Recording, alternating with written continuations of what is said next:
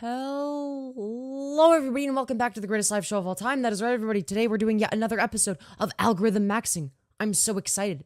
I can't wait to get started now, can I? You better believe I can. For the VOD watchers that are watching this after the fact, I may or may not include timestamps in the description. Depending on whether or not I end up doing a segment-oriented stream, we'll have to see. I might just be chatting the entire time. I mean, it is a chill trans girl stream, as of right now, of course.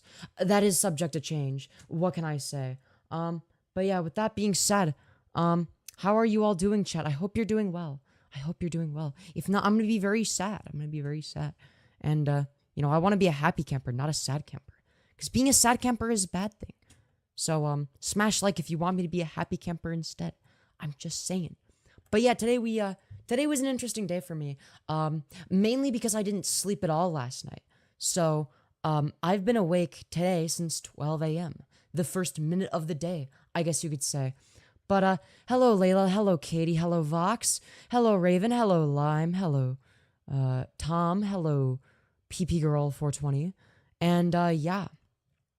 Yeah, it does suck not getting sleep, but I will say I feel like I got a lot done today. You know, helping a friend out, a friend of the channel, Bunaxy, spelled Bunaxy. I highly recommend you, you all go check her out. I'm just saying. Check out her channel.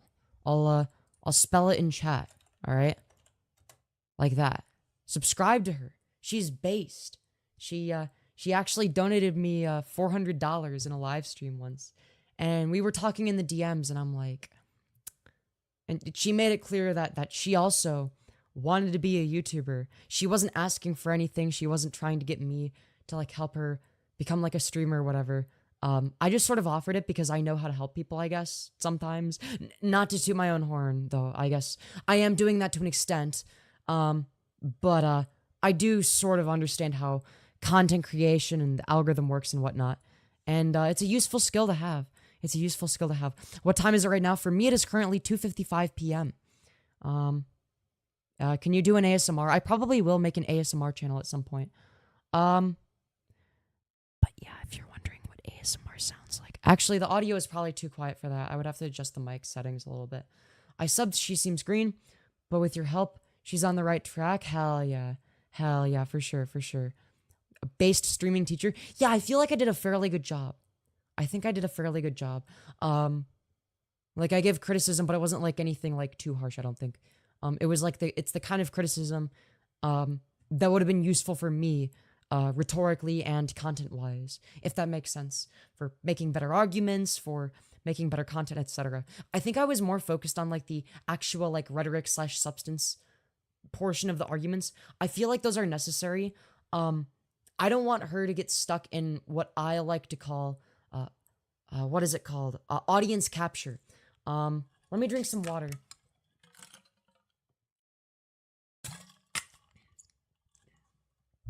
Generally, it's going to be the case that when there's a small YouTuber who gets helped out by a large creator, they obviously grow a bit faster. That definitely has its drawbacks, though. And one of them is audience capture, which, for those of you who don't know, it essentially boils down to... rather than streaming, you know, to be yourself, to make what you want, to be creative, whatever it may be. Also, thank you, Dark, for the $5.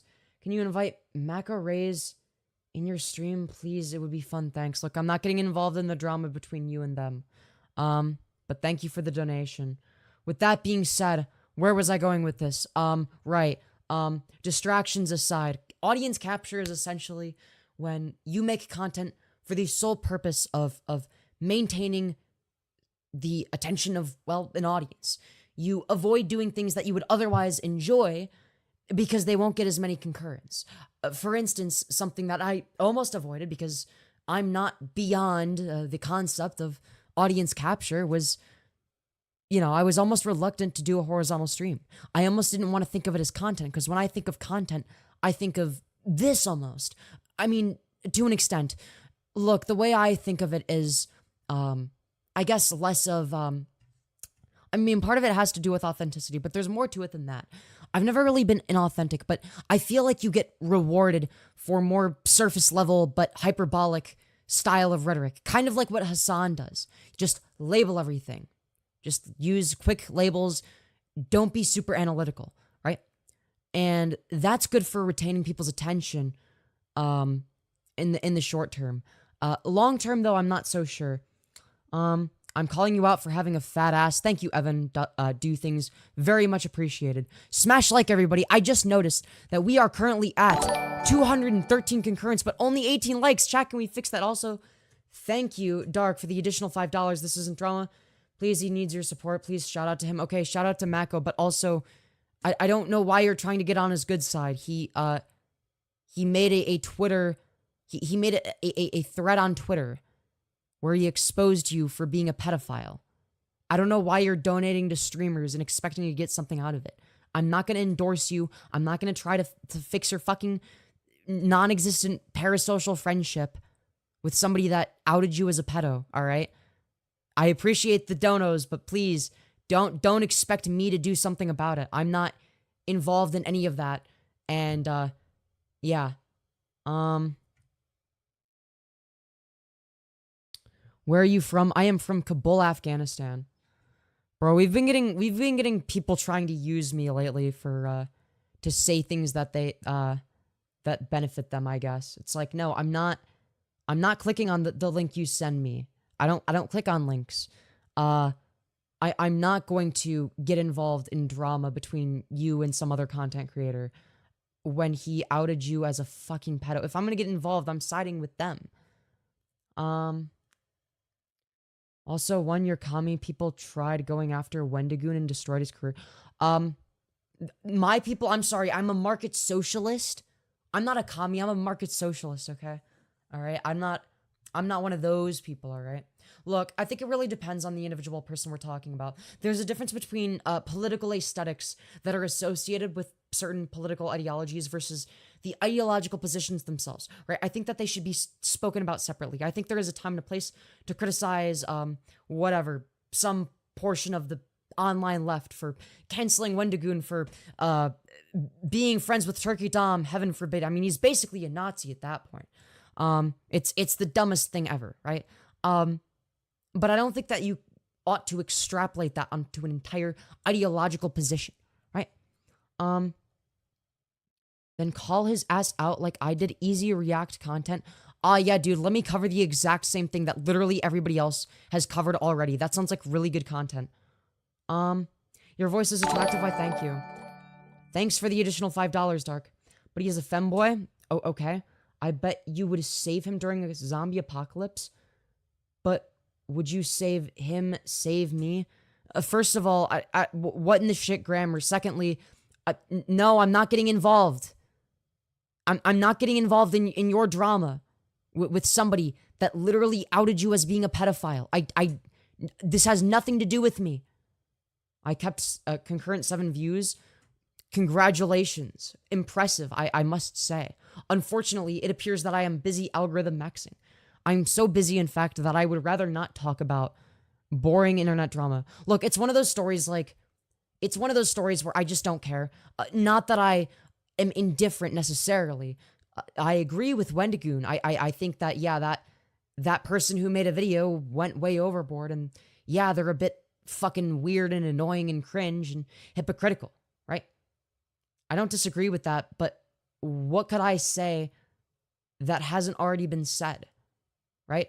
If I'm going to react to something and make fun of something, it's got to be something somewhat niche. It can't be something that the entire commentary community has already talked about. And maybe this is like the one aspect of me that's like not audience captured, and maybe it's because it doesn't really impact me that much algorithmically anymore, but I don't feel the need to talk about YouTube drama, really. I just talk about whatever I feel like. I don't know. Look, it's not going to get me like a bunch of views. I'm not looking for validation from commentary people. Look, I'm vaguely adjacent to that community, but barely.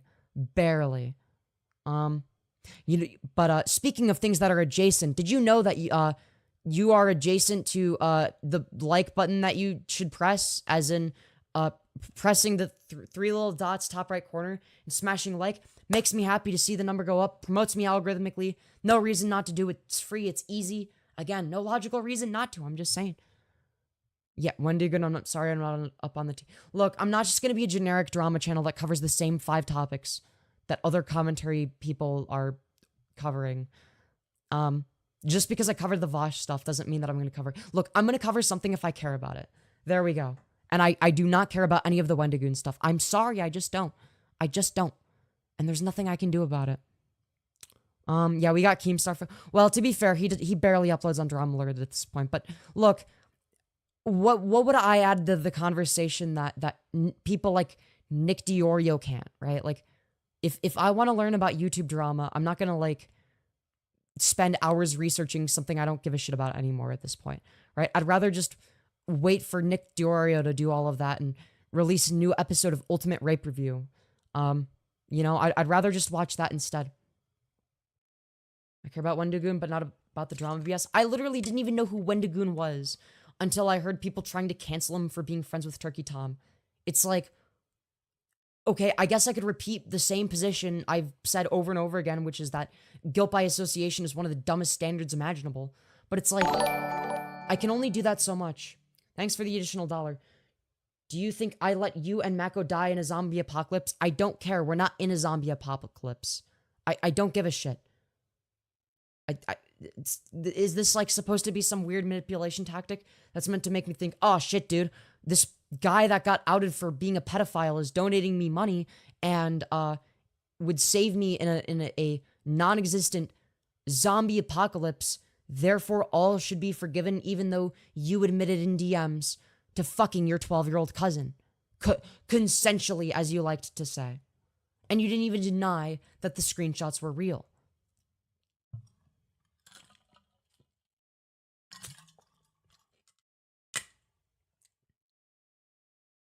I mean, how long is it going to take for you to give up? How long till you give up? The fuck? Yeah, don't worry about it. It's something that we talked about on a different stream. Long story short, he, whatever, convinced me to, like, say whatever bullshit message. Oh, yeah. Oh, you guys should resolve your differences type of thing. It's like, well, I mean, I'm getting paid a few dollars, so I'll read it out loud, and there you go. You can clip it if you want, and then, Batao Crafter sent me, like, oh, yeah, here's, like, the thread that on this dude's Twitter account, and I'm like, holy shit, what the fuck? So I read it on stream, and it's like, I'm sorry, but, like, do you want me to defend you? Am I supposed to sit there and look at that and be like, oh, yeah, dude, oh, don't worry, it was the sex you had with the 12-year-old when you were an adult was totally consensual. Is that what you expect my response to be? No, thanks. I'm here, just finished live stream. Welcome, Bunaxi. I'm so glad to hear that. I'm so glad to hear that. And I hope it went well. I hope it went well. I hope you enjoyed it, in fact. It was a good live stream. I enjoyed the part that I was on. For those of you who aren't subscribed to the Bunaxi YouTube channel, you should be. You should be. Why wouldn't you be? I'm just saying. I'm just saying. She's a friend of the channel. I'm helping her get started. And, I mean, what else can I say other than that? And, yeah, we've got, but yeah, we've got a new live streamer. You can tell I made the channel art because of how it looks. So we got a 23-second video so far. Just a little bit of content to get started with. This is the stream that I was in. Where basically, she admits to being a bottom. Incredible, truly. I wonder where she learned that behavior from. Anyways, but yeah, it was a good stream. It was a good stream. And, yeah, we had fun. And, what can I say? Everyone subscribe.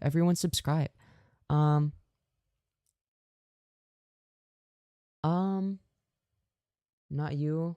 I was a bottom before I met you. Well, yeah, but just let me take credit, okay? I'm getting more comfortable reacting. Hell yeah.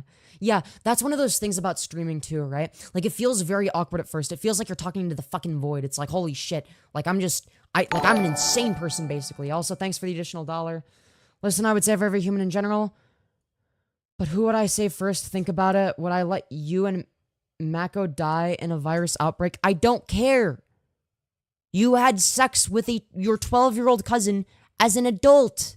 I don't care if you would save me in a non-existent hypothetical situation. Maybe don't be a pedophile and you won't be having this issue and you won't have these big falling outs with content creators and shit. I don't think it's the real dark. I think it is. I think it is. There's no way that someone would donate to troll me like this. Can this dark guy get out? Look, I mean, I'm not gonna ban him from donating me because it's free money, and nothing about my position is gonna change. And I do like money, and oh no, he's gonna get made fun of. Oh god, the horror. I mean, he's paying me money to basically just call him out for being a pedophile. Who literally admitted to it in DMs and didn't even fucking deny it. Like, what? I'm sorry, but like, what do you expect? Says who had to twerk for 50 after lowballing yours.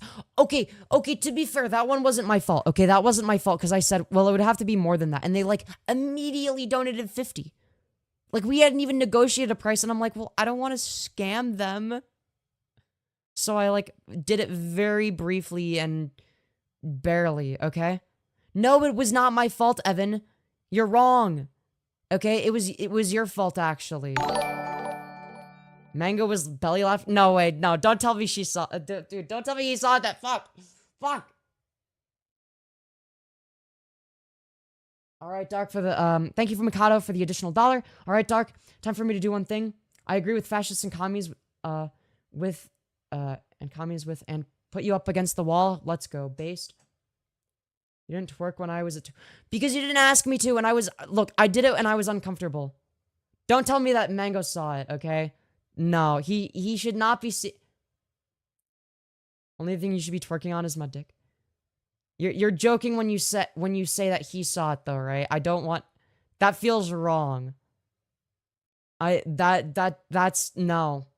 I don't want that. That makes me even more uncomfortable. Yeah, I don't know. Look, I was already uncomfortable doing it. Look, I felt like I don't know. It wasn't look. I don't know. I mean, it was a decent clip, I guess. Like, I saw the clip of it on Twitter, and it's like, okay. It's actually not bad, but... Like, while I was doing it, I'm like, ooh, I don't like this. I'm like... But I was doing it because, like, well... $50 is $50. I'm not a scammer. Look, I just didn't want to get accused of scamming people, you know? I would rather be a whore than a scammer, okay? Femyoz twerked and I missed it. It's still up in a VOD. Also, thanks for the additional $1, Dark. Okay, I believe zombie outbreak can happen. Yeah, okay. Cool. Yeah, dude, what if there was also, what about Vosh's hypothetical of, what if there was a benevolent pedophile alien species where that made it so that the only way to save the planet was to rape an 8-year-old? Yeah, dude. Yeah, what if? I don't care. Because in my past, I had some vision. Okay, so you had some schizophrenic delusion, and I'm supposed to take that seriously. When I was asleep, I saw horrifying people acting like zombies. Wow, dude, you had a bad dream. It must be reality. Like it was a quick vision with the blink of an eye, and I'm supposed to just take your word for it. You want to know what wasn't a blink of an eye? You raping your cousin. It was scary, to be fair. That's why I believe it's true. Yeah, dude, anything that's scary is true. Remember watching Goosebumps as a child? It's true because scary equals true, notoriously. Jesus, fuck, dude. You're so desperate for me, some, like, niche micro-celebrity streamer, to defend you. I don't think this is real. You would be surprised. You would be surprised. Yeah, maybe they're trolling. I don't know. Look, if they're trolling, I'm getting paid money to get trolled, so... I can't say I mind too much. Don't call Darkest Schizo. I don't want to be compared to him. You know what? That's true. That's true. Femyoz, it's not real. Am I just retarded? Look, I'm willing to buy into it because I'm getting paid. Okay? But the Mango thing, dude, no. No, he should not know. I will fucking end you if you send a clip of that to him. I will end your life, okay? I will end your life. He doesn't want to see that. I don't want him to see that. No. That's wrong. That's weird. I wasn't even comfortable doing it on, like, dude. The Darkest Time is probably a troll amount. Look, I don't know. I don't care. Look, money is money. And, as long as I don't have to, like, endorse him or some shit, like, I'm not going against my values. I mean, pocketing money from a pedophile, trying to get me to defend them, but then me just roasting them or a troll making that happen and causing me to roast a pedophile. I mean, either scenario works for me and works perfectly in line with my already existing principles, my axioms, if you will. How did you get so many followers? Through the through algorithm maxing, of course. What can I say? Smash like, everybody. We're at 60 likes. I think we could get 40 more, all right? We're more than halfway to 100. I'm just saying, we could get 100 definitely by 30 minutes. I'm just saying, we've done it multiple times. I'm just saying. Press the 3 little dots, smash the like button. Not everybody can donate, it's fine. Obviously, that's the best way to support the channel. But, yeah, everyone can like. Dark with the dollar says, imagine you have a brain of a zombie, like the brain waves going on pattern of brain, zombie, like imagination, behavior, etc. Like, if you have the behavior of a zombie, then zombie can exist. Yeah, dude, if you have the behavior of, like, a species of pedophile aliens, like in, Vash's analogy, then that means that they exist. This is how it works, chat. Dude, this is why you don't do drugs, alright? Don't do drugs. You don't want to become like this person.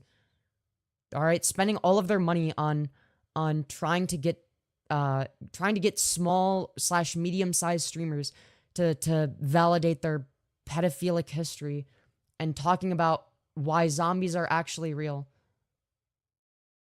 I still can't believe I pulled off wig for stream. You know what? That's valid. I mean, I don't know. I mean, ultimately, that was a you decision, I guess. That was up to you, and, but yeah. She's back. Hell yeah.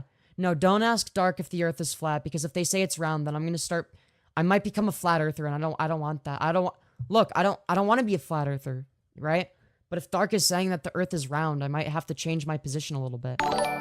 Also, thank you, Mikado Yuki, for the additional $1. I think Dark is on bath salts. Remember those zombie attacks. Pepperidge Farm remembers. I don't know what that means, but thank you for the dono, and I agree. It's so true, actually. Yeah, Dark is beyond schizo. This isn't just like schizophrenia. This is like a new form of mental illness, okay? It's like the new age mental illness, if you will. It's like more mentally ill than, I don't know, who's a YouTuber that's known for being really mentally ill? I don't know, Keffels. I mean, she scammed their audience, too. Yeah, base contrarian position. Literally. I got the reference. I did not get the reference. But yeah, but yes, yeah, base contrarian position indeed. We love our contrarians over here. Also, thank you for the additional $1, Dark. Listen, what the chances that zombie apocalypse can happen, like, give it some calculations. See the result, I'd say 0.00 ... 1%. Yeah, dude. It's 0.00 repeating forever and then the 1. So 0%. Literally. Incredible. Dude, those zeros go infinitely, alright? That's an infinite number of zeros before you get to the first one. So that means that there is a 0% chance. Just saying. Just saying. Well, actually, what if the universe ends from a piece of strange matter hitting the top of the Eiffel Tower, and then all of the matter around it starts turning into yeah, okay. Yeah, you can say, okay, yeah, what if this, what if that, with any extremely unlikely hypothetical scenario. That doesn't justify you, I don't know, having sex with your 12-year-old fucking cousin, especially as an adult, and then you justify it by saying, well, actually, he consented. No, he didn't. 12-year-olds can't consent. That's actually not something they can do. It's actually physically impossible for them to do that. There is no such thing as a child consenting to having sex with a grown-ass fucking adult unless, like, it's a reasonable age gap, like a 17 and 18-year-old. Also, thank you, Mikado Yuki, for the additional $1. A couple of years down in Florida, a couple of people in Florida ate faces while on bath salts, and they were called zombie attacks, and the Pepperidge Farm remembers is an old commercial. Interesting, I did not know that. Thank you for the lore. I had no clue. I had no clue. But I wouldn't, 17, 18 is not reasonable. Look,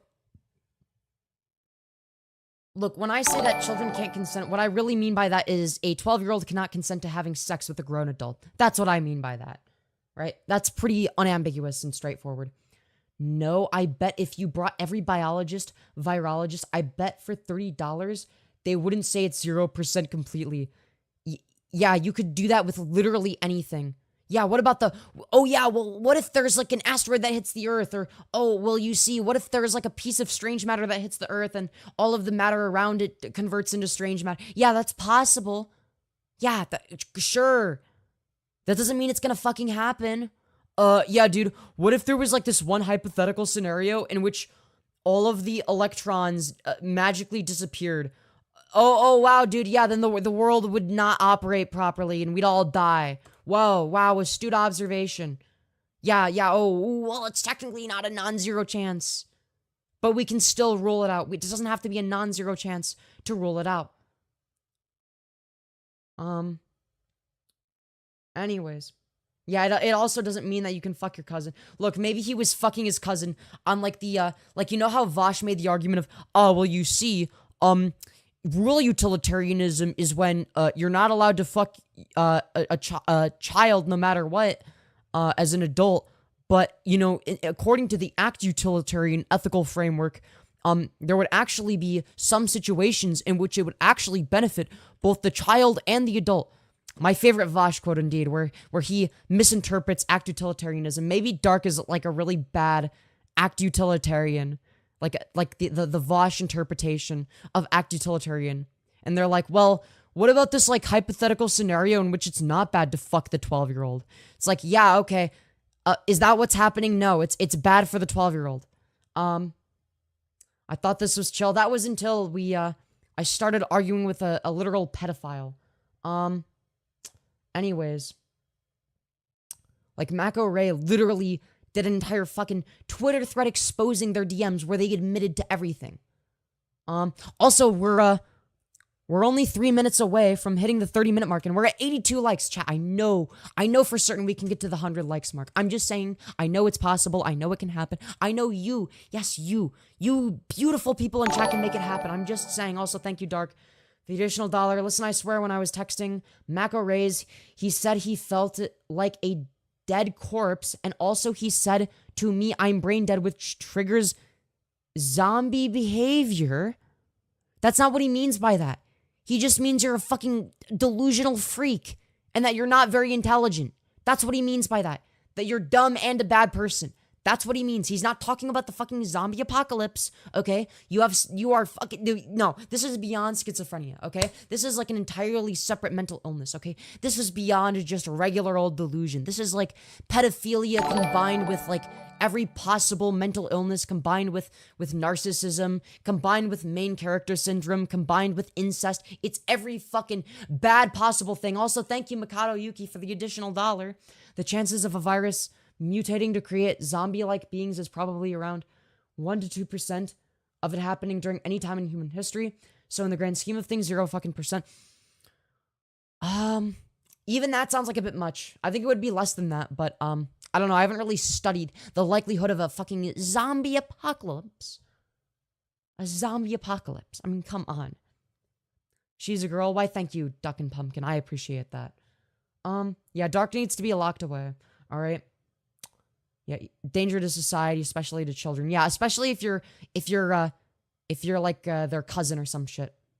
Look at my previous chat. All right. I'll try my best. Let's see here. You said, "Hey, Smuggles." That wasn't directed towards me. It was at the 0.000, yeah, 1% chance. Yeah, basically what I was saying. I had already said that. Before that. Yeah, the 0.00, or before that even. So close to 0, it's basically 0. Yeah, it's all things that I said. Don't you worry. It covers the same material as me. But yeah. Anyways, how are you doing, chat? I hope you're doing well today.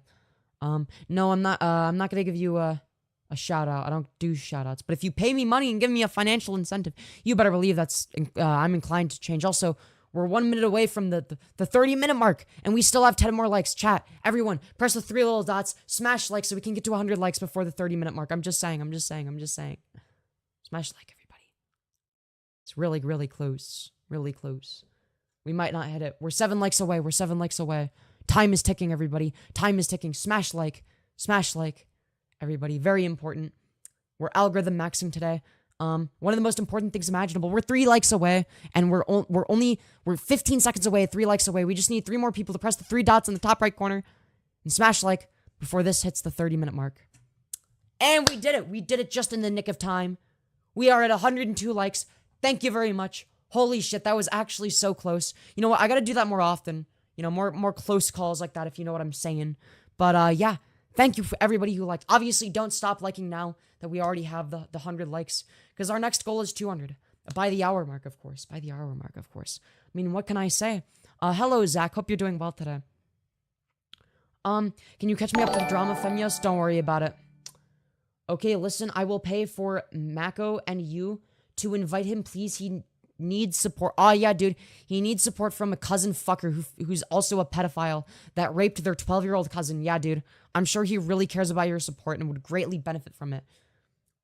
Also, I'm a femboy. I don't care if you're a femboy.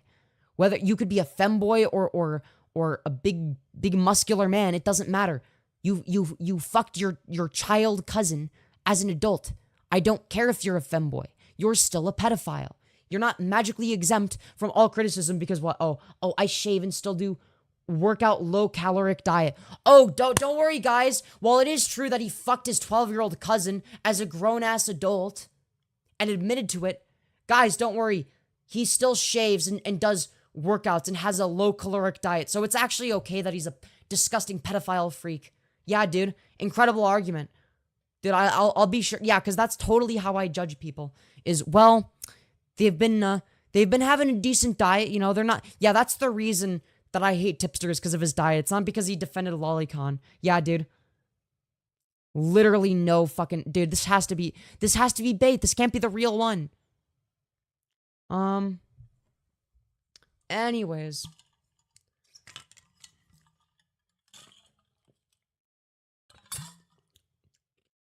Where's the cat ears? Look, my hair is up right now, so I'm not wearing them. It looks weird. Okay, what makes sense when you interact with me? What do you think? It's what I've been doing. I'm gonna continue roasting the shit out of you. Because you admitted to having sex with your 12-year-old cousin in DMs with Mako. And now you want me to, like, set up some sort of, like, oh, well, let's have a discussion in the free marketplace of ideas and resolve our differences. No, let's not do that. If the differences are that you're a pedophile and that you fucked your 12-year-old cousin as an adult, no, we're actually not going to resolve our differences. Those aren't differences to be resolved. That just means you belong in a fucking, either at some sort of mental institution or insane asylum if you're lucky, and a prison for life if you're not. That's what that means. Also, thank you, Mikado Yuki, for the additional $1. That moment when a market socialist is a better capitalist than a capitalist. And this all brought to you by Dark, a pedophilic freak who should be reported to the feds as soon as possible. And this is coming from Mikado. Fuck the feds, Yuki. Yeah, exactly. Look, it's kind of difficult to criticize capitalism if you don't even understand it, you know? I do live in a capitalist society. I'll acknowledge that. Now, I'm not the Hassan type where it's like, yeah, dude, I need a $5 million mansion in like a really nice area, and also streaming in front of 15,000 people is the hardest job ever, and oh, it's actually harder than a normal job. I'm never gonna be one of those people. Like, I will always be somebody that's open about any and all struggles that I have or whatever. Like, I'm not gonna lose that sense of authenticity or whatever, by any means. Like, of course not. Like, why would I? There's no reason for me to. Like, I'm always gonna try to be authentic to the best of my ability, and, you know, I hope I never lose that at any point in the future. And if I do struggle with something mentally, whatever it may be, yeah, I'll be honest about that. But I'm not going to go around saying that my life is so hard compared to other people's lives, right? Like, for instance, audience capture, right? That's something that is relevant to me right now. I mean, it's always going to be relevant to me. The idea of having to distinguish between, okay, am I making this content because I enjoy it, or am I solely doing it because there's an audience that enjoys watching it? Again, the incentive structures are oftentimes backwards. They discourage proper analysis. that goes beyond just a surface level rhetoric based understanding that makes sense intuitively within 5 seconds of tuning into a live stream, right? Again, it dissuades anything that requires like a deeper, more thoughtful analysis. That is discouraged by the YouTube algorithm when it comes to the algorithm maxing stuff. But I still do it sometimes to an extent anyway. Look, there needs to be a balance. That's my sort of take on it. You have to have some streams like this where I'm just being completely honest and saying whatever the hell I want and going on long tangents, saying whatever I'm thinking, and other streams where maybe I'm just being more engaging or whatever, or reacting to content, and some streams where it's both. I mean, right now I'm not really reacting to content. I'm not in the mood for that, and, you know, and maybe at some point I will, but when it comes to the entire concept of doing everything to maximize the average view duration and the engagement and the extent to which people engage in chat and whatnot, right? It's like, well, yes, that's good and all, but that's not all there is to it. If I'm not really having an audience that will watch me regardless of what I do, that's substantial enough to have, you know, a career. I don't really have a sustainable career in this. The only possible way in which I could have a sustainable career is if I get to a point where I can do whatever I want creatively, as long as it's like at least somewhat interesting or entertaining or whatever, as long as it's not like 5 trillion seconds of dead air or whatever the fuck, as long, whatever. It could be a research stream. It could be a Minecraft stream, as long as it has me in it. That's my goal in life, right? And there's a reason I go out of my way to do different content, and it's easier said than done. Like, I'm looking at the concurrence right now, right? This is less than my regular live streams. We have less than 100 right now, right? We're at 87, which I'm not complaining necessarily, but I see that number and my brain immediately thinks, well, what have I done before to get a higher number? That's where my content creator brain immediately goes. It feels intuitively wrong to do something that gets lower numbers. I think that's also why there's like a cognitive dissonance in terms of like, okay, how do I get more donations? How do I donation max versus algorithm maxing? Sometimes these two things are at odds with one another, if anything, right?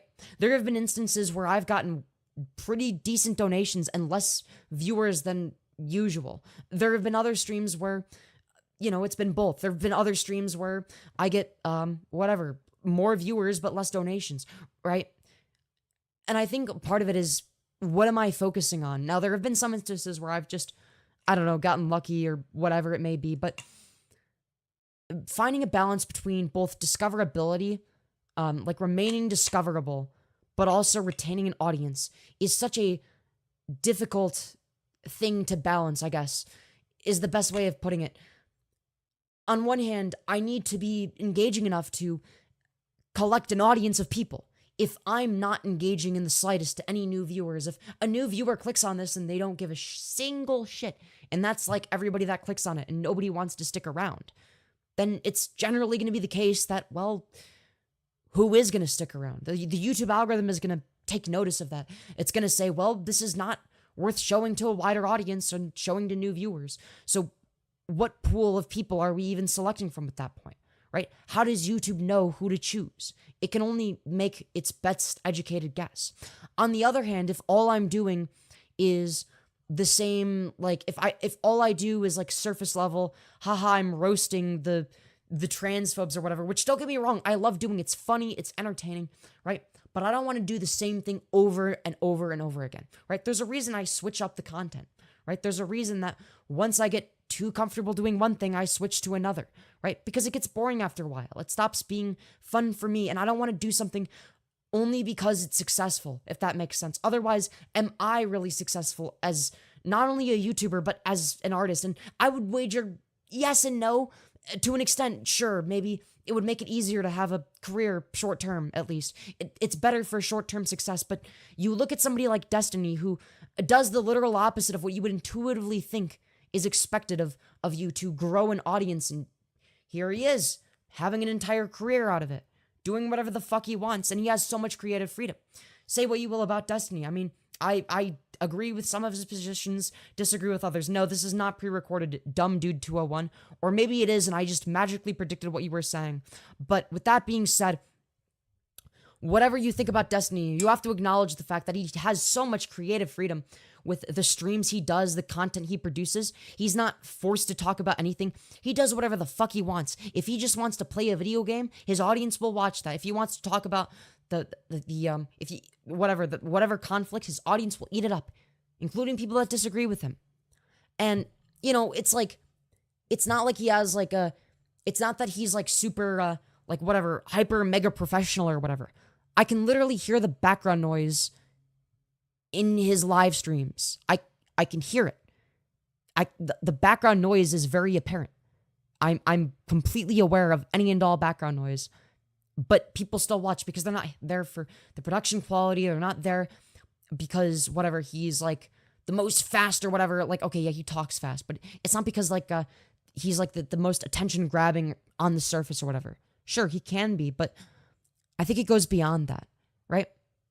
And I think that there are some people that are able to do things that are attention grabbing enough to gain an audience, as well as being, I guess, an in-depth enough of a person, being able to let yourself do whatever the hell you want to retain an audience. This is why a lot of streamers, by the way, have this tendency to do live streams where they talk about whatever they want, but then the videos are like, oh, here's the one thing I really didn't, you know, it wasn't matter whether or not I wanted to talk about it. It's just, this is the content I upload on my channel. This is how I get new viewers type of shit, right? And that's sort of the business model, right? That's sort of the business model. And ultimately, it's like, and to a point, it's like, well, this is in a weird way, content in of itself. It is weirdly content. This right now is content, even though it's more on the introspective side to an extent of, yes, I'm somebody that's not invulnerable to things like audience capture, being prone to doing things that maximize the average view duration or the average concurrence throughout a live stream. I'm not immune to any of that. It's very difficult to not fall into that trap. And when you look at people like Destiny, you start to wonder, where is the line between doing something for fun and doing something for content? Because these things aren't mutually exclusive. You can do both. I mean, I have fun making the content that I do, but there's also another distinction to be made. There's the content that you have fun doing, but one of the main reasons you do it is for algorithmic success. That's one of the things that's fun about it. It's still like a creative passion, but you're being pushed in a general direction versus genuinely doing whatever the fuckity fuck you want on your channel, right? There's a distinction there, right? And where do you even find the right balance? I mean, if all of my content was exactly the same, it might work algorithmically. It might, you know, do better or whatever, right? And again, we do some of that on here, but I don't want my channel to be dedicated to just one thing, one idea, even when it comes to things that might not change that much over time.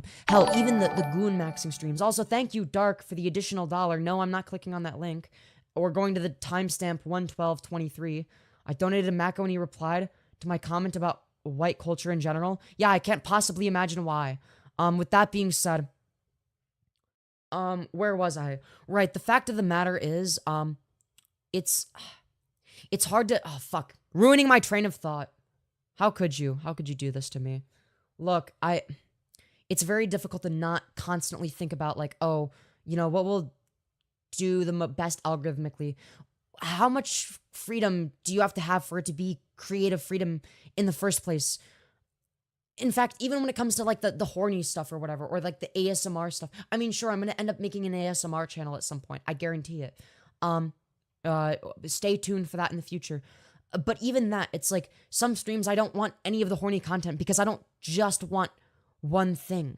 I want to be well-rounded, and I don't think that's good for me short term, but I think that helps me in the long run. If I'm well-rounded and people just want to see me say whatever I want, whether it be me talking like this, venting however I feel about whatever, the direction of my channel or YouTube, or what it's like to be a content creator that's like finding some semblance of success, and how do I maintain that, right?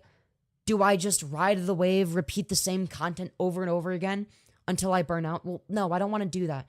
Sure, I'll ride the wave to an extent, but I should, rather than looking at it as my entire YouTube channel, it should be more of like almost like a self-promotion tool, if you will. Sure, it's part of the content and it's fun and I enjoy it, but it shouldn't be all-consuming. It shouldn't consume the entirety of what I do here.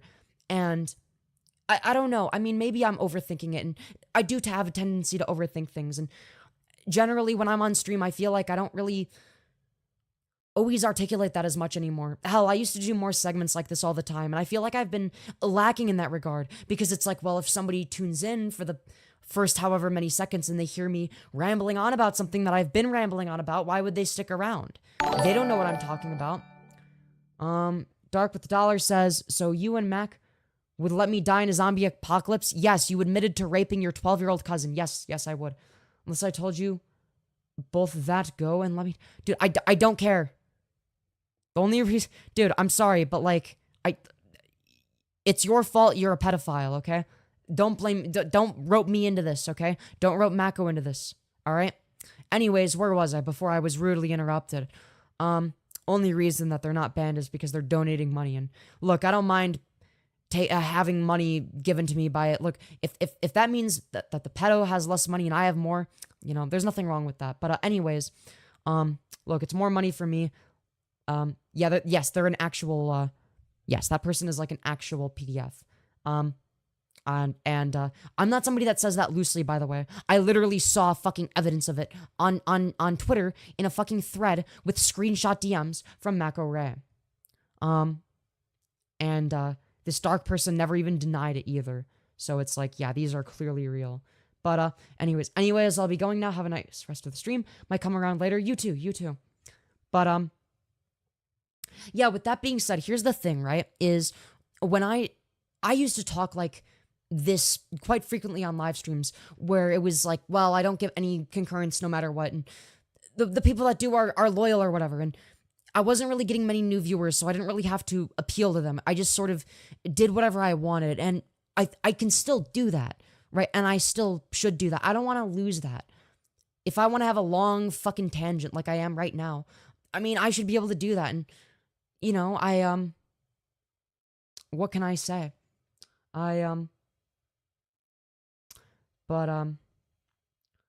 Anyways, are you? No, I am not a man. Are you?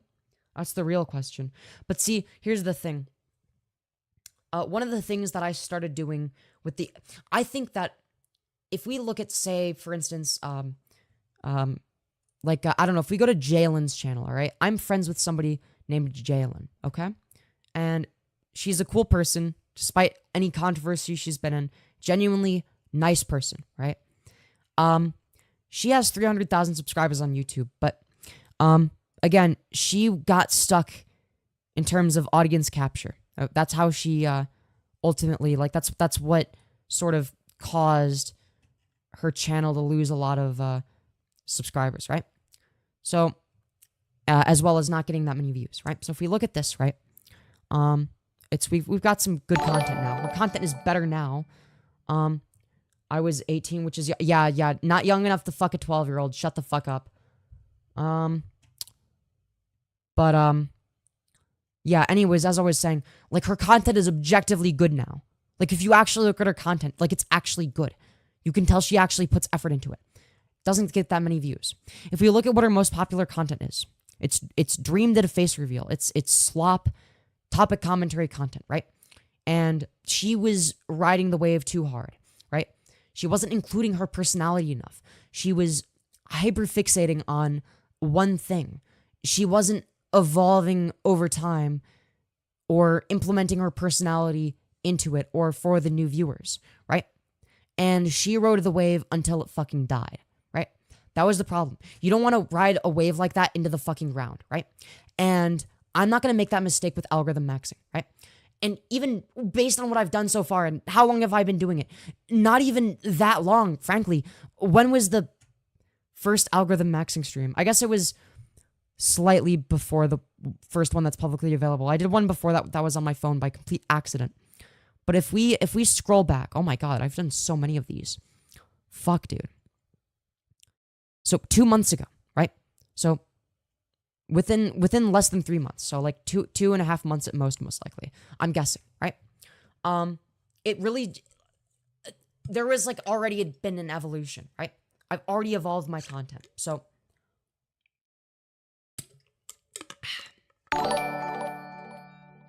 also, thank you, Mikado Yuki, for the additional $1. You beautiful fucking bastard. I'd save Dark during the zombie apocalypse. I and my friends need zombie bait, and Dark would be perfect. You know what? That's true. So congrats, Dark. You have someone who'd save you temporarily until you outlive your usefulness to the rest of us, but zombies will not happen. Yeah, that's true. Listen, you agree with Mako XD? Like, if Mako accidentally dated a 12-year-old or a 14-year-old when he was 18, what do you do? Do you go against him? First of all, how the fuck do you accidentally date and fuck a 12-year-old cousin? That's not by accident. You weren't, the age wasn't ambiguous. It wasn't a fucking Natty Forsyth situation where, well, you know, I thought the age was like 16, but then there was like jokes about, no. It's very fucking clear cut. It was very clear cut. It's about as clear cut as it gets. And, yeah, if Mako got exposed for being a pedophile, guess what? I'd be against them as well. If they got exposed for fucking their 12-year-old cousin as an 18-year-old, yes, I would disavow them. And because they're a public figure, I would probably consider covering it on my channel, maybe even make a video on it. So yeah, I do hold a consistent standard because I'm not you. Anyways, sorry about that. Where was I before the rude interruption? Fuck me, dude. Like, dude, why are you so desperate?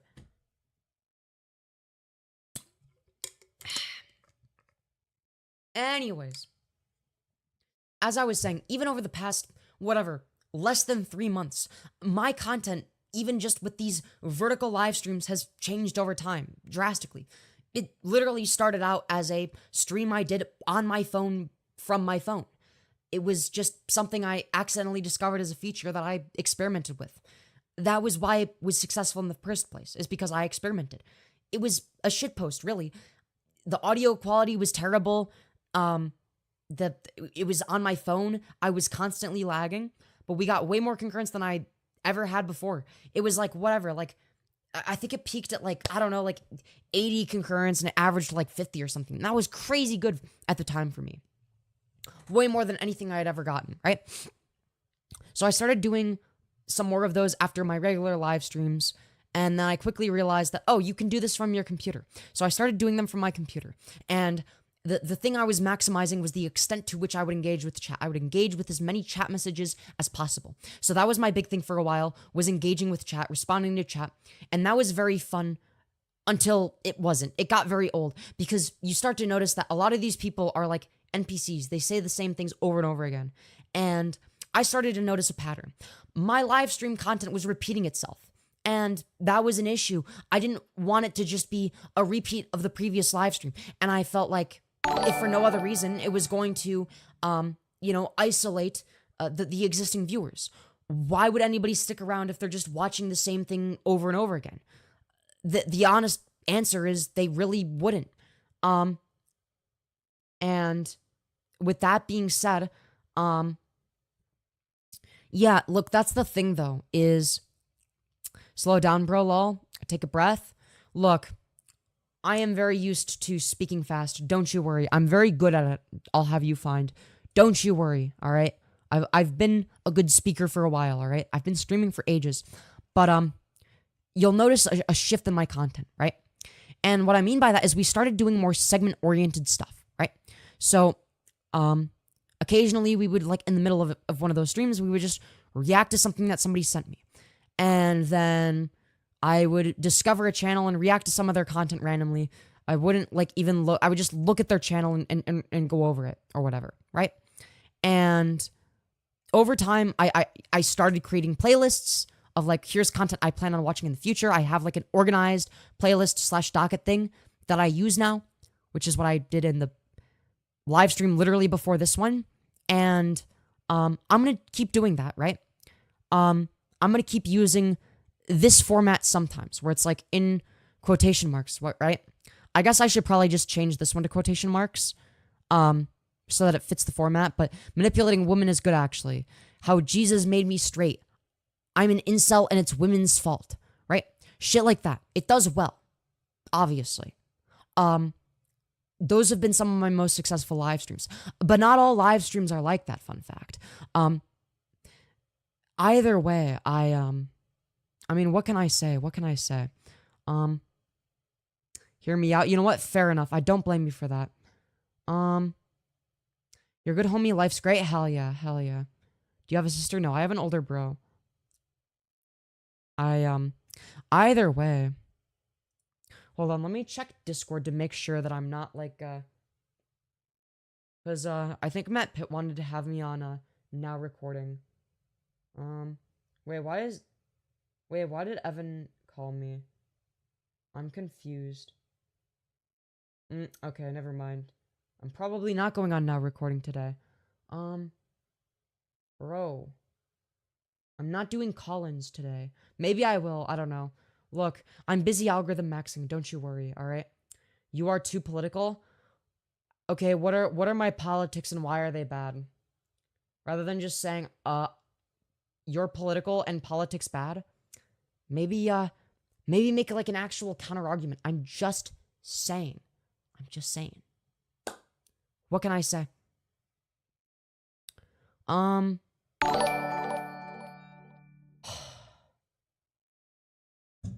Okay, this is a troll. I'm not reading that shit. Guys, don't worry. He was only being a pedophile towards a white kid instead of a black. What are you saying? No, this is fake. This is bait. This is not a real person. This is bait. I'm not falling for it. I don't even care. I'd rather just get donations from other people rather than cucking the content to respond to obvious bait. It's not even entertaining anymore, but I'll let him donate into the void, I guess. But for anybody else who's like, for anybody that's not a pedophile that wants to donate and isn't trying to get me to defend pedophilia or whatever, make sure to use the Streamlabs link in the pin message. I read any and all donations, even if they're just $1, unless the person donating is like a pedophile trying to get me to side with their pedophilia. I guess that's like a new condition that I have to add on to it. I don't know. I thought that was fairly obvious, but I don't know. Why this is so funny? Yeah, it sure is. Look, I'll take the money, all right? Thanks for the money. You're definitely a troll, though. You're definitely not the original person. I'm just saying. The original donator might have been. I don't know. You kind of look like a dude today. Good job. Bro. Is it because I have my hair up? I kind of look like a dude. Dude, I almost look like a dude. I almost look like a dude. That's like, I actually kind of, you know what? Saying I only almost look like a dude, I actually am complimented by that. I actually like that, because that means that even when I, like, pretend there's just no ponytail, like, if even right now I don't look like a dude, I mean, what can I say? Dude, imagine if I made my hair go down. Dude, wouldn't that be crazy if I, like, removed the ponytail and then it's, like, a mess instead? And then I fixed it by brushing it, as I always do. Did I always brush my hair on stream? I swear. Dude, this needs to become, like, a common thing at the beginning of, like, a stream. It's like me untying my hair, brushing it. I feel like it's so satisfying. Did Mako reply? Dude.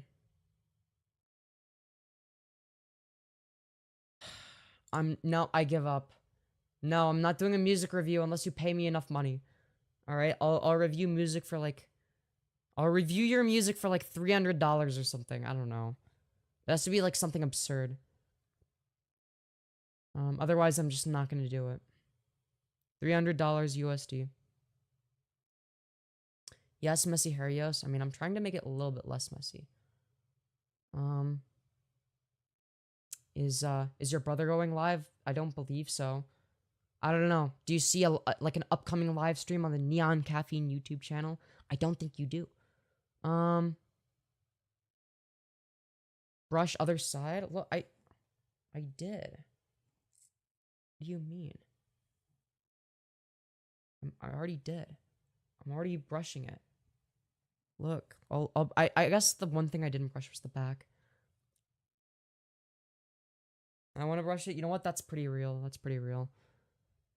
Wow, you're so pretty. Aw, thank you. Thank you. I appreciate that. I appreciate that. Oh my god, my hair feels like soft and silky today. What the fuck? Okay, anyways. What's your hair routine? It's complicated. Messy hair is so cute on you. Why, thank you, Lime. I really appreciate that. I really appreciate that. Famous, I have something for you to react to. It's on my channel, but it's nothing about discrimination on trans people. It's about you. Okay, alright, if you insist. If you insist. Listen, I won $200 from the casino, by the way, so if you motivate me to win more, be very fun. Okay. Look, I'm $300. I set a price. Oh, I'm tagged in it? Okay.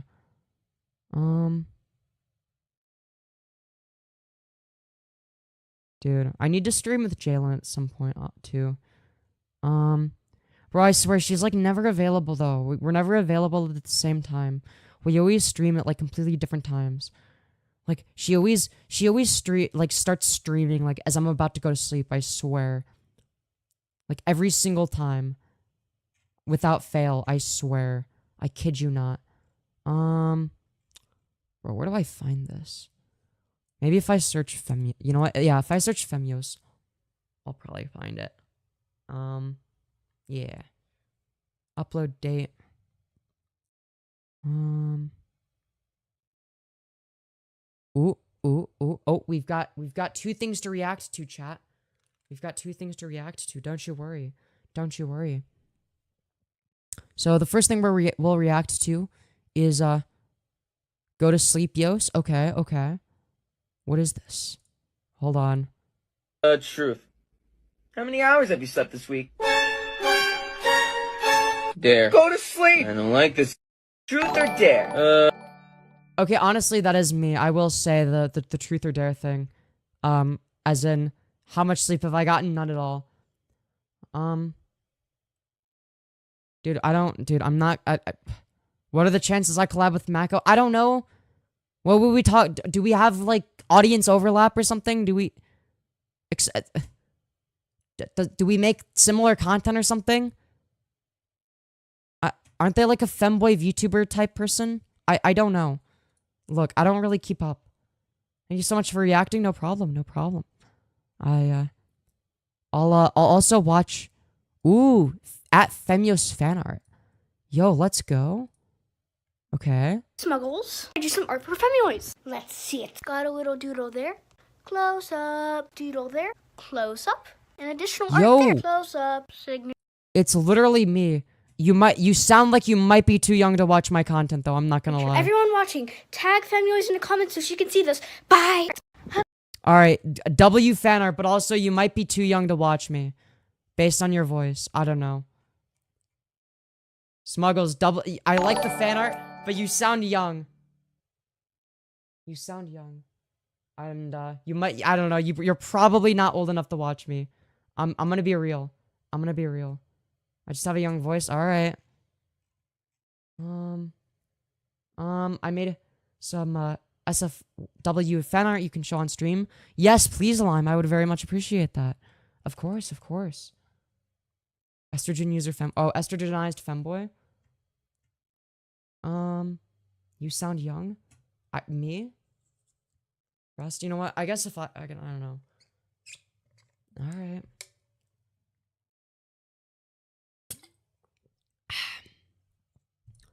If you insist. If you insist. Alright. Feel free to send me the art whenever, Lime. I've got my Discord open. And, yeah. Anyways. My guess was close. Is that so? Is that so? No, you cannot be mod. You're a random person in chat. Why would I give you mod? Also, let me get my fucking Adderall. 1 second, and I'll be back, and hopefully the art will be there. So I stay awake. Hold on, I'll read the donation in a second. I just need to go grab my thingy. Very important, chat. Don't you worry. How we algorithm max in these parts, alright? It's algorithm maxing time soon, alright? This is like the more chill side of things right now. It's gonna get a little bit wacky. And, yes, estrogenized, yeah. Hold on. Hold on. Ooh, let me take my Adderall and then I will look at it. Ooh, it says spoiler. I haven't seen it yet.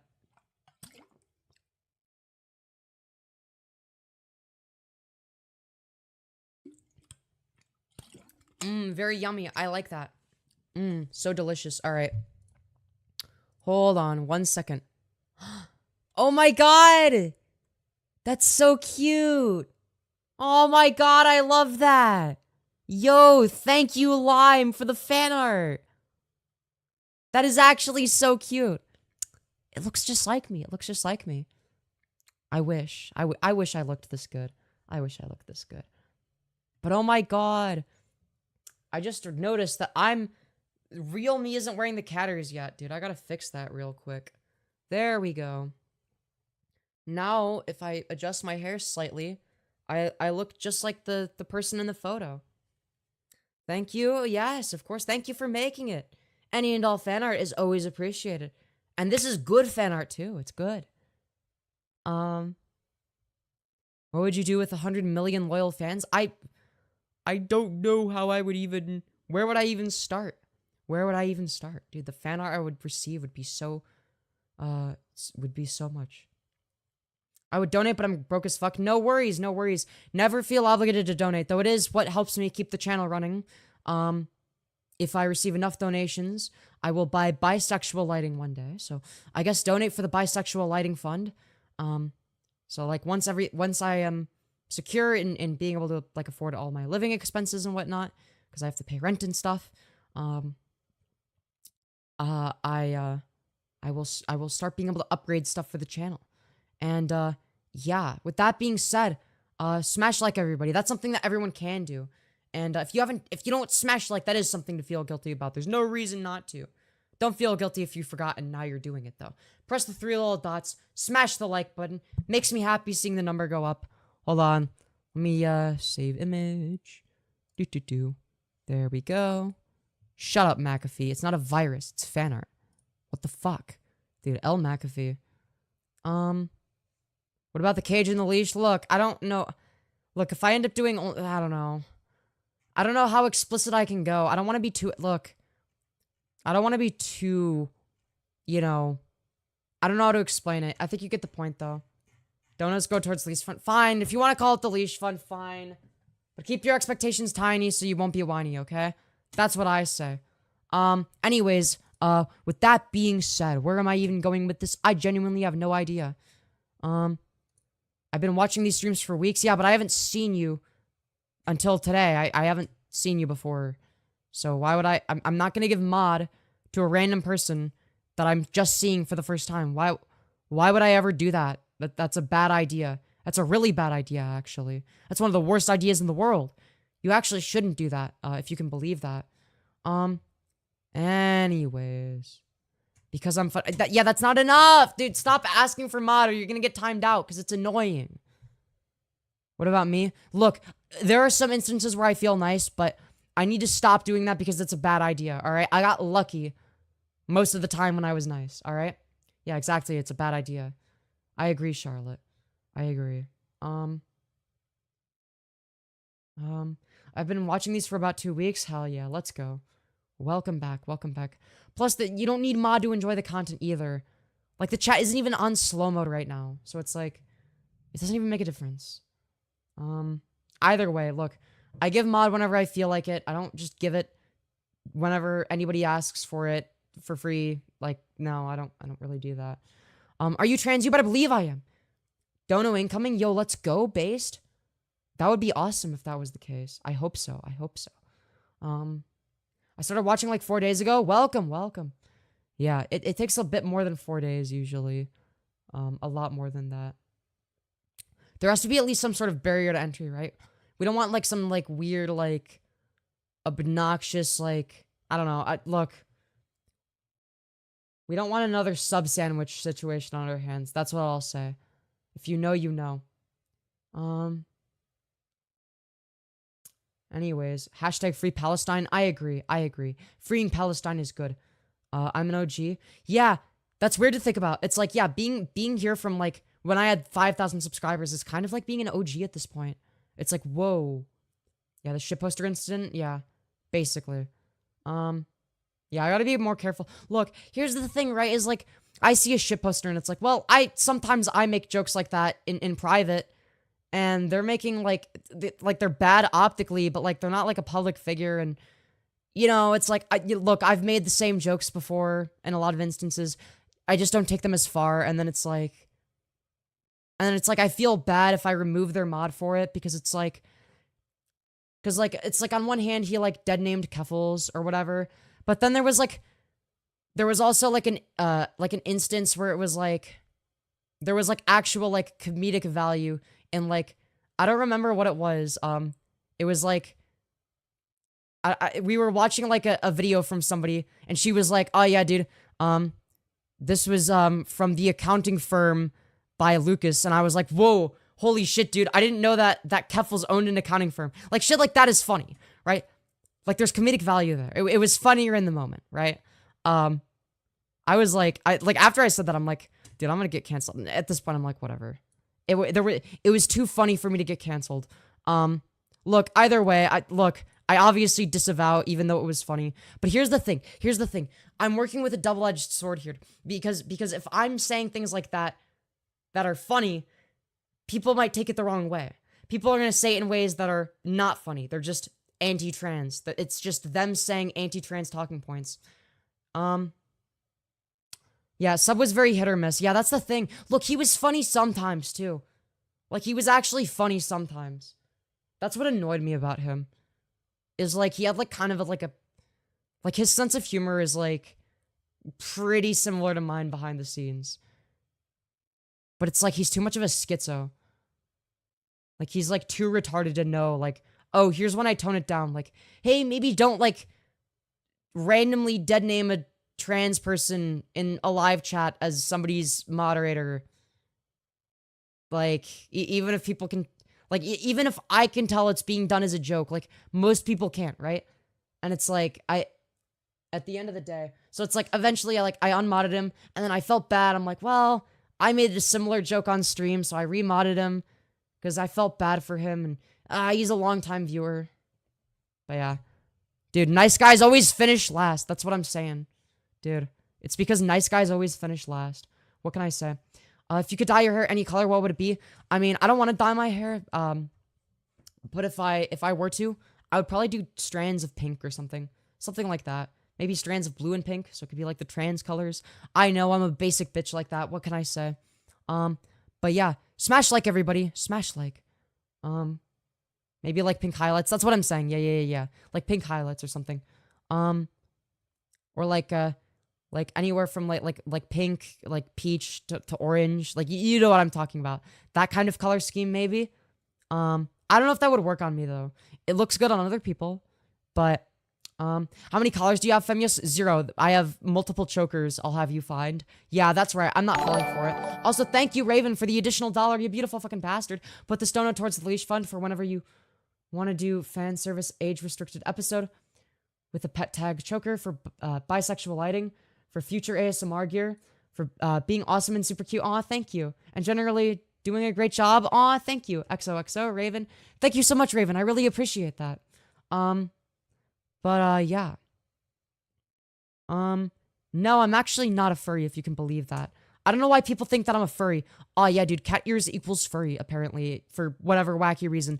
Don't ask me why I think that. It's just, I just magically do for no apparent reason.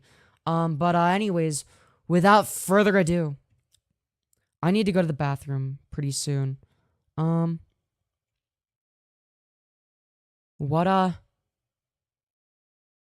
videos have we, Look, sometimes people ask me for, hair tutorials, okay?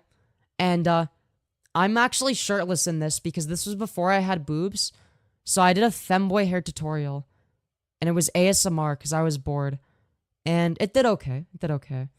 But, I don't know, maybe I do more stuff like this. Either way, I guess I'll just play this while I go pee. Alright? Today I'm going to be That's doing right. a hair tutorial. Oh god, my voice is so deep. I should have been whispering. I was trying to do soft-spoken ASMR, but it didn't work. Because, like, I don't know. Lighting was pretty decent in this. A little bit overexposed, but not bad, not bad. But my lighting now is better. But it's gonna get even better. Probably, I'll bet. Alright, be right back, everybody. I gotta go pee. I was watching a bit of your older content a while ago, and this was one of the videos I watched based. Today I'm going to be doing a hair tutorial. The reason I'm doing ASMR is because it's actually the middle of the night as I'm recording this, but I really want to record without waking up my family. A lot of people say they really like my hair for whatever reason, so I decided to do a tutorial. Okay, so you're going to want to do this right after you get out of the shower while your hair is still wet, otherwise it will not work. So first I use this hairspray, like I just use a little bit of it, mainly just to keep my hair in place. So I'll just spray it onto my hand like this, and then I rub my hands together, and then I put it in my hair, just sort of like this, I guess. And then I just rub it around for a little bit. You don't have to do this. I just find that because my hair is naturally very straight and fine, you know, it really helps keep it in place. So the next thing you're going to want to do is you're going to want to use some sort of mousse that volumizes your hair, at least if you have similar hair to me, because I know that was something that I used to have an issue with, was my hair was just way too straight, I guess, and I mean, it had volume, but it just wasn't the way I wanted it to look. So you're going to want to shake it for 30 seconds until you're done shaking it, I guess. It really depends on how much hair you have, but you're going to want to spray it on your hand. You're going to want to put it on your hand. I think this time I used a little bit too much, but that's fine. And then you're going to want to rub it between your palms and then put it in your hair and then rub it evenly.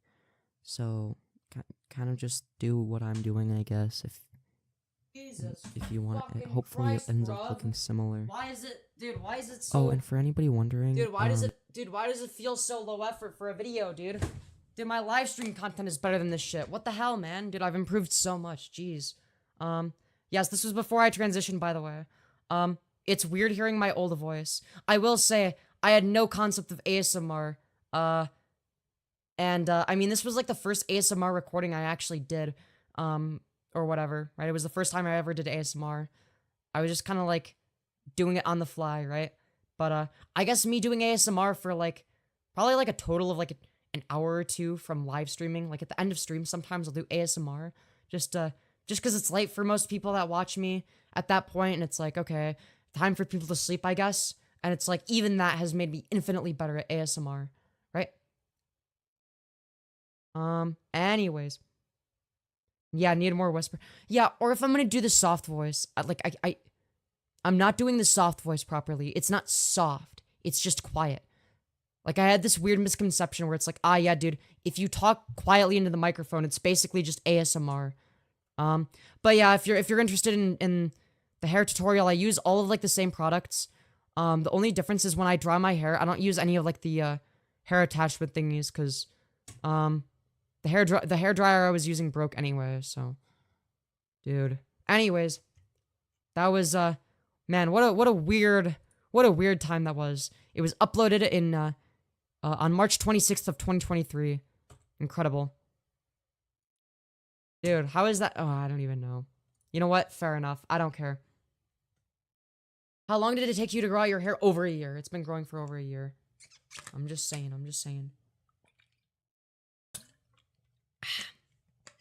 Anyways. I'm cross-dressing right now. It's my second time, and I've wanted to do it for years. Congratulations, Blurlight. I'm so glad to hear that. And I'm glad to hear that you feel comfortable enough with yourself to do that. I remember my first time wearing girl clothes. I was actually going to a college out of state originally. Before I had a mental health crisis, now I'm going to a college in state. It's a whole story. Not gonna get into that.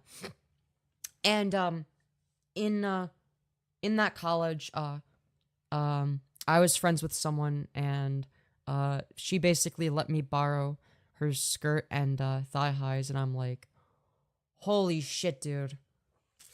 Bro, there's no... Dude, I felt... It was just like... It was just awesome. It was just an awesome feeling, and I was like, holy shit.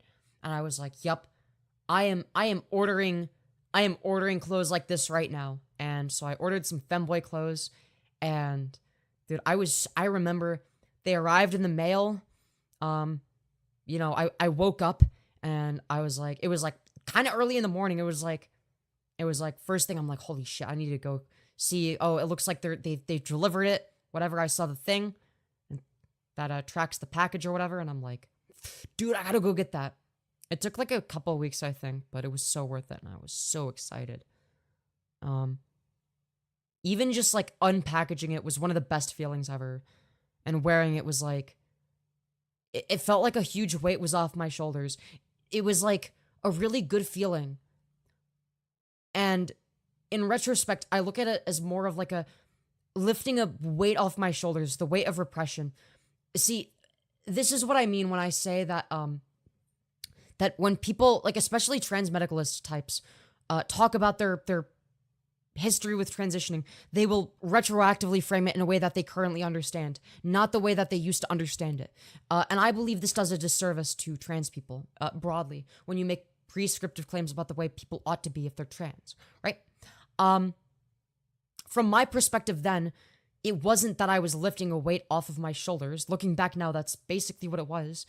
At the time, it was just the best feeling ever. I just felt so free. I'm like, yes, I can be myself.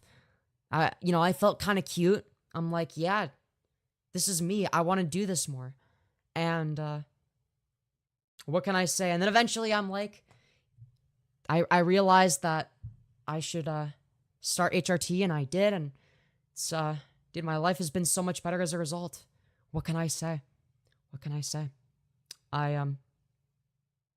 Anyways. I love yours so much. Why thank you? Why thank you? I really appreciate that. Now, what's the first video I did that was actually a stream segment? I think it was, it would have had to have been... It would have been the Ben Shapiro one. Yeah. It would have been the Ben Shapiro one. Yes. Yes, it was. It definitely was. Oh, God, I look like shit. Oh, no. Dude, this video got, like, recommended to, like, a bunch of Ben Shapiro supporters. It was, like this random stream segment. So what I did for this is, I used to stream with, like, my shitty webcam or whatever the hell, right? Like, I had, like, a webcam that's, like, from my laptop or whatever. It's, like, very low quality, bad resolution, bad lighting, detection, etc. So I would record with that, and then separately, I recorded with my phone so that I could record it in a higher quality, and then I used that and combined it with the audio and switched back and forth. I should have just bought a webcam at that point. I don't know, I'm just saying. I should have bought a real webcam. But it's called Ben Shapiro Lost His Mind. And, he says, make babies now in the thumbnail. I'm so excited to see what this is all about. Hello everybody, welcome back to the show. Today I'm going to be watching, well, this video from Ben Shapiro. It's Damn, that's crazy. called, Yes, You Should Have Kids. Voluntary childness is bad. No, this video is not a joke. This is an actual video on his channel. I feel like I color corrected the shit out of it too, and I still looked awful. Time for some things that I hate. Oh boy, I'm so excited. I hope that we hate the same things, Ben Shapiro. I hope that the first thing on the list is the Daily Wire, because I hate the Daily Wire. Yo, same, that's crazy. Oh my god, I looked terrible. Kelsey Handler is angry that people were making fun of her. You look like a 30-year-old lady named Carrie in that video, damn. Femyoz, the AI thinks you passed. Let's go. Based, rare AI W. Dude. For a really bad comedy video that she dropped on Valentine's Day. It was a comedy video in which she explained how wonderful... Oh my god, this was before I had, like, the little rectangular overlay. It was just, like, in the corner of the screen. Dude, this is literally baby Femyoz content. It's literally baby Femyoz. it was to be a single alcoholic woman. Okay. Who smokes a lot of pot. And she talked about how it was great to be childless. She was the happiest person who is childless. She said, Well, what's wrong with being childless? I don't understand the issue. and she made this issue the issue, right? None of us were talking about Chelsea Handler. Well, I mean, you're talking about it right now. Frankly, no one cared, and you decided to make it front and center. Well, the fact that you are posting an entire video about this is counter evidence to no one caring, isn't it? Now, don't get me wrong. No one who thinks logically... Bro, I literally color corrected it to try to hide my fucking razor burn mustache line, and you can still see it. Oof, that is bad. That is bad. Oh god. I feel dysphoria. I'm gonna keep watching it, alright? I can't stop looking. I can't stop looking. Oh god. Ah! gives a shit. I remember editing that and feeling like this bad feeling. I'm just like, ugh. The show's just getting unfunnier and unfunnier. I mean, like, they've now reached a comedy vacuum. There is no actual physical matter. As opposed to you, Ben Shapiro, with the hilarious Daily Wire. And nature abhors a vacuum, so yeah, this is true. Ben Shapiro, known professional comedian. They put Chelsea Handler there or something. So Chelsea Handler had another monologue about how happy she is. She's so happy, you guys. She's so happy. She's Ben Shapiro, you funny bastard. So real. But why did you zoom into your disgusting face? You looked terrible. The happiest person. Why are you calling her sad and a wine lady? Why are you? Not to be leafy. Yeah, people call me unfunny, but Jesus fuck, dude. What was that? Is here, but this is a grown man, by the way. Like this dude is what, like 35, 40? She's this is so true. Happy. There we go. One thing that I don't know. I feel like there's not much to react to here. It's like it's very average, run of the mill, shitting on Ben Shapiro type content. It's not bad. It's not the best. It's like okay. It's passable. It's passable. It's good enough for a video. You're being so hard on yourself. Look, it's the dysphoria talking, okay? It's not my fault, all right? I don't know. I don't even think the analysis was bad. I think it was actually pretty good considering how little streaming I had done. I had already sort of started building up my camera presence at that point. And yeah, what can I say? What can I say? I don't want to watch the rest of it though. It gives me, dude, I don't know. It's a little bit dysphoria inducing. If I'm gonna be completely honest. I don't know, man. What do I even say? Dude, oh my god. Why are people spamming? Do they think do they think they're not gonna get banned if they spam? I have a 5-second thing for you to react to. Alright. Let's see here.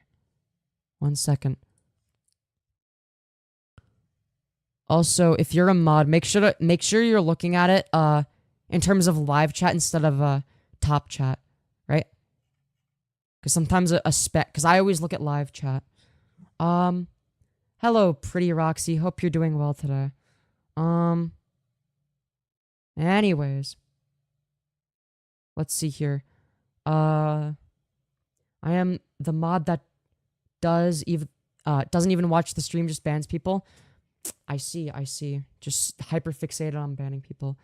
Don't be too stressed about it, of course. Don't be too stressed. I just DM'd you it. Alright, it better be good. It better be good content. Alright, uh-oh. Ah! Fuck. It scared the shit out of me. Alright. Let's turn the volume way the fuck down. That doesn't happen again. Okay, what is this? Let's find out. Yo, it's AI Femyoz. Let's go. Based. This is what I look like if I'm an AI construction. You got the microphone. It actually did surprisingly not terribly with the ears. Considering the fact that it's AI, it's actually done a pretty decent job here. I mean, for AI, I'm just saying. But, yeah. Anyways, thank you for sending. Animos, yeah. Dude, it's anime Femyoz. Let's go. Very based. Cute lol, hell yeah, let's go.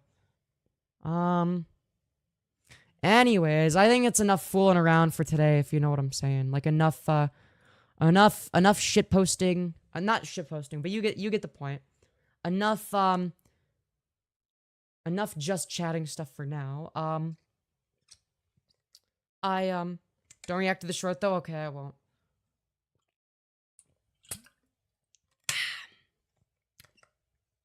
Remember to smash like, everybody. I'm just saying. Press the 3 little dots. Smash like. Donate to the channel. It helps me make more content, etc.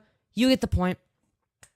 Now, hold on. Let me close that. And, we're actually gonna watch a video that, for those of you... For what? Ah! Jesus, fuck, that scared me. Shit, dude. Why is that so loud? I could have sworn one sec. Let me just balance the audio and shit. All right. It is my privilege to welcome to the show. Okay, so that's them talking. Okay, this is me talking. Testing, pussy 1, 2, 3. I'm currently talking at the moment. This is me talking right now. This is me saying words. Don't react to the short though. Okay, I won't. Okay, that's me talking. Good.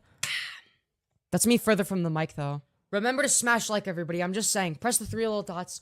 Smash like. Donate to the channel. It helps me make more content. Okay, sorry. I just had to check the volume. Chris Elston, he is also Okay, that's still a little bit loud. I don't know why this video is so loud. known as Billboard Chris. All right, we're gonna be talking about Billboard Chris.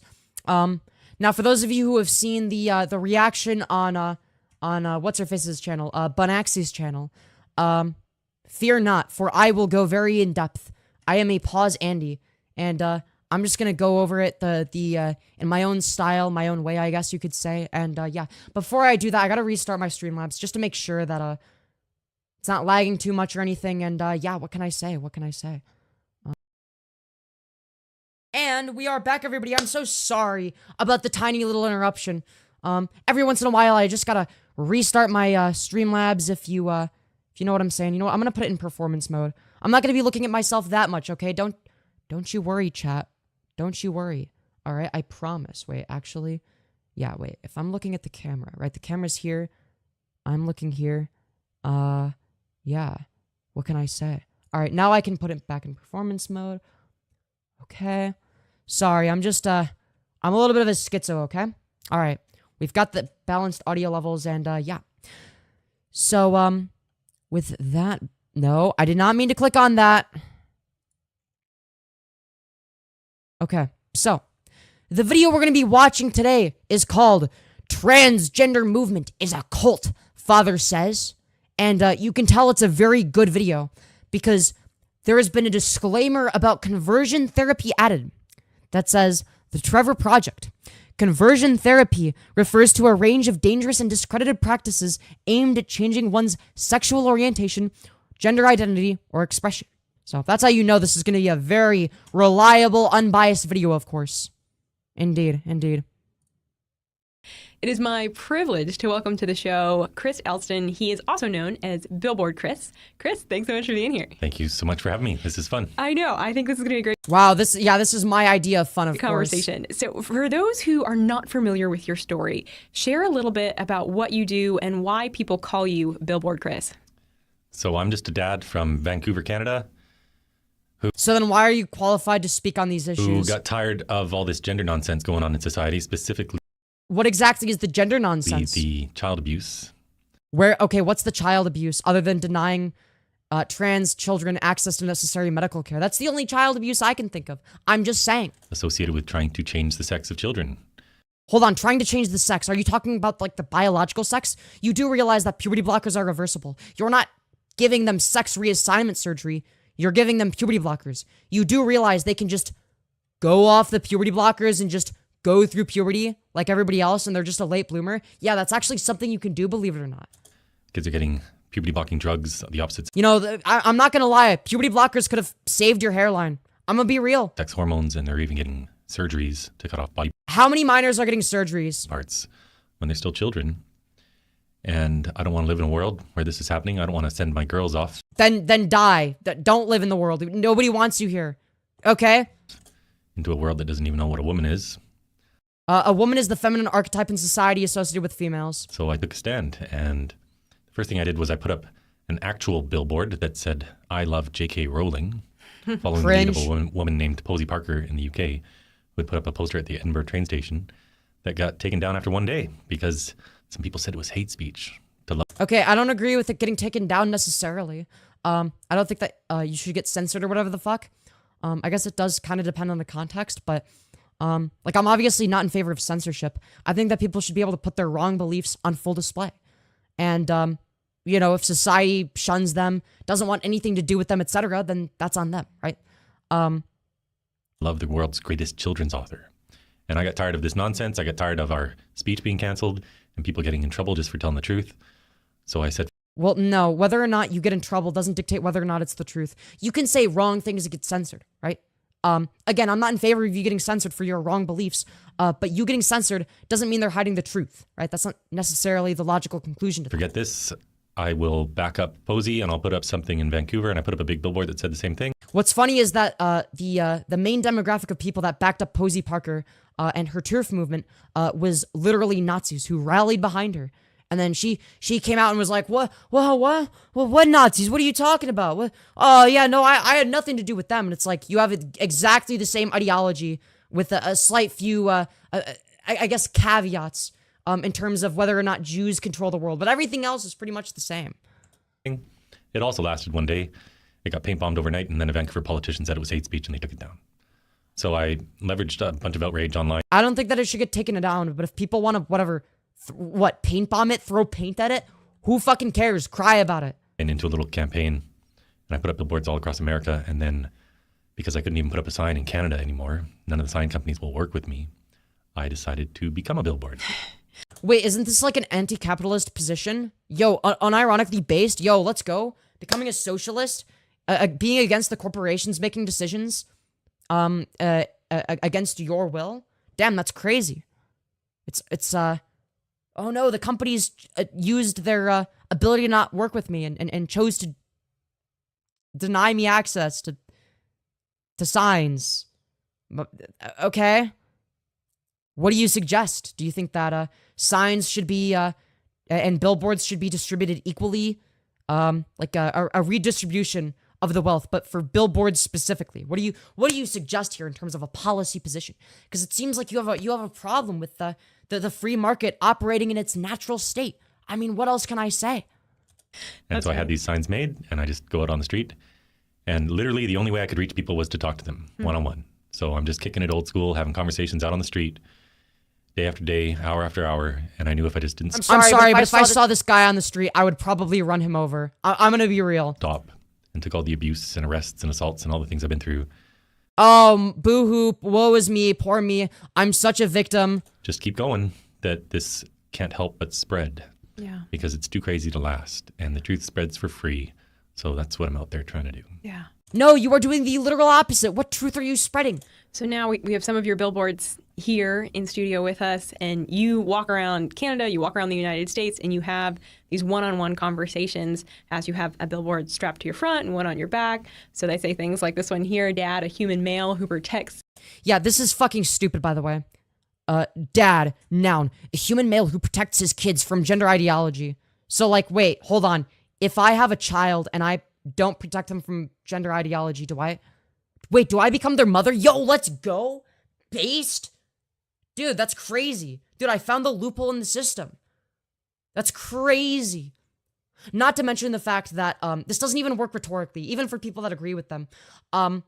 Because on one hand, the whole definition thing stems from a misunderstanding of how definitions work in the first place, right? The meaning of words can change over time, and it's based on utility, right? So when people point to, you see, when you Google the definition of woman, it says adult human female. It's like, okay, well, what is that describing, and is that the only definition that gets used? The answer is no, right? It's a lot more complex than that, right? There are multiple definitions that actually, and there are ones that serve more utility than that, right? The definition that I provide, feminine archetype in society associated with females, serves far more utility, right? Whereas this being the definition of dad does not serve more utility, right? This doesn't serve utility. What if, for instance, what if there was say for instance a father in like the 1800s, and there was no such thing as quote unquote gender ideology or whatever you like to call it, and nobody knew that trans people existed, so they wouldn't be protecting them from gender ideology. Would they not be real dads? I mean, according to this definition, it would be the case that they would actually be fake dads or their mothers. You name it. His kids from gender ideology. Children cannot consent to puberty blockers. Yes, they can. They're reversible. Also, it's not just the child consenting, right? The parents have to consent. The child has to consent. A doctor has to consent. Similar to how, I don't know, for instance, antidepressants are another example of this, right? It's going to be the case that if we say, for instance, prescribe a child antidepressants, right? It's not just going to be the child going to the desvenlafaxine store and getting some fucking antidepressants to get high off of or whatever the fuck, right? They get prescribed by a psychiatrist, right? They get psychologically evaluated. They have to agree to it. The psychiatrist has to agree to it. The parents have to agree to it, etc. It's the same thing with puberty blockers, right? So what exactly is the categorical distinction, right? What is the reaction that you get from people as you're walking around? Let's start with positive reactions. What's the positive feedback that you get from people? Yeah, it's almost always positive. Honestly, more than 90% of the population, and I'm talking people from all walks of life. This is a fucking lie, by the way. No, this is objectively false. It is the literal opposite. In fact, if we actually go to, if we do, I don't know, for instance, Pew Research Trans Acceptance USA, okay? If we actually look, okay, at like an actual study, like an actual source, something that these people are allergic to, by the way, we can see that most people in the United States are in favor of protecting trans people from discrimination, right? So if you look here, 64% are strongly in favor of or in favor of. 25% are just completely neutral. They just don't give a shit. And only 10% either oppose or strongly oppose. So this percentage right here is the literal opposite of what you're saying.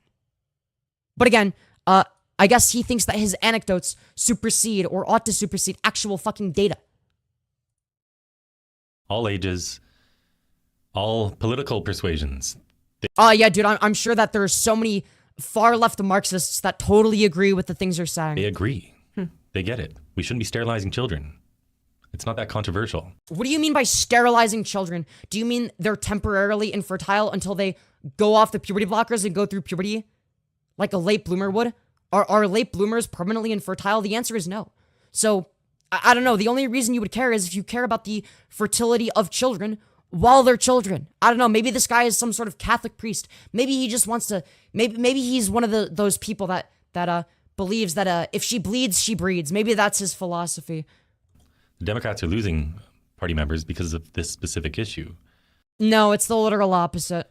But a lot of people just don't. It's actually Republican voters that are losing support because it's all they talk about is culture war issues, transgenderism, woke ideology, and they won't shut the fuck up about it. And a lot of their voter base is just whatever, old people that don't give a shit about any of that. They're just like, well, I kind of just want lower taxes, because I'm upper middle class. So I just want to pay less taxes, right? And that's like the extent of their thought process. But if all you're talking about is woke this, woke that, oh no, the transgenderism has gone too far, people get annoyed and will vote out of nothing but contrarianism in many instances, or just not vote at all.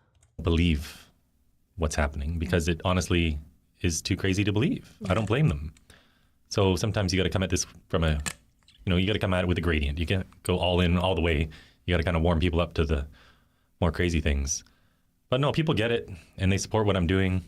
The ones who don't support what I'm doing, I would... You mean like the vast majority of Americans? ...say are less than 10% of the population. Wait, that's a literal lie. We just disproved this. It's 64% of the population. What are you saying? You're just lying. You're just making up statistics out of your fucking ass. They're very aggressive and angry, and they're trying to stop me at any cost, really. So you've had some pretty negative interactions out on the streets with people?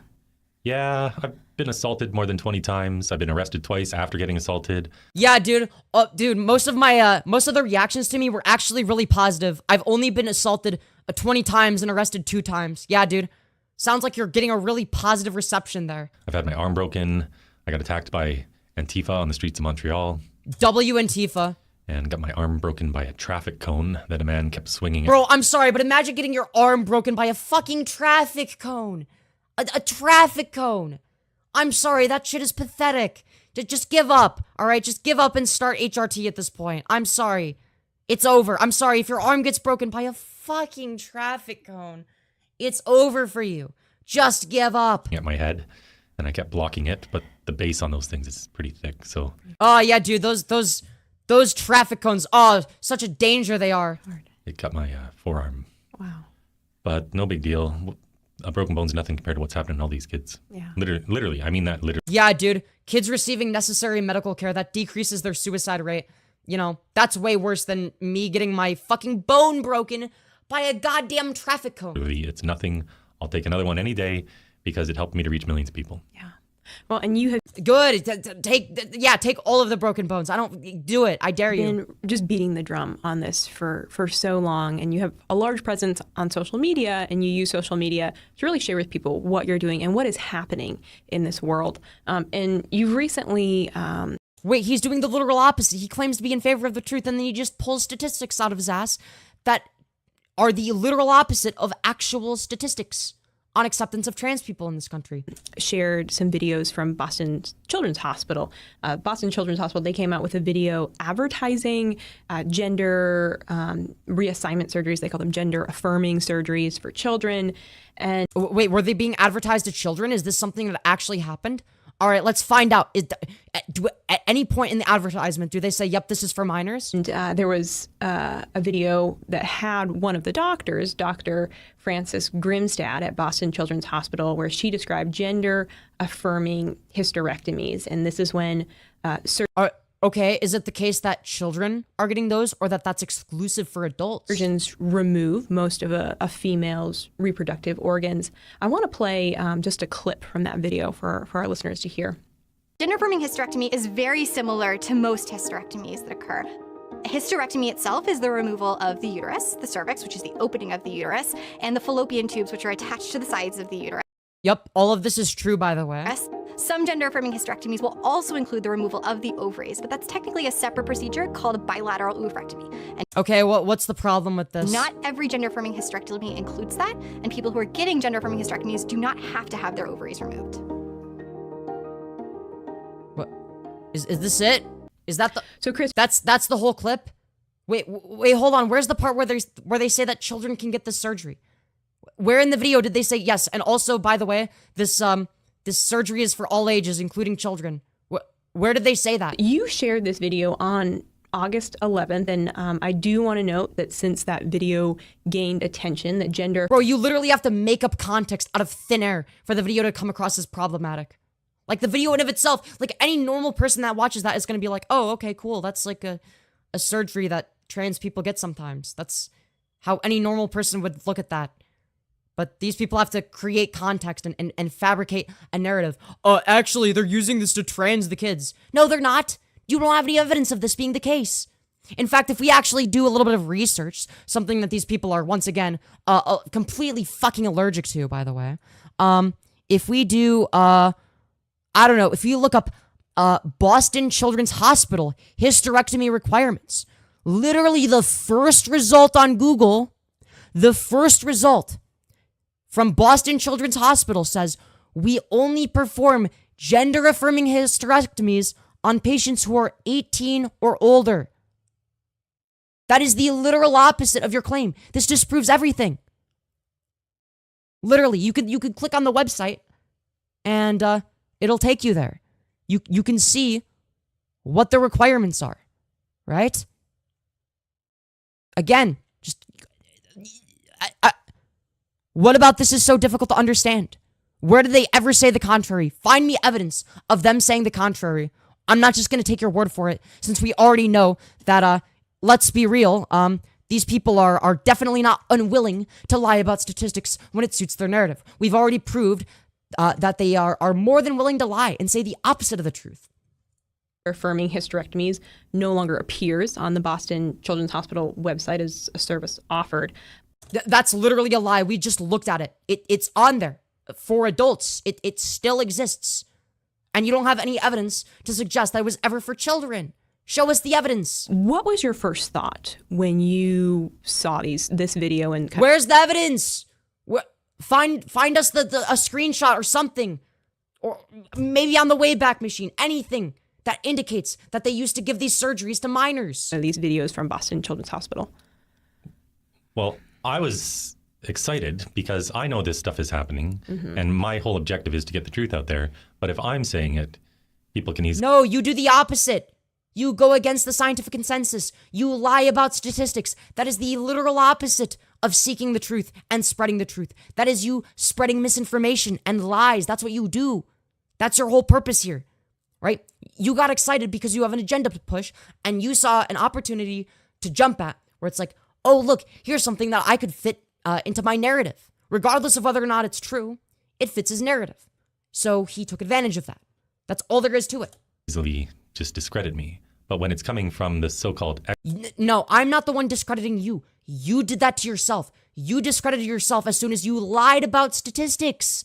You lied and said that only 10% of the American population supports trans people. This is just objectively and demonstrably false. It is 64% of the population that supports trans people. He is lying. Experts themselves who work in the gender clinic.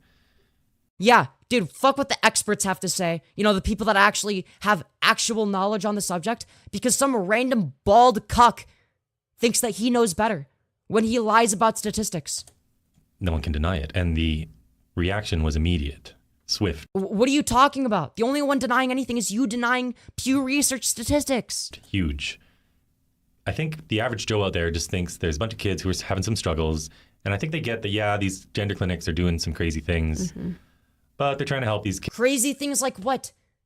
Doing gender-affirming hysterectomies for people that are 18 and older?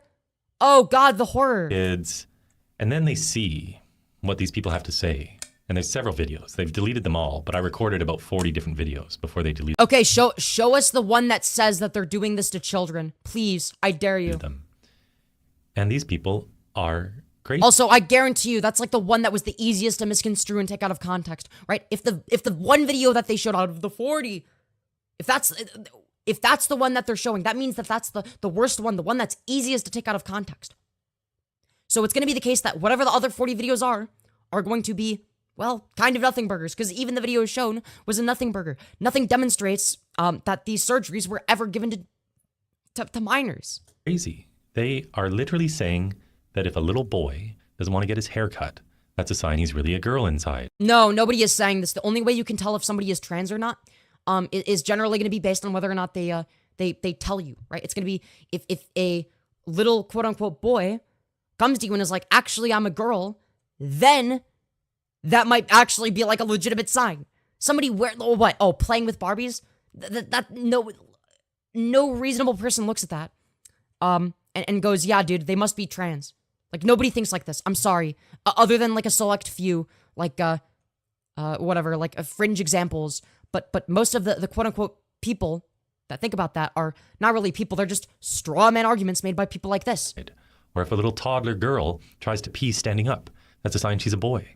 No, nobody is saying this. I'm sorry. This is not an argument that anybody has ever made. Nobody has said, oh, what's that, Samantha? You tried peeing standing up. Time for you to go on testosterone. Oh, what's that, little Jimmy? Oh, you want to play with Barbies? Take the estrogen, bitch. It's sissification time. It's like, this isn't happening. This is just made up. They literally said that the toys a child plays with are a determining factor in their gender. Who is they?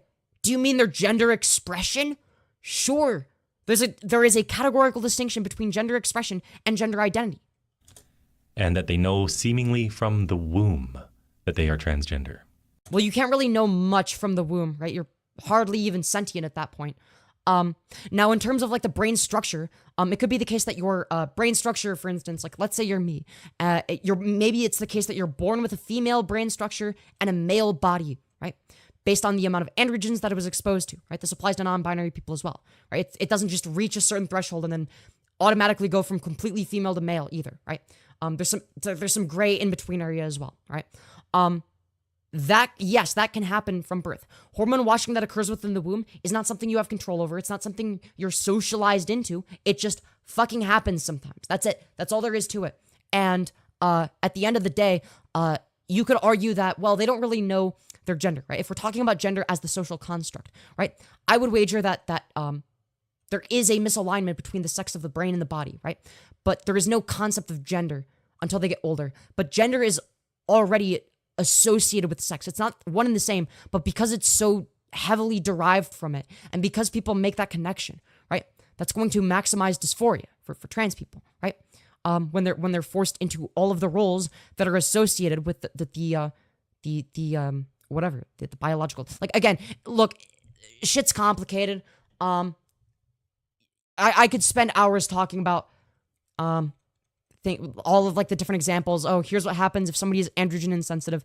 But I would be here all day if I was doing that. So They can't define what transgender means, of course. Actually, yes, I can. To be transgender simply means to identify with a gender that you weren't assigned at birth. So you're wrong.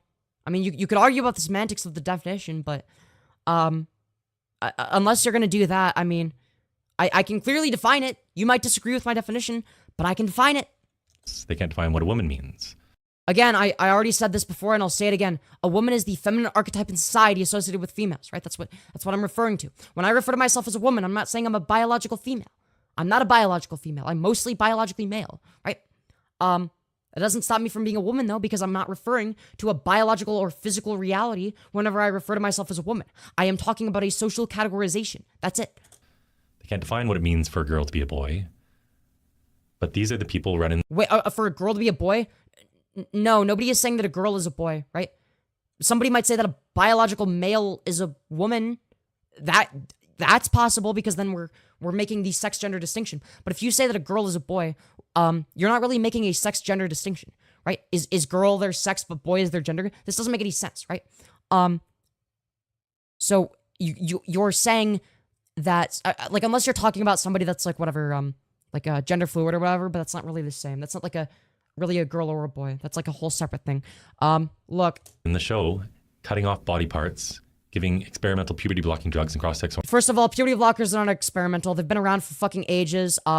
They've been used on kids with precocious puberty for ages now. They're actually one of the safest drugs out there.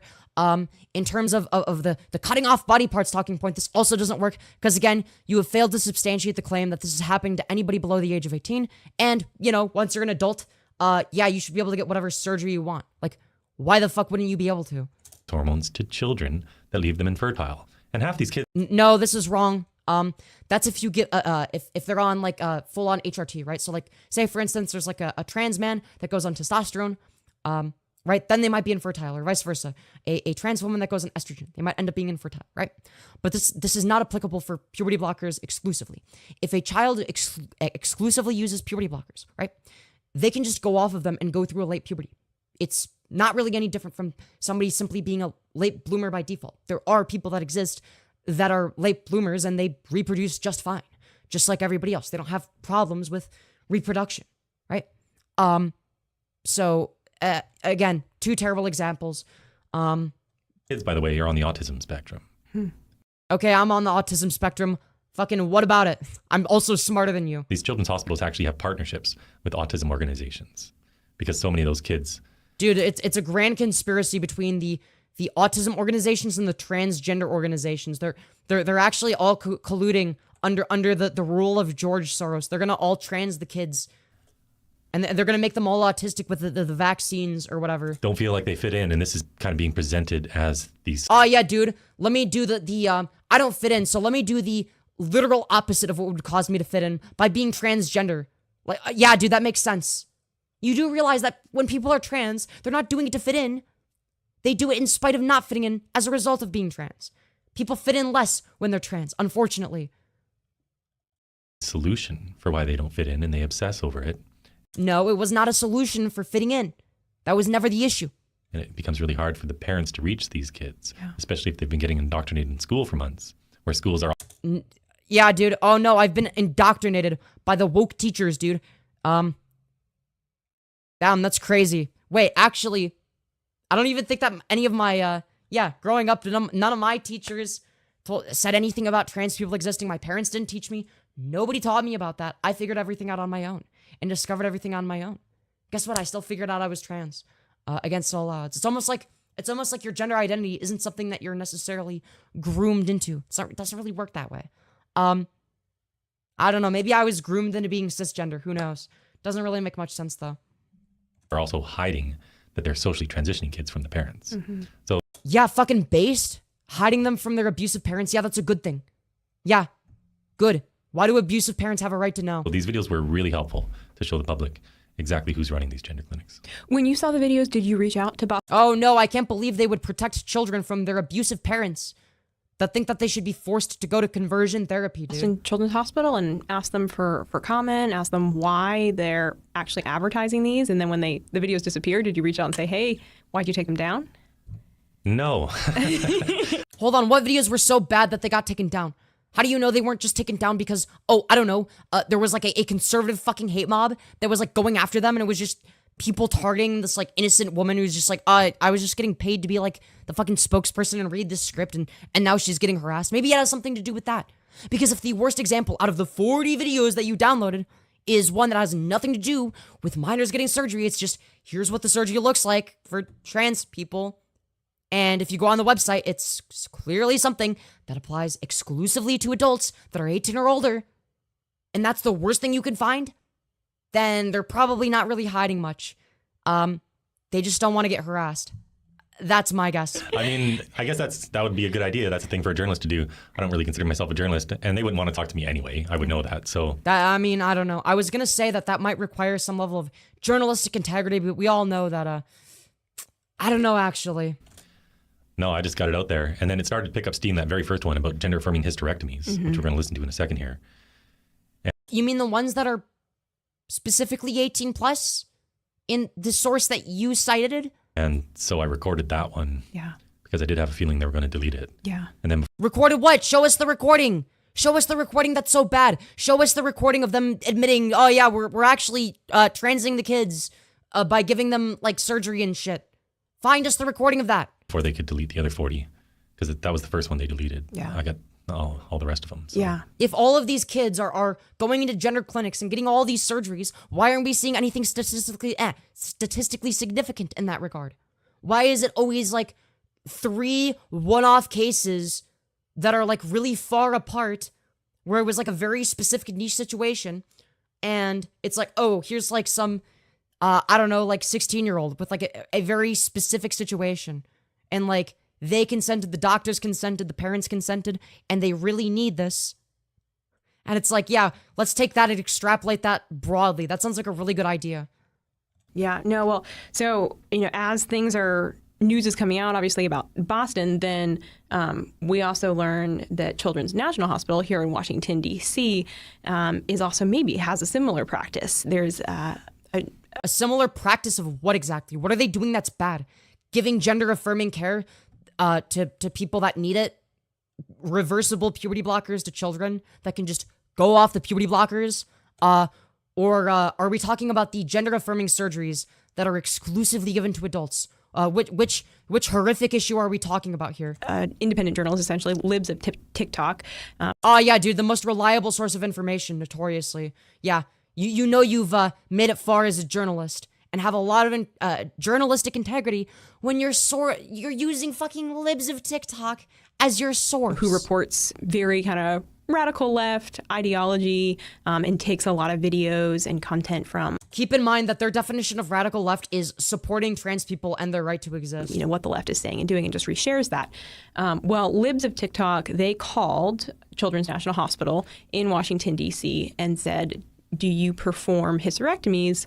Didn't they also get bomb threats like right after that? Or am I thinking of a different place that got bomb threats because of libs of TikTok? Sorry, I just can't keep I can't keep track of all of the different places that have mysteriously received bomb threats after conservatives spread their propaganda about them.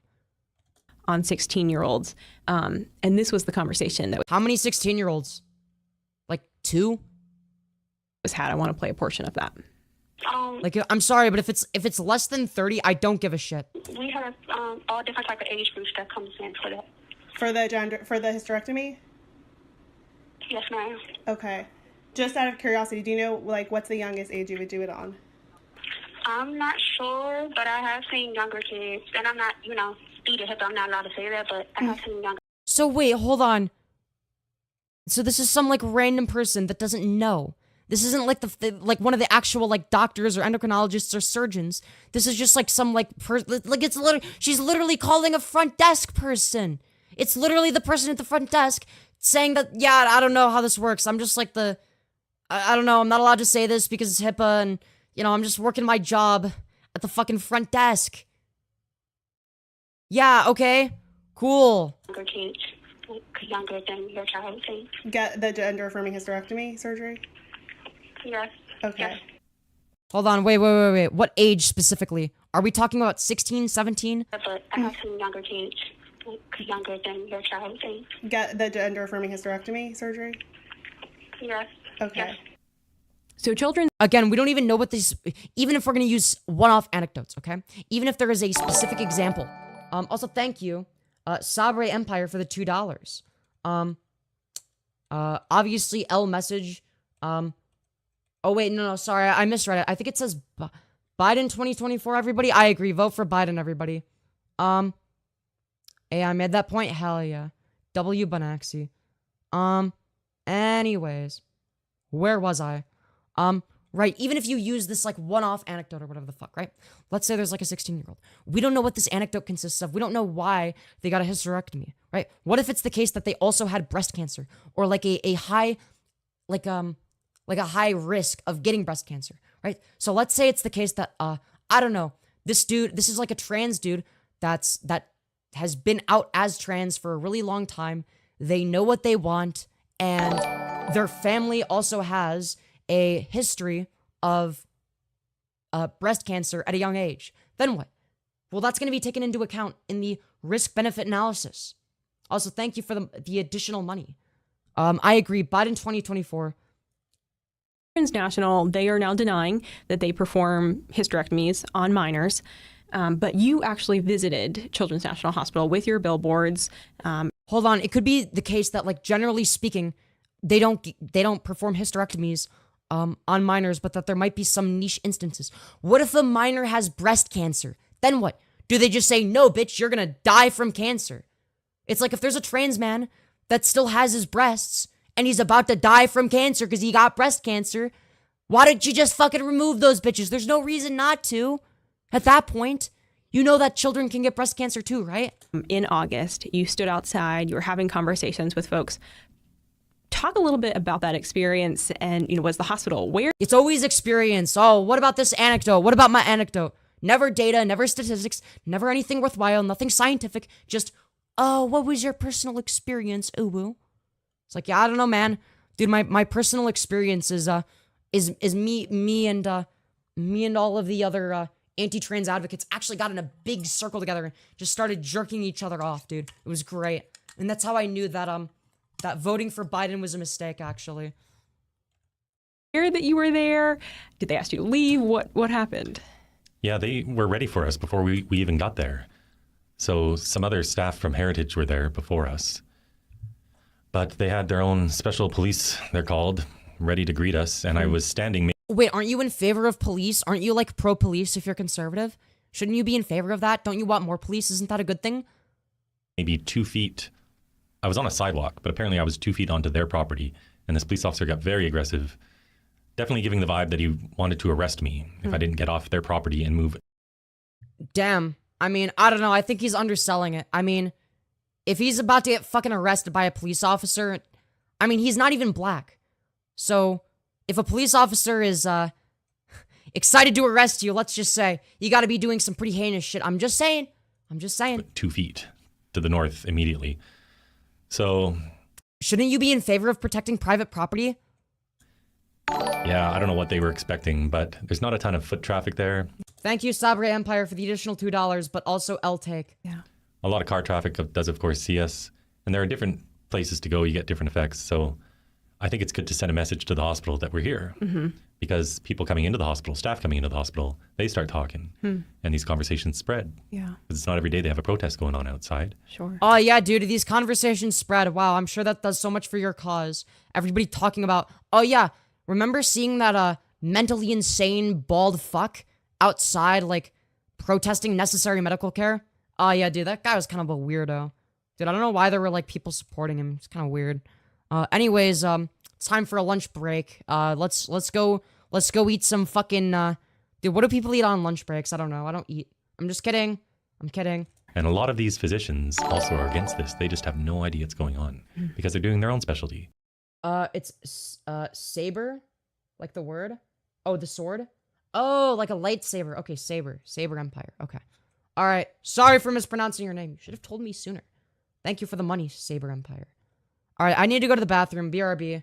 All right, don't you worry. Don't you worry, chat. I'll be back any minute now. All right? Or they're working in the ER, doing whatever. Yeah. There's so many different specialties. It's a really small corner of this hospital that's doing this child abuse to kids. And most doctors have... Yes, child abuse is when you give kids necessary medical care that makes them happier and has been statistically proven to do so. Yep, definitely makes sense. No idea. So that's a really good benefit of going to these children's hospitals. Even though it's not the best place to have conversations out on the street, it has a different effect. Yeah.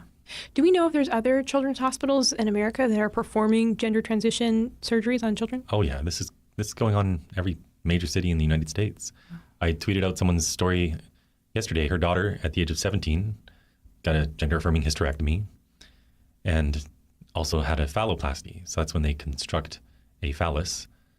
And they do that by harvesting tissue from the girl's forearm. Mm. So they cut out all the flesh from the forearm, the nerves, the blood vessels, the fat, the skin, and they construct that into this phallus. And this girl was still 17, and she signed a consent form at 15 for these surgeries, because in Oregon, that's the age that they didn't need parental consent.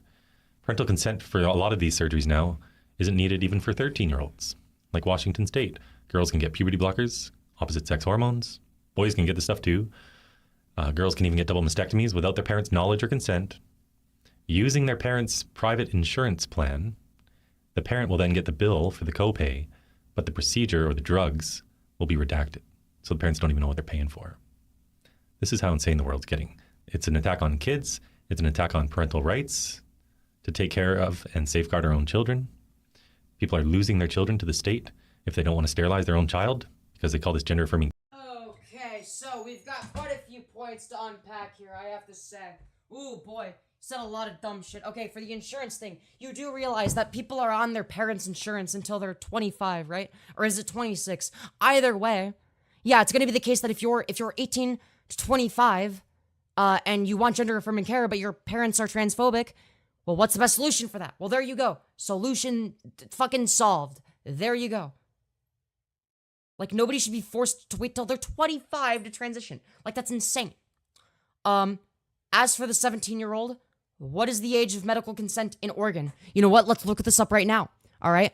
I will look it up right now, actually. You know what? Let's, age of medical consent, Oregon. You want to know why? You want to know why they were able to consent? Because the age of medical consent in Oregon is 15 years of age or older. So the problem you have isn't with gender affirming care, it's with the age of medical consent. So unless you are in favor of increasing the age of medical consent in Oregon, which is not anything that these people will ever advocate for, it's going to be the case that you have a double standard here. Why are some surgeries and medical services okay without the consent of a parent or guardian, but not others? Why is it the case that puberty blockers, which are reversible, are not okay without the consent of a parent, but not other necessary medical care? What about antidepressants? Those are necessary for some people. Also, my cat's trying to leave. 1 sec. Ooh, I gotta be careful. So.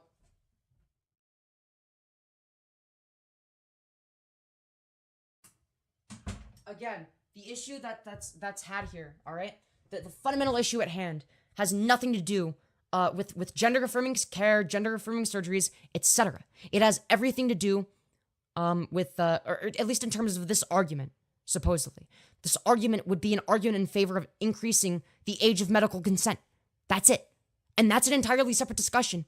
But unless you're willing to have that discussion, then the age that you can consent to gender-affirming care, just like any other medical service, ought to be the same. And if not, then you should be in favor of increasing that age. But there is no logical reason why a 15-year-old should be able to consent to one life-altering medical service, but not another that has potentially less ramifications going forward. Either way, it's a terrible argument from these people. Yeah, obviously, if you're of the age of medical consent, you can consent to medical things. Wow, astute observation. And I make this point frequently, right? I make this point quite frequently, right? So, hold on, let me drink some water. I gotta go bye. Goodbye. Wait, who said bye? Or wait, who said they gotta go? Yeah, if we're gonna do age, of 20, I forgot. Look, I missed it. Fuck. God damn it. Alright, you're trolling. They should stop teaching this stuff to preschoolers. What? That trans people exist? Oh god, the horror. Is that what they're teaching? Oh no. If we're gonna do the 25 age argument, everyone shouldn't drive, vote, or drink, or consent until they're 25. Yeah, exactly. You're not allowed to do anything in life until you're 25. It's like everyone has to be a child completely until they're 25. They're forced to be, no matter where they are in life. Again, unless you want to increase the age of medical consent to 25, which is insane. It's like, oh yeah, so hold on. Let me get this straight. You can get drafted into the fucking military, but you can't get hormone replacement therapy? That's insane. Yeah, dude, I can consent to going out and dying in a war, and having my life literally fucking end, but I can't consent to necessary medical care. Okay, yep, makes sense. Again, these people don't know what they're talking about. But what else was I gonna say? I don't know. I was gonna say something. Look, the brain maturity at 25 thing is fucking bullshit. Your brain is gonna be mature enough when you're 18. That's for certain. And I always bring up the, I remember the point I was gonna make. So I always bring up the age of medical consent as the standard, right? Because then that forces any debate opponent to talk about, okay, well, what should the age of medical consent be broadly, right? Not just for gender affirming care, right? Because they have an inconsistent standard, right? So are you okay with this being the age of medical consent broadly for all medical procedures, right? If it's the case that the answer is no, then you should be advocating for the age of medical consent to increase, right? That has nothing to do with gender affirming care. It shouldn't be an attack explicitly against gender affirming care, just a position in favor of increasing that age broadly, right? If it's the case that you're not in favor of increasing that age, or that you think that okay, well, they can consent to necessary medical care, then this must be all inclusive to gender affirming care, right? There is no middle ground there, right? Otherwise, you begin to contradict yourself, right? And your own worldview. Care. And they're even passing laws called conversion therapy laws, where it's now totally fine to indoctrinate a girl to think she's a boy. Nobody is doing this. This is literally a fundamental misunderstanding. No, not only is it a fundamental misunderstanding of what trans people and trans advocates actually believe, for the most part, it is the complete opposite of what we believe. I'm of the belief that that people get to decide that for themselves.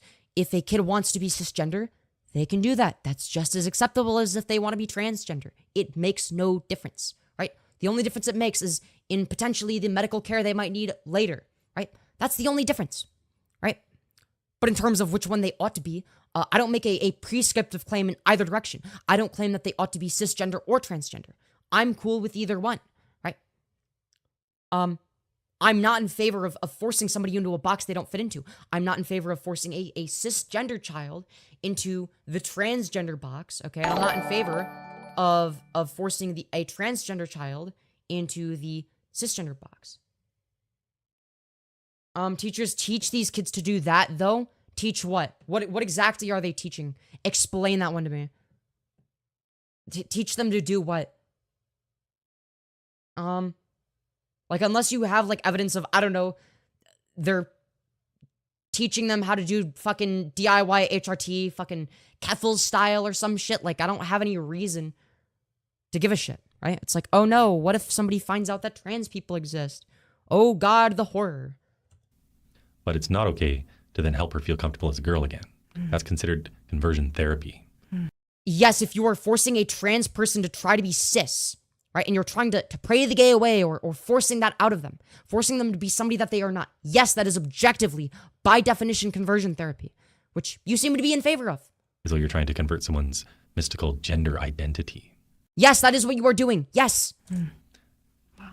Share a little bit about... You are trying to convert something that is immutable. What you're seeing in Canada versus America, because you are Canadian, and that's, as you said, where you really started everything with the billboards, but you frequently make trips to the U.S. What are the similarities and differences you see between the two nations? Canada's way further along.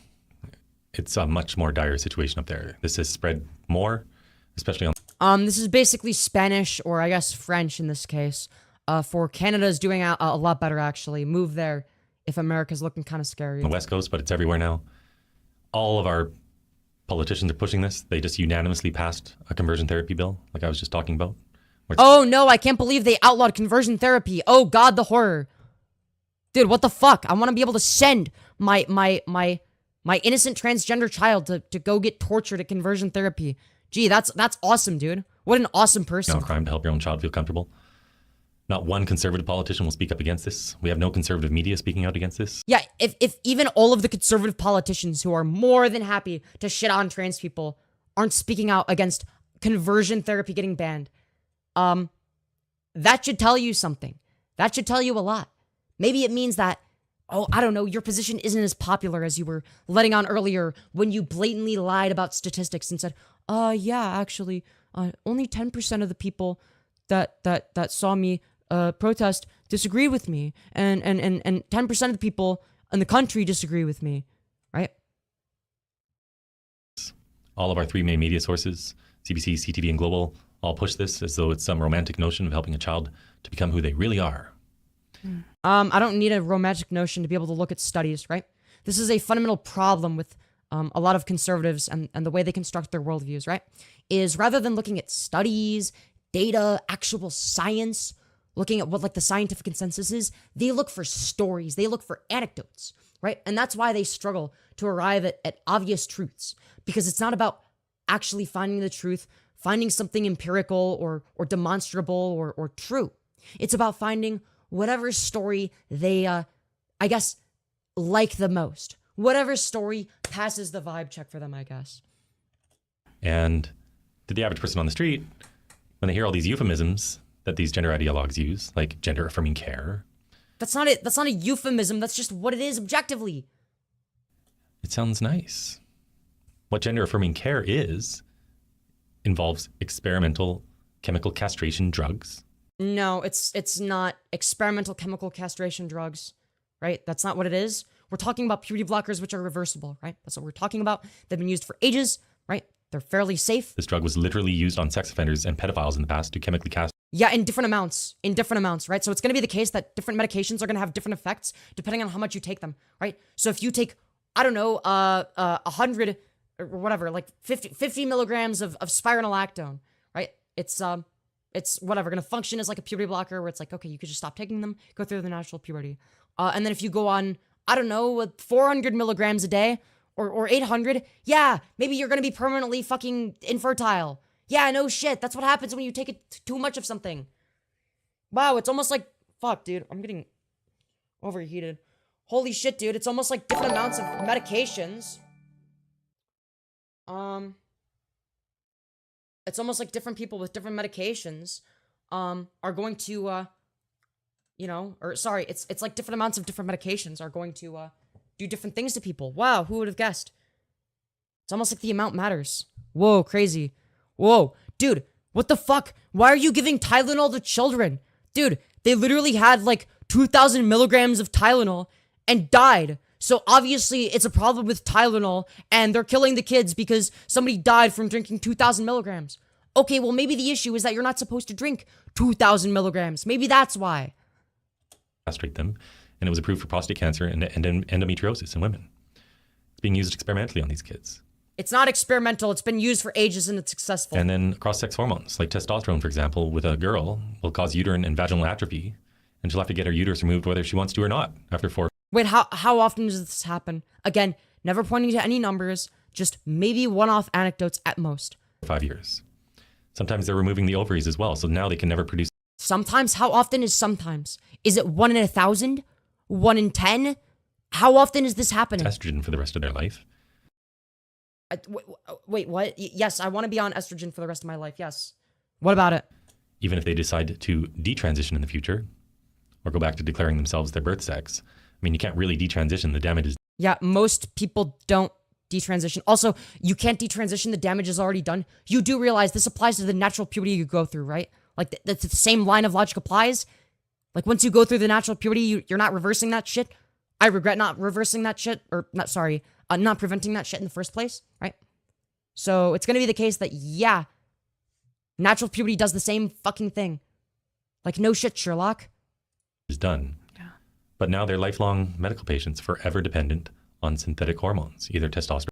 Hold on. I'm pretty sure that they stopped using synthetic estrogen. They use a different type of estrogen now. Synthetic estrogen used to be a little bit more risky, I think, from what I understand. So they would have to do lower dosages. Or estrogen, whatever they decide to do. We're sending these kids or young women into immediate menopause, because that's what happens. There's 100 side effects there. Which happen how frequently? Like, you can point to a bottle of Tylenol and see, go, oh, look, guys, see, it's not safe for children. Look at all 100 side effects. Parentheses, ones that happen like 1/1000th of the time. Whoa, dude. You really own the libs with that one. Early onset dementia, osteoporosis, short. Synthetic estrogen was pre-Marin derived from pregnant mare's urine. Ew. I'm glad they don't use that anymore. It also fucks up your liver, like sand in an engine. Yeah. Well, I'm glad they upgraded it. Shortened lifespans, greater chance of heart attacks, cancers, kidney. By what statistical margin? Notice how they're like, well, these things are increased, but if it's increased by like 0.002% or some shit, right? It's literally no different from the people that are like, oh, well, you see, by going on estrogen, you are increasing your risk of getting cancer. It's like, oh, you mean because you grow breasts? Yeah, there's more breast tissue to get cancer. You're right. The same line of logic applies to women that are cis women that grow titties just based on the natural hormones in their body, right? But we don't go around preventing that from happening because, oh no, what if they get breast cancer, right? Because it's called a risk, it's a risk-benefit analysis, right? That's the whole point, right? Yes, I'm technically more likely to get breast cancer now than I would have if I never went on hormone replacement therapy, but it's such a small risk that I'm willing to take it. The same way that technically women that don't get double vasectomies are increasing their risk of getting breast cancer, but guess what? That's a risk worth taking. Liver problems. A young woman, she's in her 20s. Hold on, the liver problems only apply if you take it orally, right? Actually, in terms of the estrogen that exists now, you can take it, I believe you can take it orally or sublingually, right? Like there's like a sublingual pill and it turns out that it's actually safe to take orally. At least that's what my endocrinologist told me. I don't know. I do some of each. The fact of the matter is, yeah, if you take something sublingually or you use injections, you're not going to be having issues with it harming your liver, right? There's like a reason that trans men essentially almost never take testosterone in the pill form. They always go for injections, right? Because it's not recommended. It's very risky in terms of how it impacts your liver to take testosterone orally, right? So they literally use injections, right? That's why. She just messaged me last night. She lives here in DC. She was rushed to the ER on 3 different occasions because testosterone was damaging her kidneys. Wow. And she didn't know about And how often is this happening? all these side effects. This is being presented. This is a lie, by the way. They tell you the side effects. It's some beautiful thing. Like, it's not a big deal. You just take these hormones. You're going to be a man. And these kids are in a fog. What are you talking about? They literally tell you what the side effects could potentially be. Like when I went to fucking Planned Parenthood, okay? And went through the fucking informed consent model as a grown-ass adult, okay? The literally easiest possible way to get HRT is through the informed consent model. And believe me, they made sure I knew all of the potential side effects and all of the known consequences or whatever the fuck, right? They make you aware. Because the whole point of the informed consent model in the first place is to allow people to do risk-benefit analyses, right? Because you're an adult, and if you're informed, you can do that, right? Most adults are generally smart enough to do that, right? When it comes to minors, they're not going to be as good at doing risk-benefit analysis on average, right? So it's going to be the case that, like, okay, you might need, like, a little bit more than that, right? You might need something a little bit more than just their own personal risk-benefit analysis, right? And they're indoctrinated, and they're struggling with some comorbidity, depression, anxiety, autism. Do you think that maybe depression and anxiety might be caused by gender dysphoria rather than the other way around? Again, we're conflating variables here. You're conflating it and saying that actually it's the case that depression caused gender dysphoria. No, it actually doesn't do that. It actually doesn't cause gender dysphoria. If anything, it's the other way around, because gender dysphoria is a specific type of stress, and if you experience a specific type of stress, that might make you depressed. Some of these girls have suffered sexual abuse. Guess what? They're not loving being a girl at this point in time. Yeah. Can you blame them? And they're Is there any evidence to suggest that the only reason that trans men transition is due to some sort of sexual abuse? Do you seriously believe that all trans men must have gone through some sort of trauma? Like, that's absurd. presented with this out from being a girl. And what young woman or girl loves puberty? It's a tough time. I don't think I've run into any women who've ever loved it. Okay, what young girl loves male puberty? Explain that one to me. Explain what young girl, other than somebody who's not really a young girl, they're a trans man, who really wants to grow facial hair and a really deep voice and wants to be perceived as a man. How many girls are like that? Not many. Not many. It's just hard. Yeah, it is. So now these teachers, these woke teachers, are giving them an out. An out for what? Them to express themselves and use their preferred pronouns? Oh God, the horror. And it's a social... How dare these woke teachers not even out their LGBTQ students to their abusive parents? Oh God, the horror. How dare they violate the fundamental human right, the rights of the parents to be abusive towards their children. Contagion. Entire friend groups are transitioning, and they get loved for it. They get love bombed, like in any... What are you talking about? It's the opposite. We get nothing but shit for it, and we still do it anyway. We transition despite the shit we get. And the reason we might be, I don't know, kind to each other, we support each other, is because we have nothing else. Society is against us, not for us. Or at least a lot of it is, right? A lot of it is, right? A lot of society is against us in terms of the politicians that are in power. A lot of them are against us. Now, there are some people that are for us. There are a lot of, I would say that the majority of people are pretty indifferent. Most people just don't care, right? But the people that are against us are really fucking against us. Very hateful. Don't want us to have rights, anything like that, right? And then you have, whatever, people that are actually in the communities, or people that see, wow, you know, what these people are trying to do and advocate for in terms of these communities is really fucked up, so I'm going to go support them. And then you accuse them of love bombing for supporting each other when other portions of society completely exclude them. And then you wonder why they would need to support each other when they have nobody else. Like, there are so many instances where, yeah, they're not going to have a family that supports them. There's so many trans people who have families that kick them out. Even gay people still have that sometimes, where their families will literally throw them on the streets or throw them into conversion therapy, right? So they don't have their family, so who do they have left? Well, they have other people that are similar, that have similar experiences, right? That's why we support each other. Any cult, and I do see this as a cult that has Yes, a cult is when you support each other. permeated our entire society. And the biggest indicator of that might be how they are treated when they decide to detransition, because they're given... No? What? How are detransitioners treated? Okay, aside from the grifters, like Ollie London, who were never really trans in the first place, I'm sorry, but that person was claiming to be trans Korean and literally got fucking eye surgery to look more Asian. And you expect me to take somebody like that seriously? It's not on the basis of whether or not they're a detransitioner, okay? I'm fine with any and all detransitioners that aren't advocating against the right of trans people to exist. And those detransitioners exist. given tons of love when they declare that they're trans. But the moment they declare they're not, they're cut off from their community. What are you talking about? Conservatives will fucking froth at the mouth for an opportunity to get a fucking detransitioner to talk about the horrors of transitioning and woke ideology.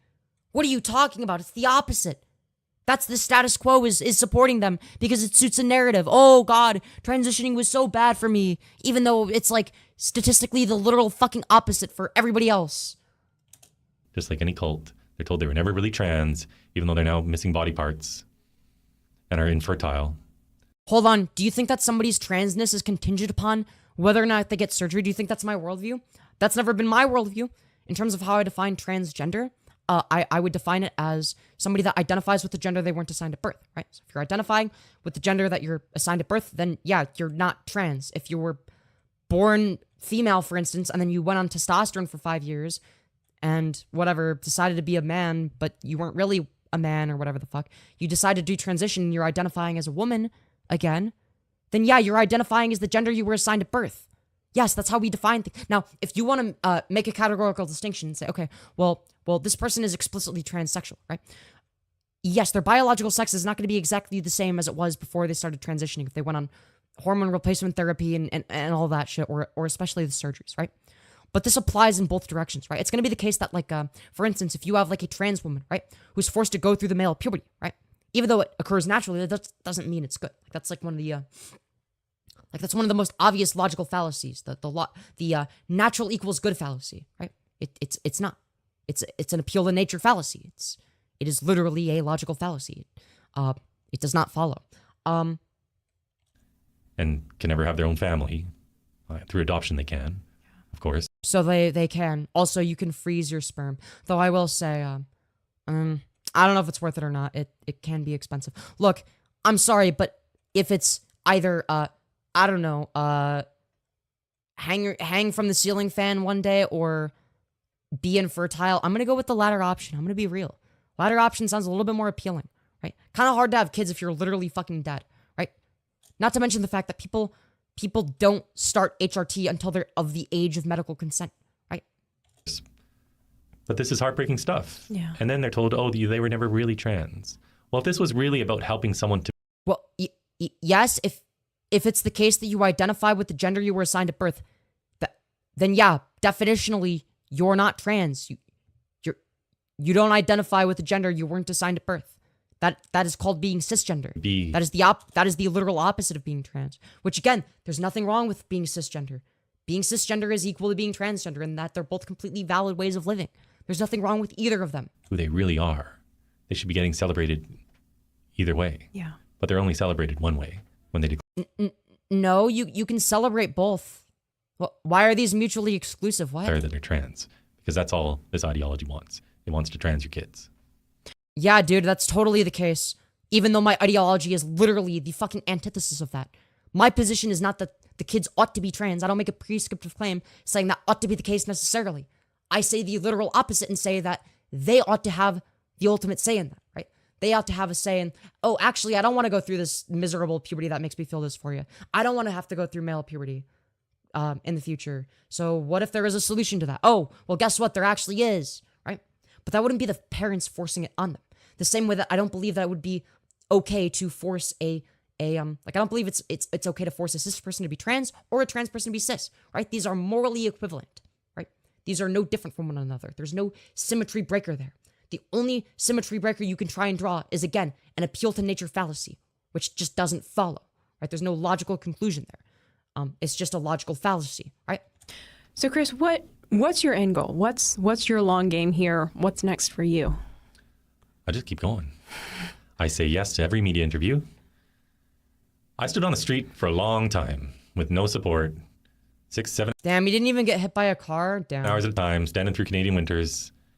And I was happy just to reach one person at a time because then they could protect their kids. Yeah. Dude, imagine being this happy about protecting kids, in big air quotes, from having access to necessary medical care that makes them less suicidal. Okay. Of course, it's better with media to reach 1,000 or 1 million, but I'm just going to keep going. Dude, it's better if we can spread misinformation that literally says the literal fucking opposite of even Pew Research statistics saying that actually only 10% of people in America are pro-trans. He literally said that earlier in the video for anybody just tuning in. He literally fucking said that. You can rewind the VOD.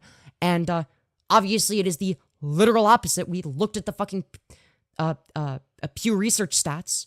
64% of people in this country are in favor of protecting trans rights.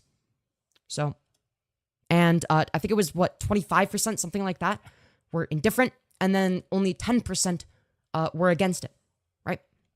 I'm just going to keep having conversations, and I'm not going to stop until this child abuse is a thing of history.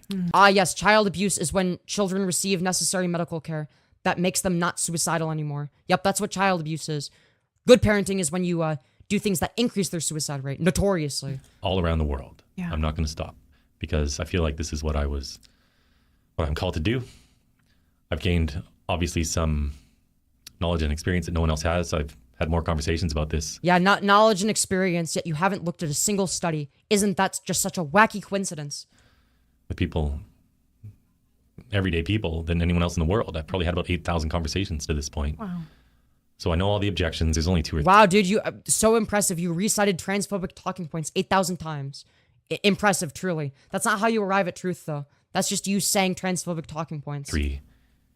And I know how to handle these conversations, and I feel like I'm making a difference. And Yeah. that's more important to me than making Yeah, you're making a bad difference. money. What are those most common objections that you hear from people, and what's your response?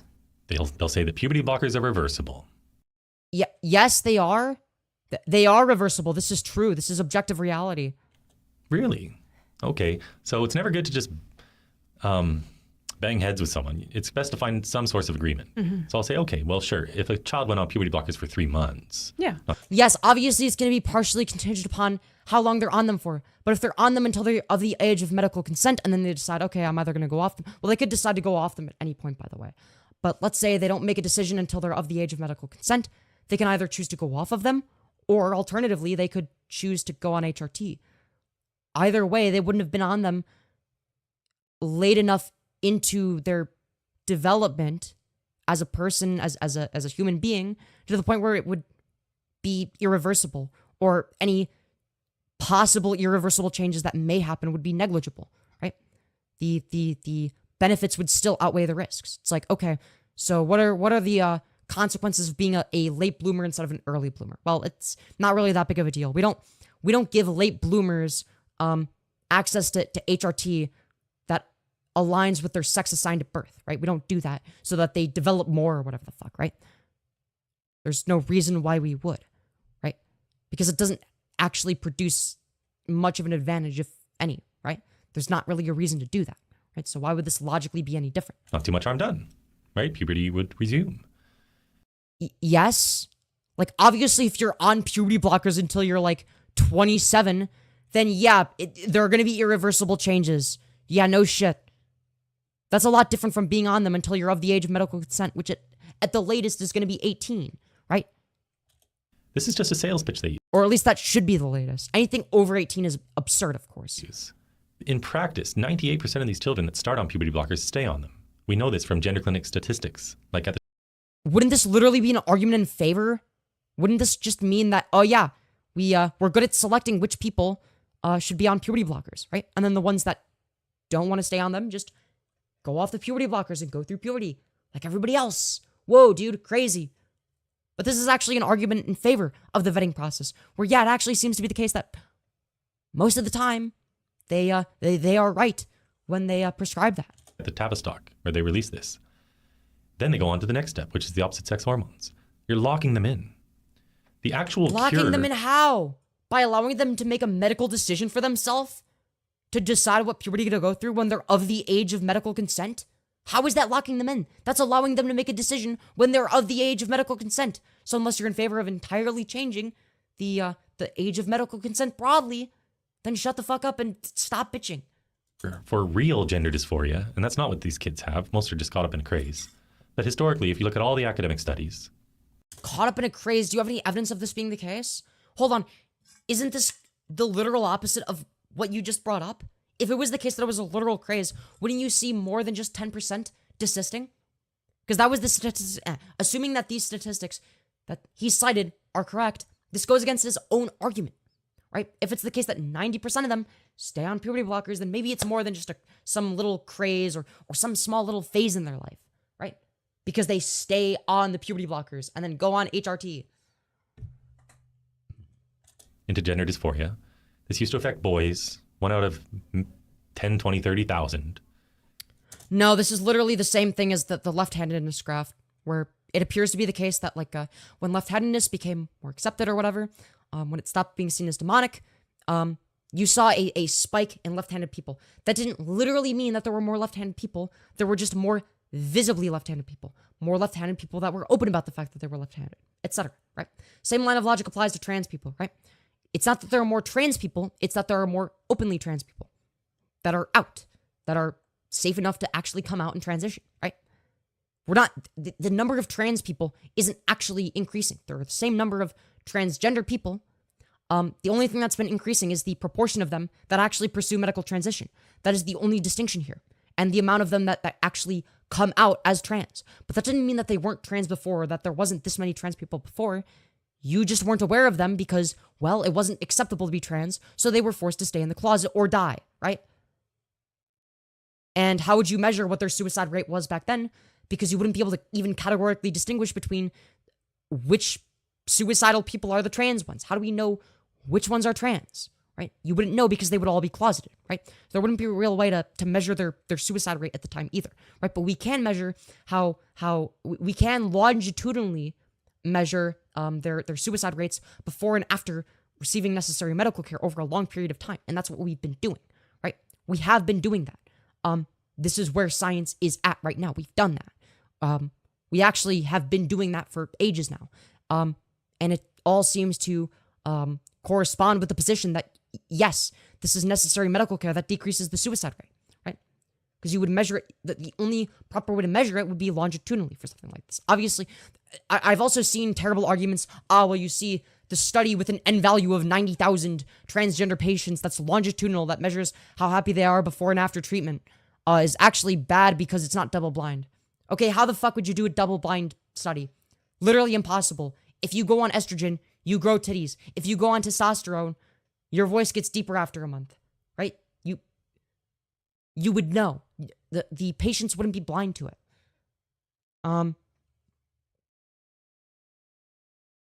And we are back, everybody. Welcome back, everybody. I hope you're all doing well. Very sorry about the small interruption. We're almost done. We're almost done. Yes, I know it lagged for a second.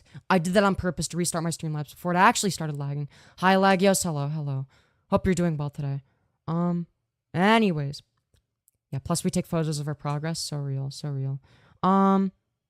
Yeah, literally. It's like, yep, this is 1 year on HRT, and it's like, you could tell, oh, is this like the same or different? It's like, okay, if you look exactly the same or even less aligned with what you're going for, then you probably didn't get the right treatment. If you look better and more aligned, then you probably did, right? It's pretty easy to measure, right? Like, how would you include somebody like me, for instance, in a double-blind study?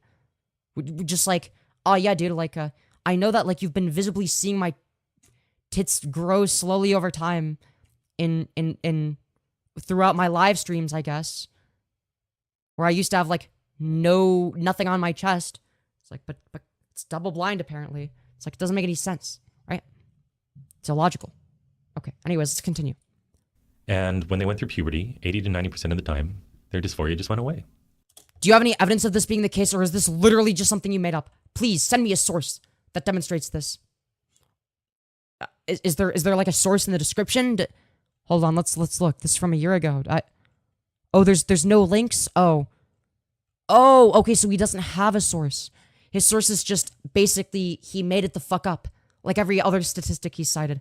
Like, for instance, him saying, unironically, that only 10% of people in the country disagree with his anti-trans position, which is empirically false. We looked at a peer research study that disproved that, as opposed to the non-existent study he made up in his head. I mean, which supersedes which? It's pretty obvious. The cure for gender dysphoria is their own hormones. No, that's the opposite. The hormones make it worse. You fucking moron. If you struggle from gender dysphoria, the gender dysphoria gets worse. In fact, there's actually a study that proves the literal fucking opposite of this argument, right? In fact, I have it in a research document. So if I go to my research document and we go to is it the like, for instance, if we go to the like the American Academy of Pediatrics, for instance, right? We look at the like the mental health and timing of gender affirming care, right? So if we look at this study, for instance, it's like we're talking about like an instance where we're talking about gender incongruent youth, okay? So we're talking about so what we're dealing with here is people that present earlier versus later, right? And so I'll scroll through this, okay? I'll scroll through this. You can read this in your, you know what? I'll link it in chat, okay? because I took notes. And if you don't believe me, if you don't think that this is what the study says, read the study yourself. I dare you. Right? Oh, wait, wrong link. Oops. Sorry. That's my Streamlabs. I mean, you should donate too, but 1 second. Here you go. I just linked it in chat, okay? It's in chat. All right? You can click on that. All right? I'll link it again in case you missed it. All right? There's no way anybody can miss the study, okay? So, with that being said, I'll just briefly read out some of the conclusions that I wrote down. And again, you can look at the study. I linked it in chat. Hopefully, I remember to link it in the description after I'm done, okay? So,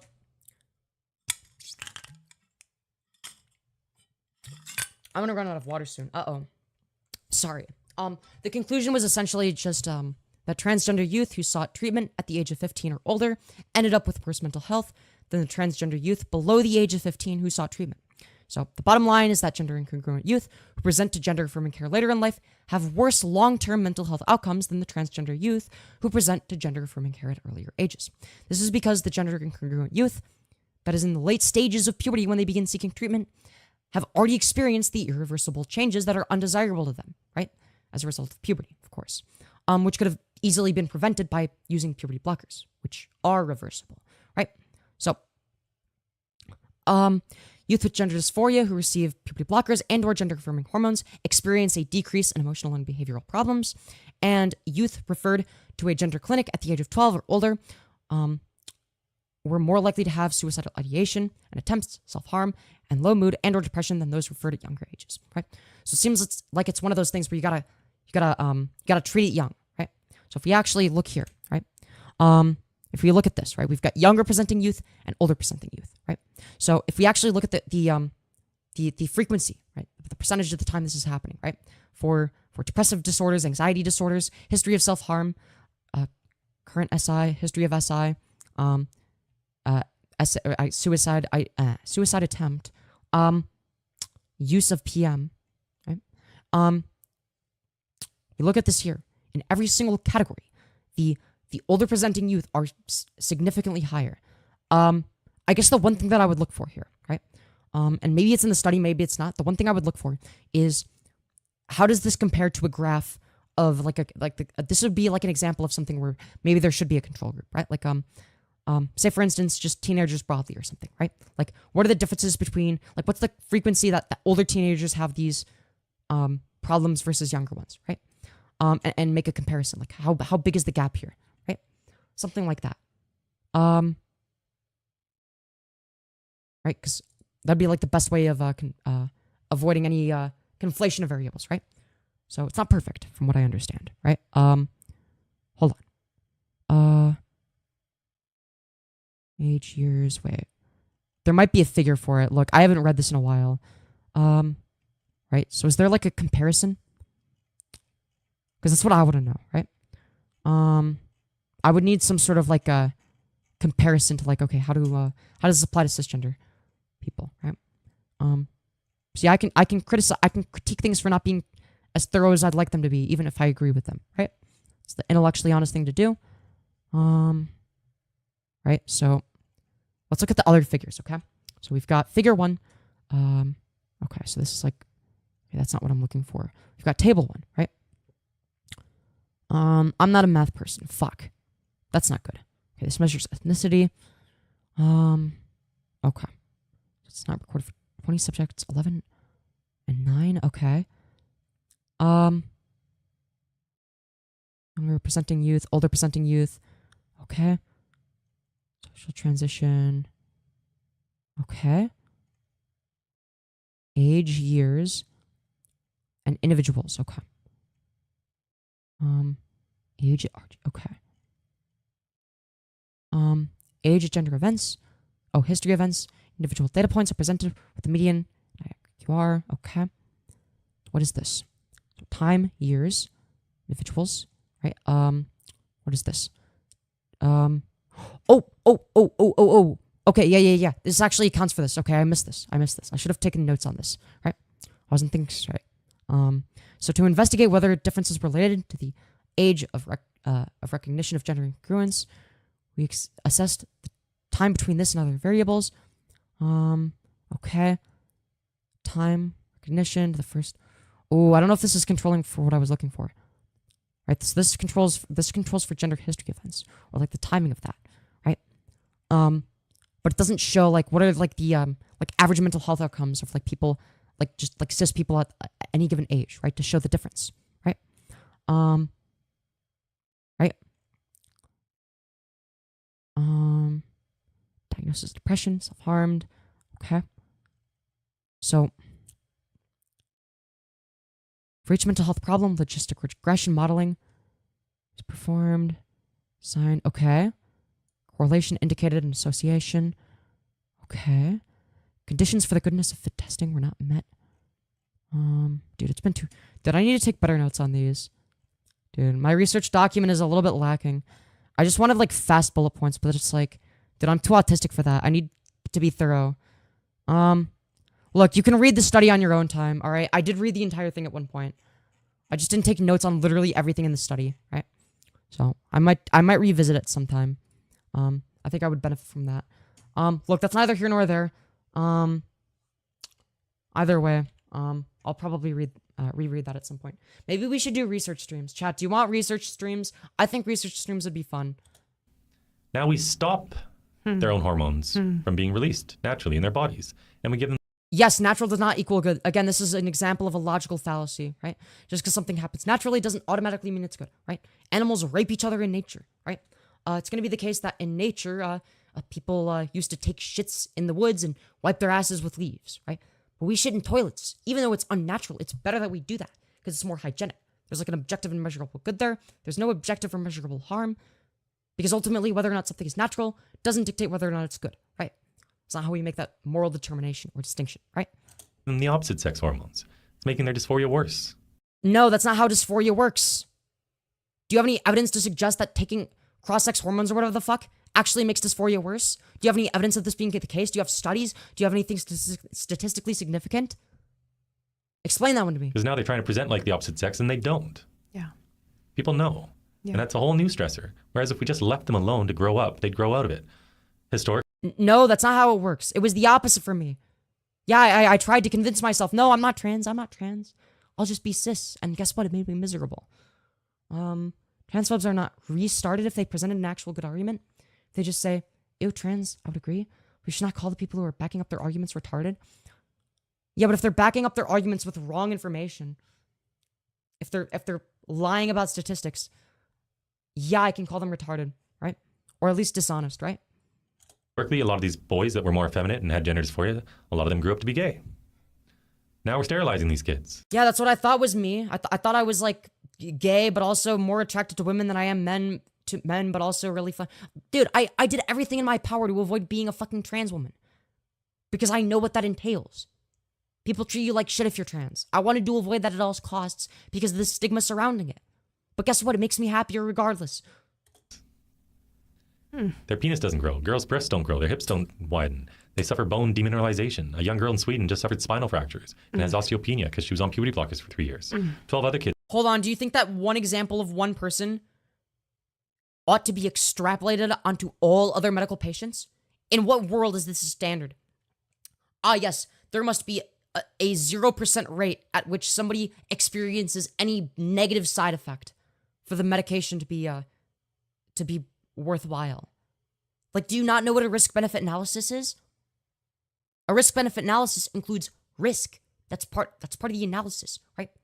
So yeah, sometimes the risk is going to happen. But the benefits generally outweigh the risks. That's how we make that determination, right? We don't just say, well, there's like a really tiny risk of this one bad thing happening and, it happens to like 1 out of every 2 billion people, so we better avoid this at all costs. No, that's insane. That's not how we do that. Kids at the hospital there suffered catastrophic injuries, and they've stopped this practice there. They stopped it in Finland. England's on there. Yeah, exactly. Many people are hurt by many drugs, so their argument doesn't work unless you want all medication to be illegal. Yeah, could you imagine if I was like if I was advocating for Prozac to be illegal simply because it negatively affected me when I was on that? That was my antidepressant that I was on, and it made me worse. It made me spiral. Could you imagine if I went around being like, well, you see, the logical conclusion to that is it must necessarily be the case that nobody else should be allowed to have that. And we should restrict access completely, especially for minors who can't consent to having their lives ruined like that. It's like, well, that's a very small percentage of the time it gets prescribed, right? Like, I don't extrapolate my negative experience onto other people, right? There are plenty of people who have benefited from Prozac, which far outweighs any suffering I experienced. And I acknowledge that, right?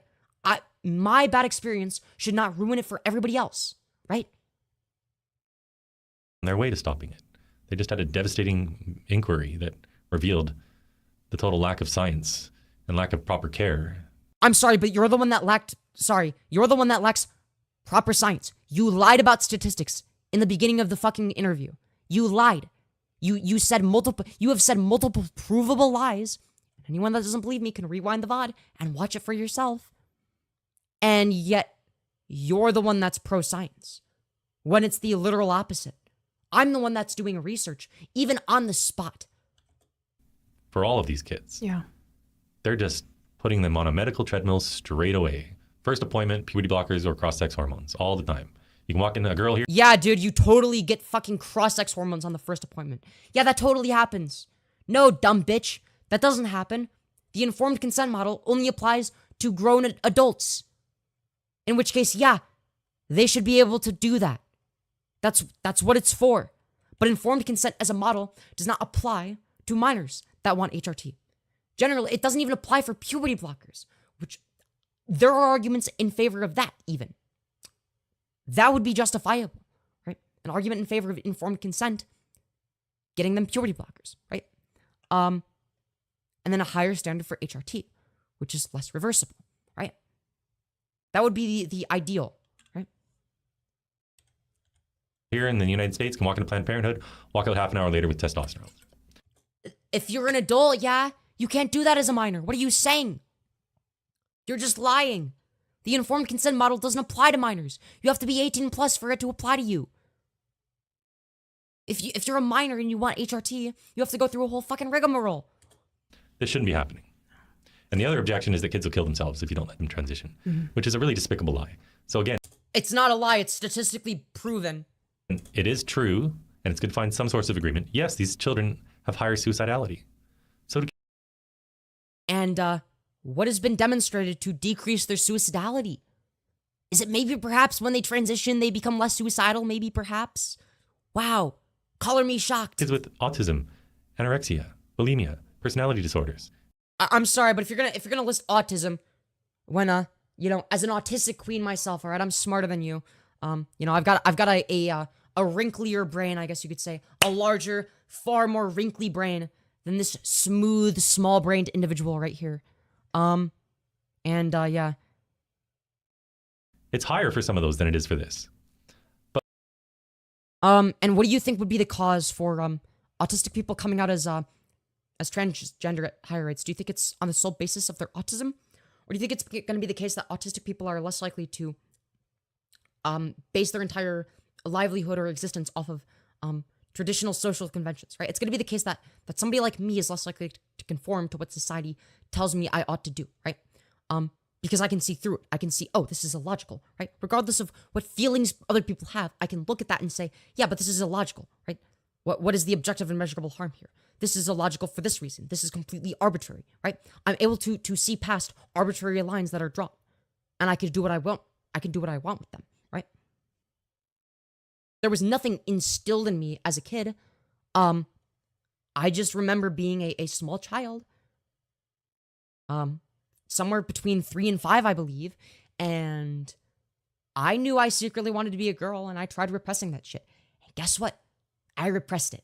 Woo, yay me. Except I was fucking miserable. And I got to a point where it was like, I can't keep doing this or I'm literally going to commit suicide. So, what's the solution there? Just continue going through male puberty, which has been proven to make me more miserable? All of these talking points, by the way, are things I tried and thought about. Maybe the reason I feel weird is because, I'm just going through puberty. I thought about all of this stuff. But all of those things were wrong. I thought, when I'm an adult, I'm going to feel better about myself because of how masculine I am. Even though intuitively that doesn't even sound very appealing and I don't really want that. But if I have to be that, I'm sure that, because that's like the way I'm born, I guess. Maybe, potentially, right? I did all sorts of mental gymnastics that these people do when they make anti-trans arguments to convince myself that I'm not trans. Guess what? It didn't fucking work anyways, right?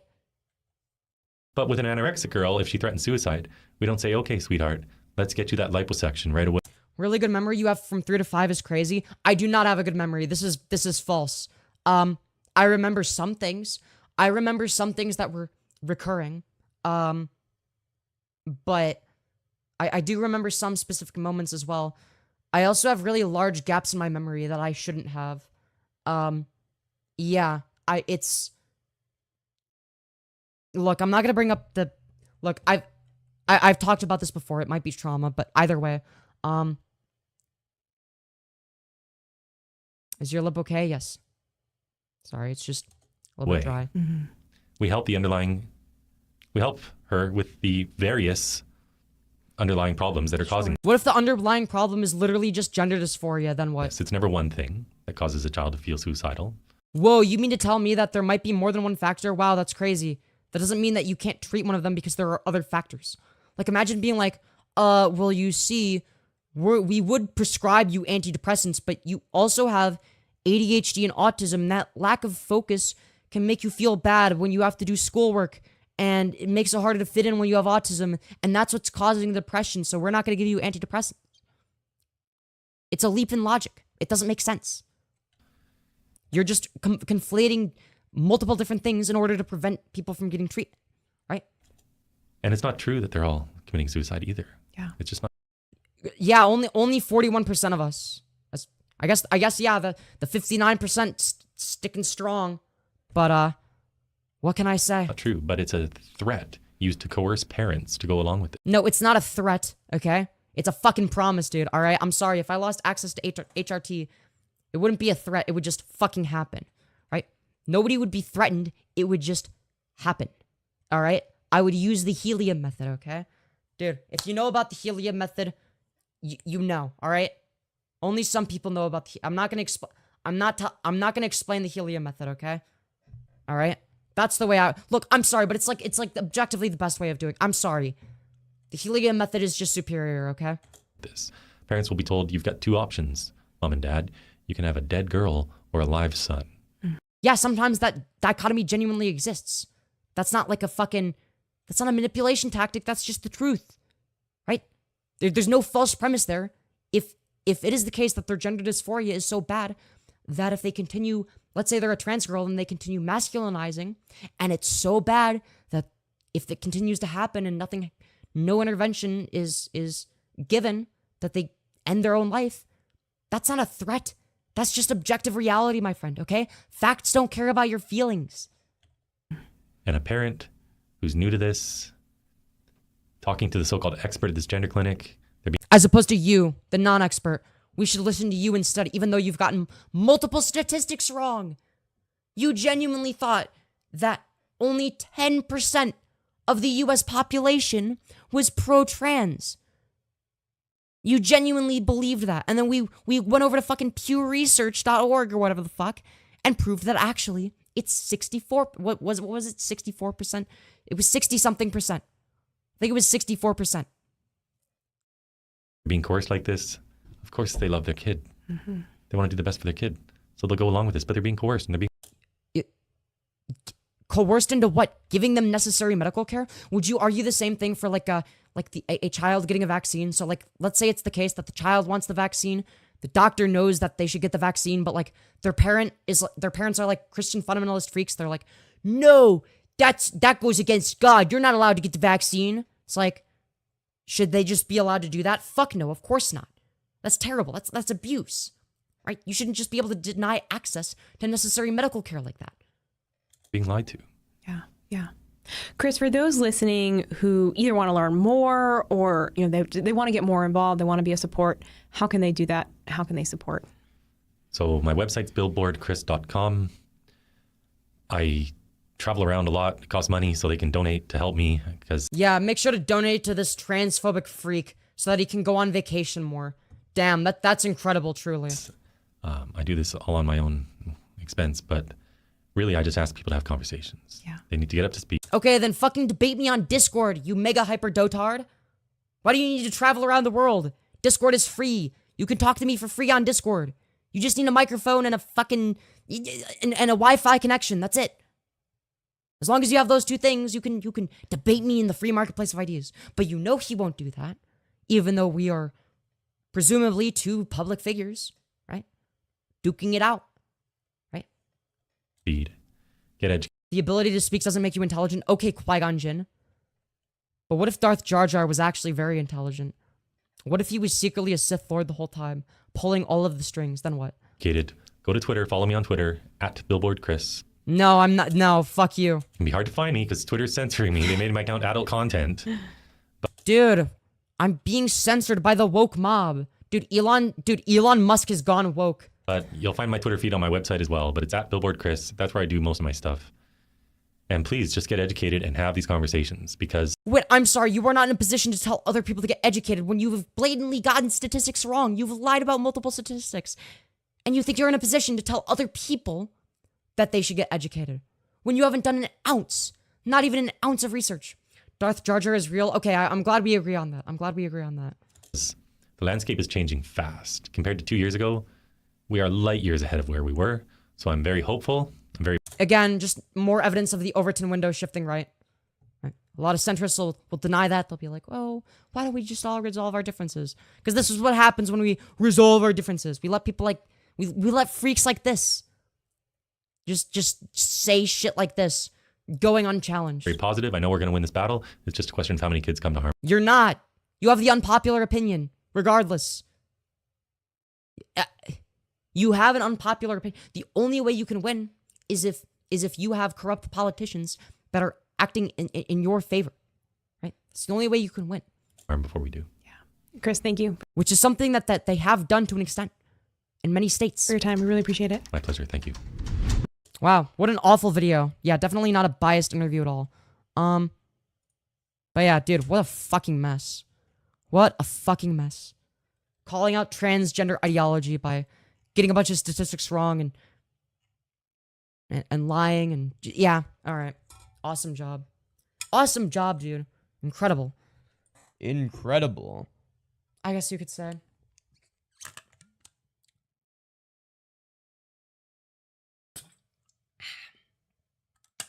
Oh, well, I guess. All right, we're gonna play some old content of mine.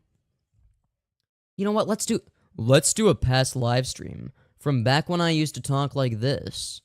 Cause I gotta refill my water. Boo boo boo. One sec. We'll do like an oldie but a goodie. All right. Which one do we do? I have no idea. All right, let's sort by oldest. What's something that I don't even remember making? Let's see here. No, those are all debates. I don't want to... I feel like that's like a separate thing. No, that's old drama. I don't care about iDubbbz. What's something I would still, like... I don't know.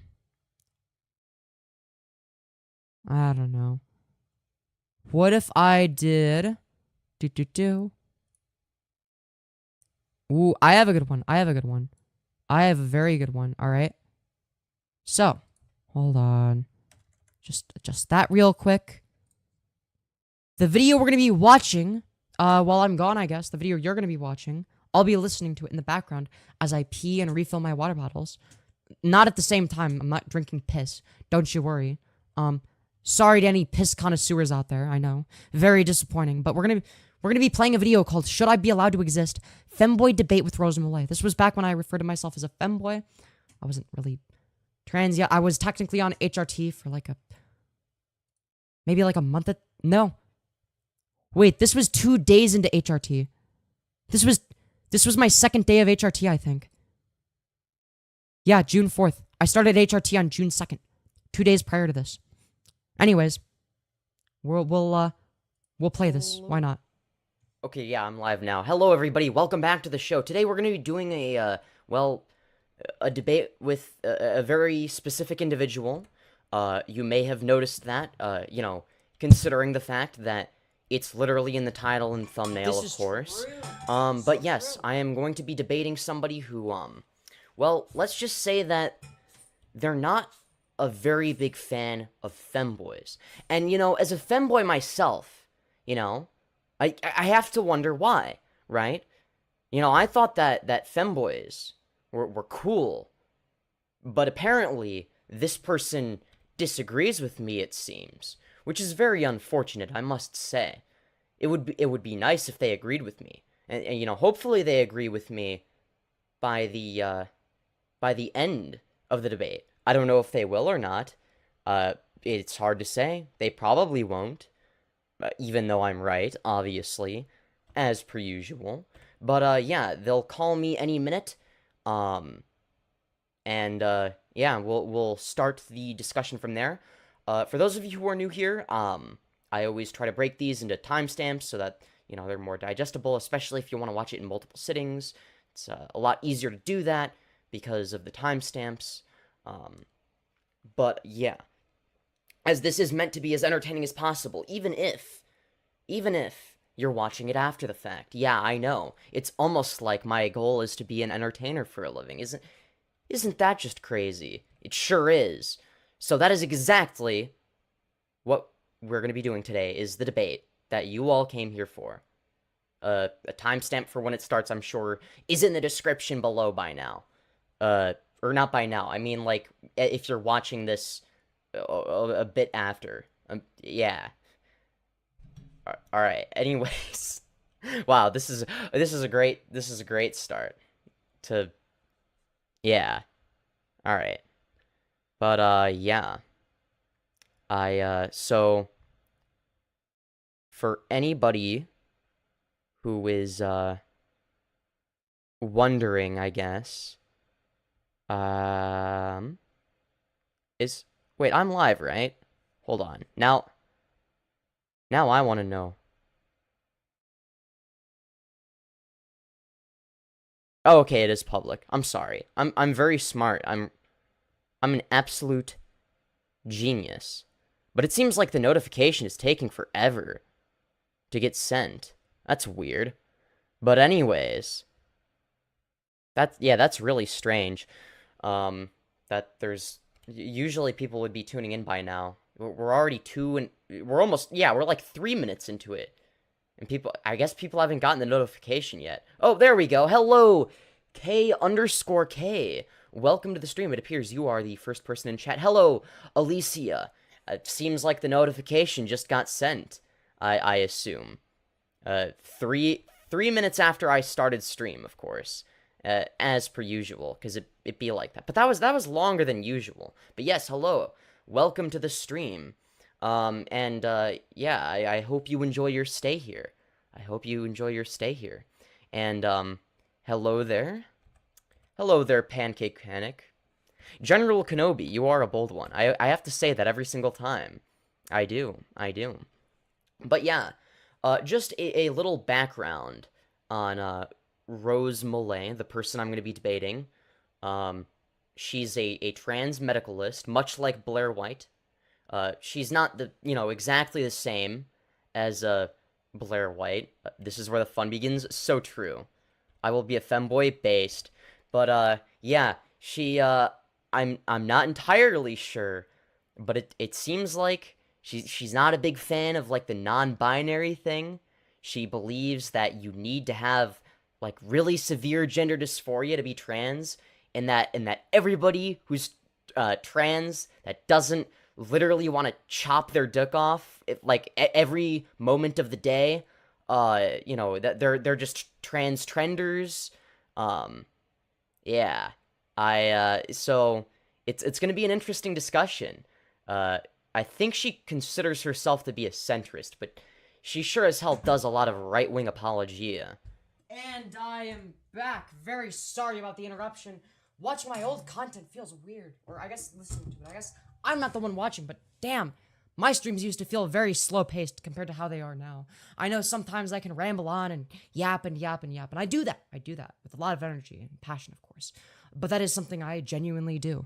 With that being said, I feel like I yap with a purpose now. I don't know.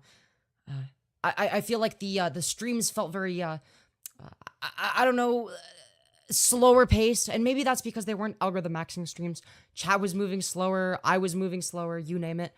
But yeah, for anyone wondering what the deepest my voice ever was, it was this. This was the deepest my voice ever was, I believe.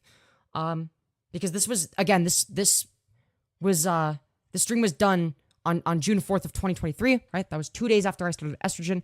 Hadn't done any voice training yet, so that was the most that the testosterone that my body naturally produced had done to my voice, and I hadn't done any voice training. So, if anyone was wondering how deep my deep voice actually was, this isn't nearly as deep as it was in there. It's similar, but it's not the same. If you can believe that. You know, it's interesting how she won't offer that same level of respect for left-wingers, it seems. Though, you know, it's hard to say. I mean, I will say, from what I have seen, in terms of how she actually debates, I think she's fairly respectful. Yes, but she's also really infuriating to talk to because she's incredibly weaselly. And doesn't really talk over people. No, she just talks at people. But she's also pretty weaselly. So I guess we're just gonna have to see how it goes. Yeah, again, LyreozMC is not the type to talk over somebody. She's the type to talk at them and wonder why. Oh, wow, I wonder why I got interrupted when I was doing my fucking 20-minute long fucking monologue. I believe later in the debate, when she was yapping on about whatever the fuck, she's like, okay, don't interrupt me this time. I literally had to start a fucking stopwatch, right? To see how long it would go. And, yeah, so my stream could see it. It was pretty funny. But yeah, I'm gonna have to, you know. But yeah, she will be, okay, I'm ready. Is it okay if I'm not on cam? Yeah, that's fine. Bro, what's the dead air? All right. Dude, fill the dead air so I don't have to do it for you. Past me, cunt. Dude. All right, I'll call. You could have done this faster, my guy. What the fuck, man? Oh. Well, I guess I accidentally talk at people sometimes. I don't mean to. I mean, yeah, same. It's like an autism thing, right? But I'm also cognizant of that fact, right? Like I don't go out of my way to do whatever the fuck, right?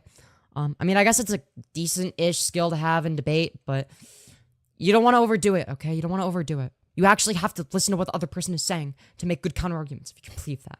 Obviously, LyreozMC doesn't know that. Call by myself until she joins, but I feel like my hair is also a lot nicer now. Yeah.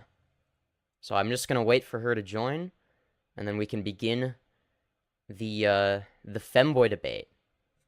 I'm so excited. You sure look excited. Fun fact, by the way, this was before I had like an actual webcam, so this was recorded using my phone. This phone specifically. I used an app called IVCam, right? And built into the app was like a filter, right? That makes your skin look smoother, right? So me now compared to me with smoother than actual skin me, if that makes, I don't know how to fucking, you get the point, all right? You know, it's one of those. Your voice is so much different. Hell yeah, it is. Things where it's like, you know, I wonder if, I wonder, you know, if she'll have that same energy when talking. Hold on, did you not just hear the Discord noise thing? She clearly joined the call, you fucking mega hyper dotard. Are you deaf? Talking to an actual femboy. Can I give you something? It depends on what it is, but the answer is Bro, look at how slowly my chat was moving at the time. Boy. Can I? Dude, we had been streaming for 6 minutes at that point. We had 3 concurrents, all right? Back then we were streaming in front of 3 of our closest friends and family. After 6 minutes, and we had 1, 2, 3, 4, 5, 6, 7, 8 chat messages total from a total of 3 people. Damn, that was crazy. What a time that was. That was fun. Can I give you something? It depends on what it is, but the answer is probably yes, absolutely. Yes, you can give me something. I think. I don't think so know. Too. I mean, if you're physically capable, then the answer is yes. I don't know. It's a rose and a cute gift. Well, I don't have. Hi. Oh, Jesus Christ, you scared me so bad. Oh my god. How did you not notice the Discord noise? Are you I'm not gonna lie, I feel like I would do the same thing today. I'm gonna be completely honest. No, don't worry about it. Don't worry about it. Oh my god. I just wasn't, like, because I didn't hear the, like, the sound of, like, you joining or whatever. No. How? How did you not hear that? I heard it. Listening back. I understand. You were in the middle of talking and I didn't know. Yeah, no. Yeah, we don't go that slow anymore. I'm literally just like reacting to random content, and I'm barely interacting with chat. I'm trying to interact with you guys like a reasonable amount where I'm not like repeating, oh yeah, dude, are you trans? Are you a furry? The same fucking 5 questions over and over again. You made so much progress, Femyoz. Thank you, Exostar. I really appreciate that. Vocal training is amazing. Good job. Thank you, Kristen. I also appreciate that. But yeah, this was like day 2 of HRT. I was so excited about taking it too. I'm still excited. But yeah, we don't go that slow anymore. We're a little bit fast around here, alright? I'm fast as fuck. Anyways. No, don't worry about it. Don't worry about it. Anyways. Oh my god. Are you trans? No, my voice just magically got higher over time, and I magically just grew titties out of nowhere. Despite being definitely a cis man. Anyways, where were we? Are you streaming Twitch too? Or do you Yes, only have YouTube? I am streaming right now. So, what's your Twitch so I can find you? I see your YouTube. I'm just curious. I only stream on YouTube. I hate Based. Okay, cool. Yeah. No, I feel. Yeah, Twitch is a dying platform. Why would anybody ever stream there? The only person who's switched from YouTube to Twitch is fucking Tipster. And he gets the numbers that I was getting back when I did this fucking debate, alright? He's streaming in front of, dude, I could be wrong on this.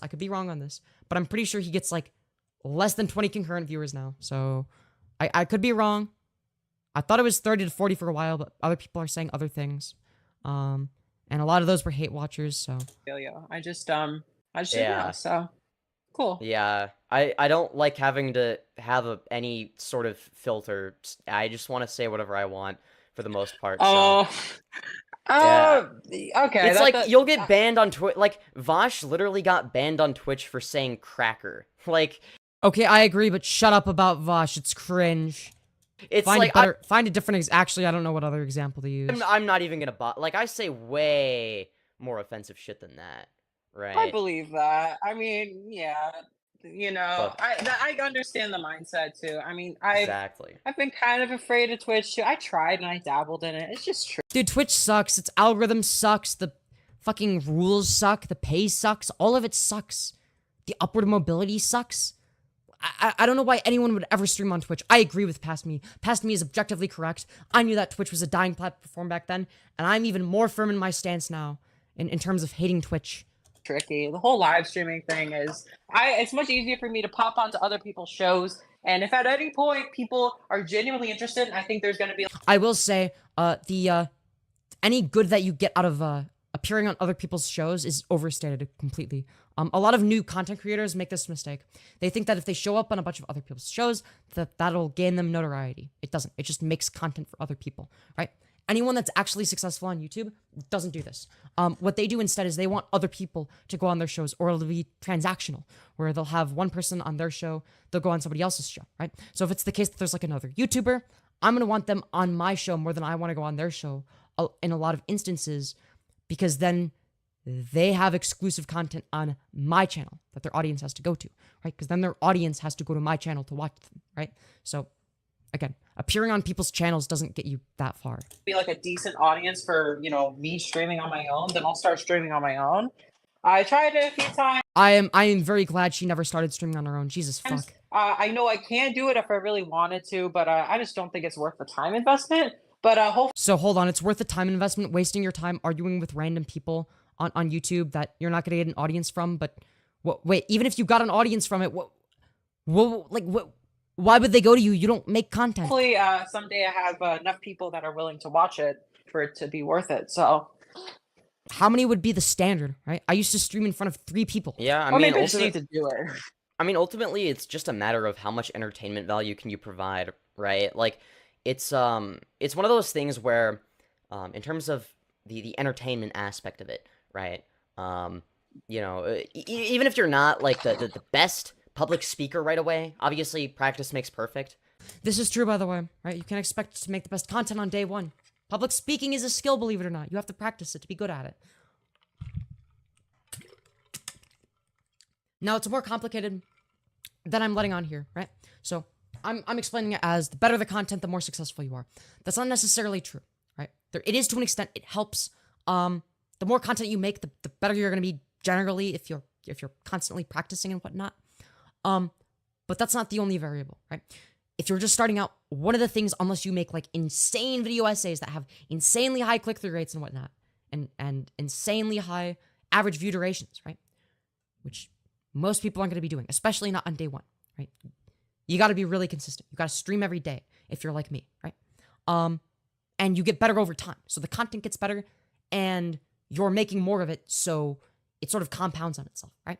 So that's why I'm fairly decent at what I do, because I do it all the time, right?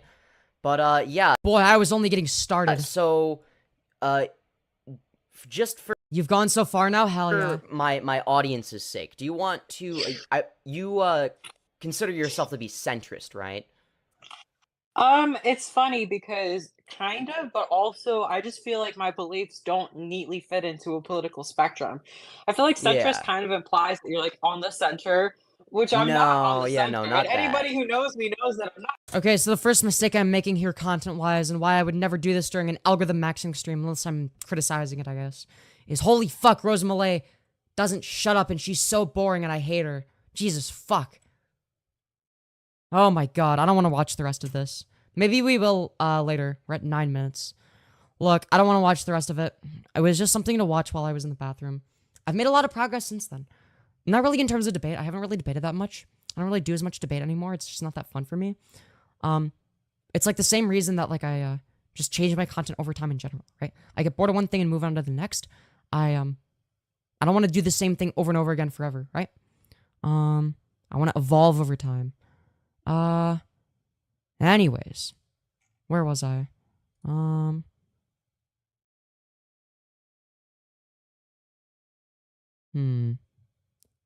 Okay, what if we watched... Well, let me remove that. Okay.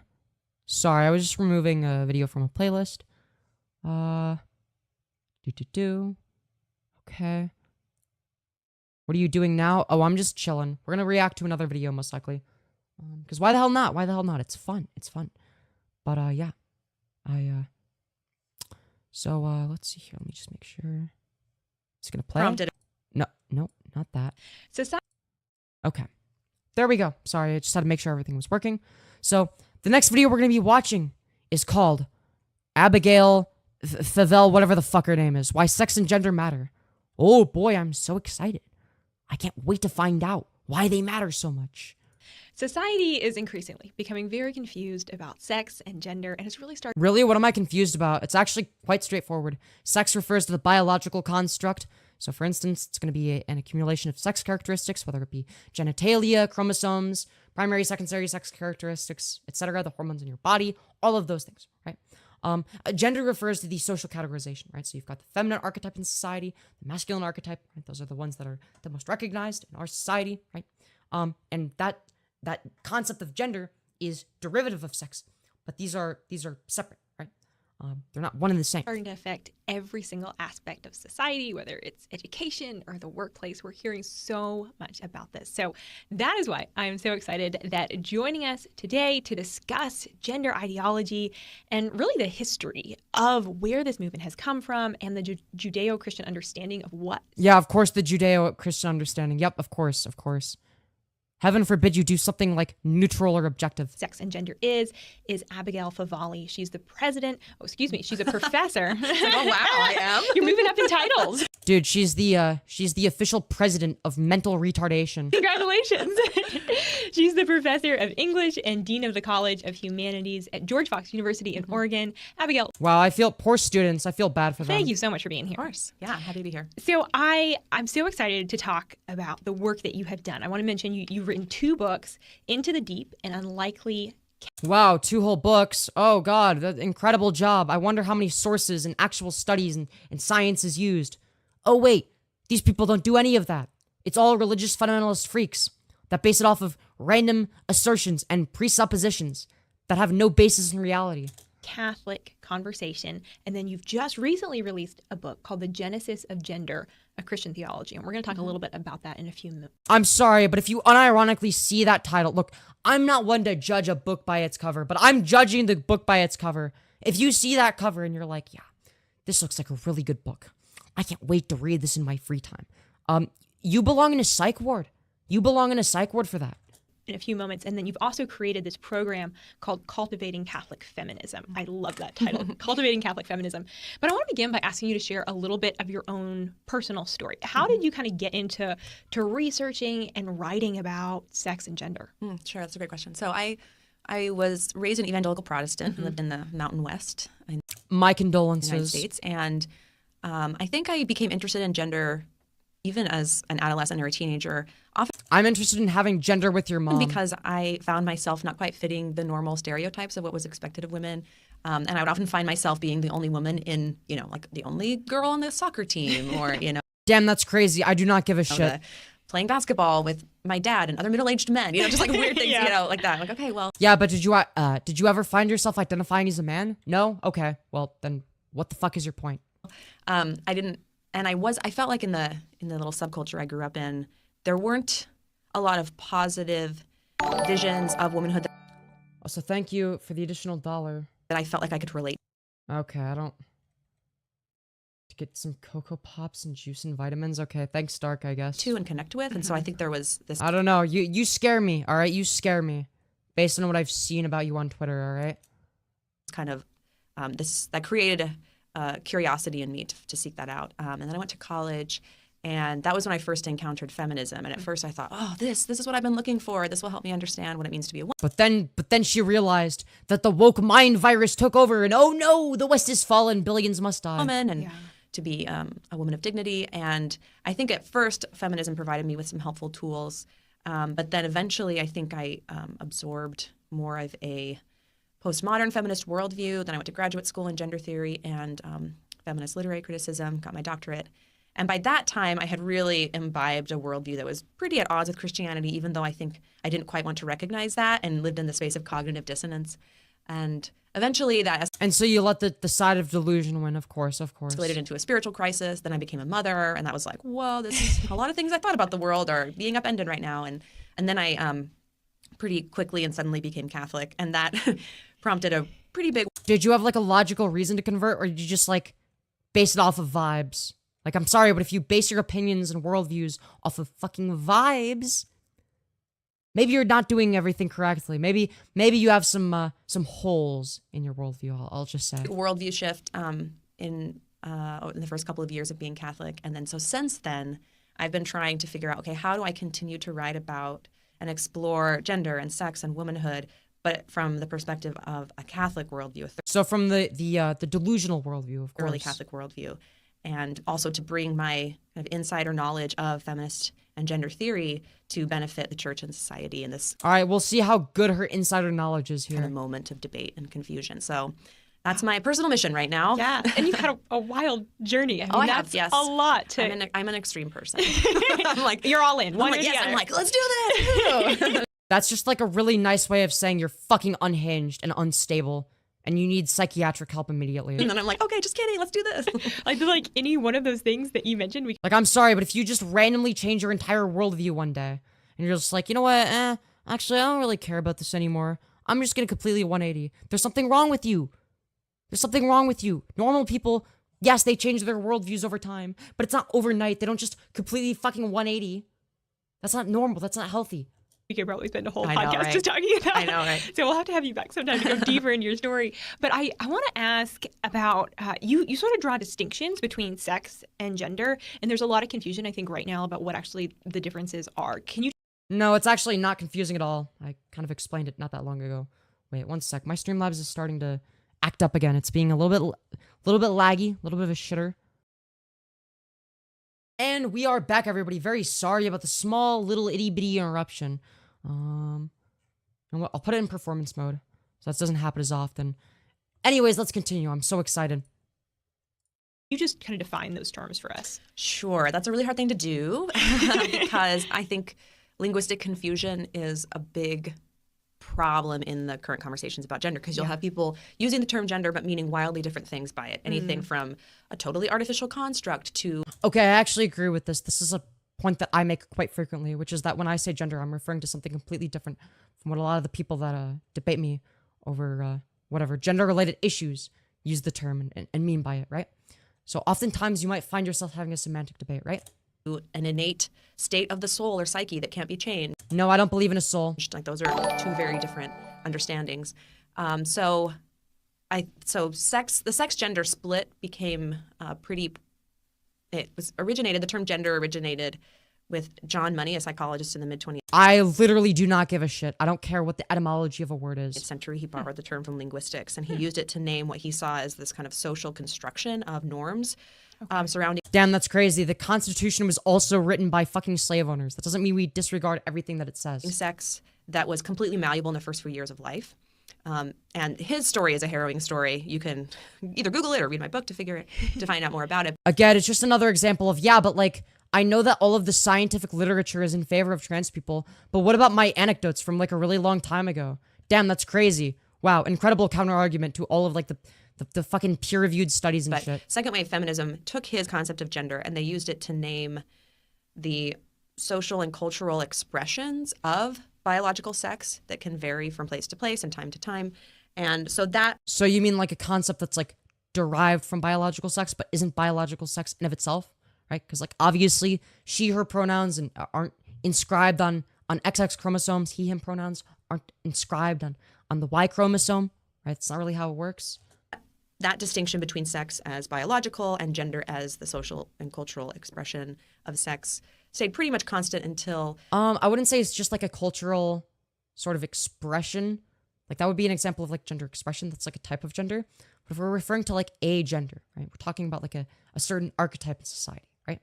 Not just like an expression of one. The late 80s and 90s when Judith Butler, who was the foundress of queer theory and gender theory, she began to say, well, no, actually sex itself is also a social construct, not just gender. Maybe the way we categorize it to an extent, but it's not nearly as malleable, right? The only way that it's really shifted is we've defined it more accurately, right? So it's going to be the case that, like, for instance, we used to think that sex is binary, or we used to define it that way, but it's inaccurate, right? Sex is a bimodal distribution. Binary denotes only two possible outcomes. Well, what about intersex people? They are a third outcome, right? So that entirely destroys, even if there was only one intersex person on the planet, it would still destroy the notion of a binary. Again, if a computer operates in ones and zeros, it operates in binary, right? But if occasionally there's a 0.5 or a 0.6 or a 0.2, whatever it may be, you're no longer working with a binary, obviously. There's common sense, right? Normally I don't appeal to common sense, but I feel like this should be fairly straightforward and intuitive for most people, right? And that opened the door, kind of uprooting both of those words, opened the door for using those terms in ways that are kind of detached from material reality. And so that's... Hold on. Do all words necessarily have to define material reality? Like, for instance, what is the material reality of being a Christian? What is the material reality of being a sports fan, right? These aren't material realities. These are just these are the ways in which we socially categorize ourselves and each other, right? That has nothing to do with material reality. Now, there are some instances where you might reference material reality, but it's not necessarily obligatory that, say, for instance, pronouns ought to reference that, right? Kind of where we've come to where we are, where increasingly you'll hear people talk about sex as a construct, or the sex binary is not real, but then one's gender identity, one's sense of one's sex. Hold on, when people say the sex binary isn't real, they're not saying sex isn't real. They're talking about the binary specifically. Again, it's a bimodal distribution, right? That's not denying the existence of there being different sexes. It's just further elaborating that, no, there's not just two, right? Two would denote that there's only two possible outputs, which we know that that's not the case. As that being something that's real, something that's immutable, and something that has to be expressed. Even sex is not necessarily immutable, right? We can change sex to an extent, right? Now, it's not fully mutable, right? It's not going to be the case that, like, I'll fully be a biological female one day, right? That's not going to happen, right? No matter how hard I try, right? But you can get closer, right? Anytime somebody transitions, they are, in a weird way, by medically transitioning, if that's what they do, self-inducing an intersex condition. That's what that is. You have sex characteristics of both, right? I have titties and a dick, right? I have multiple different sex characteristics, some female, some male, right? And sometimes imposed on the body rather than read from the body. So when you use that title in your book, Genesis of Gender, you're kind of tracing it back to this postmodern feminist roots where this ideology essentially. I'm not too interested in the etymology. I'm more interested in what serves the most utility currently. Just brought it up, correct? Yeah, so the genesis of gender, it kind of works in two ways. One is the way you just described. I described the development of the concept of gender over the past 100 years. And then the second usage is then comparing that concept of gender to the concept of gender offered in Genesis or in the Christian understanding. So then that's why it's kind of a double meaning, the genesis of gender and then also the genesis of gender. Oh, that's cool. Well, we should determine what serves the most utility, right? There's going to be more than two possible definitions or ideas or definitions that we could use, right? So it's not like a definitions are not binary either, believe it or not. I don't know why these people only think of binaries, but there's more than two definitions. Yes, the two genders and the two definitions of gender. Of course. The Christian definition and like the John Money one. There's definitely no in between. There's no like other like definitions that are possible. No. Only two possible definitions. One for each gender, of course. Cool. So it's mirroring each other. That's neat.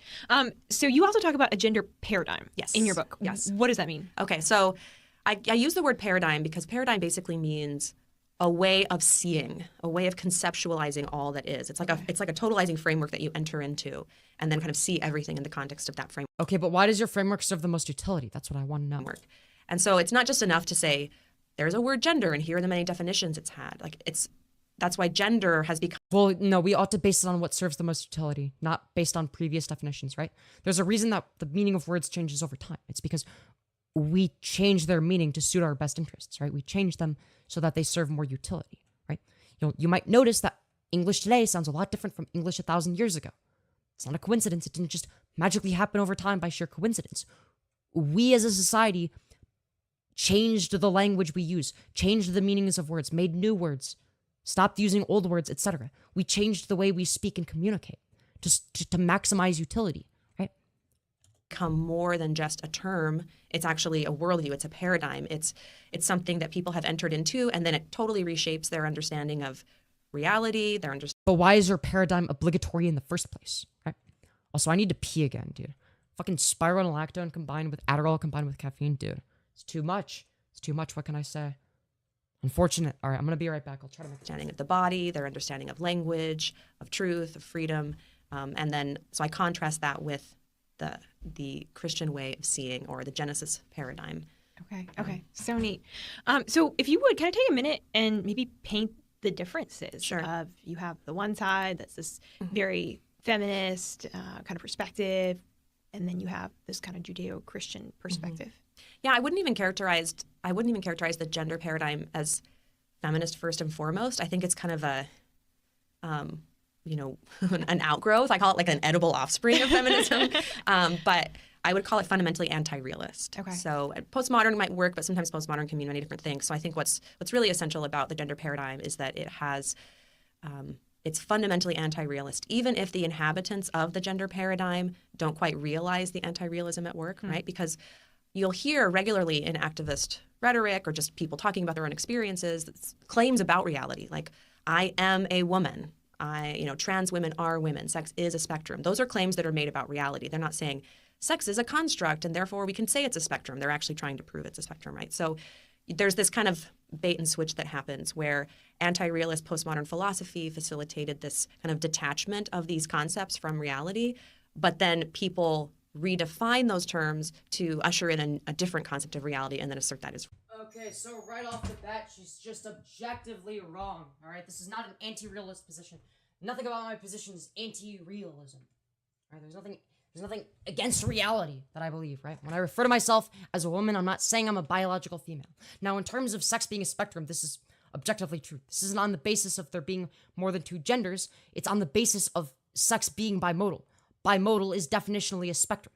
So it's not a false claim about physical reality when people say it's bimodal. They're not making a claim about gender either, right? If it is the case that you understand the distinction between sex and gender, And you also understand that sex is a bimodal distribution, which it objectively is. That's the scientific consensus. Then it's also going to be the case that you're going to understand that that a binary denotes two possible outputs, only two, not one, not 1.5, not 3, not 5, 2, right? And sex does not conform to that, right? It's real. Anyway, so there's kind of so whenever keep in mind, whenever I refer to biological sex, I am making a claim about physical reality. Whenever I'm making an assertion about gender, or a claim about it, I'm not talking about physical reality, right?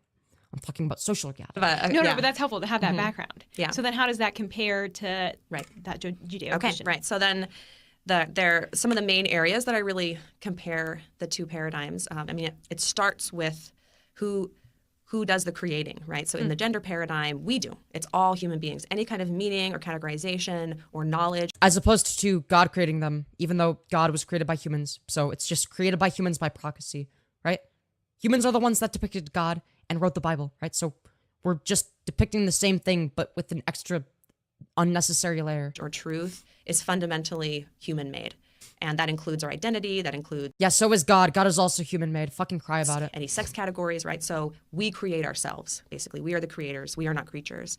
Well, yeah, well, in some terms that we use, such as ones referring to biological sex, are going to be reflective of some sort of reality, like some physical reality, right? The physical reality of biological sex or whatever, right? There are going to be instances where that serves the most utility, right? That's why we make a distinction. There are going to be some instances where it serves more utility to refer to some sort of biological construct, and other instances where it serves more utility to refer to the gender side of things, so more of like a social construct, right? It really depends on the context. Whereas the Genesis paradigm is very clear that actually we receive who we are from a creator, and that there's a kind of... Yeah, but how do you know that that creator it even exists in the first place? Do they exist because you say so? Intention and design. And we're part of a created order, and we are creatures. So that's a pretty... Yeah, but how do you know?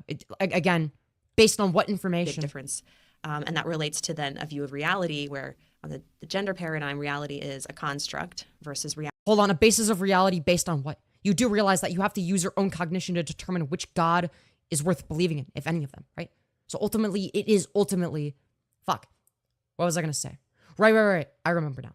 It's ultimately your cognition, your own cognition is the ultimate deciding factor in that, right? So if it's the case that people's cognition is what leads them to believe in any God or religion or whatever it may be, it's going to be the case that that's their cognition still leading them to those conclusions, right? So ultimately, it's going to be on the basis of their cognition, not some greater power. Reality is something that is given, and given to us, reality is this gift that we receive, right? So I think one of the big... And how would you know that? Do you just assert it to be true because it's true, or what? Contrasts, I think, between these two paradigms is a dynamic of control versus a dynamic of receptivity. No, this is wrong. It's actually the complete opposite.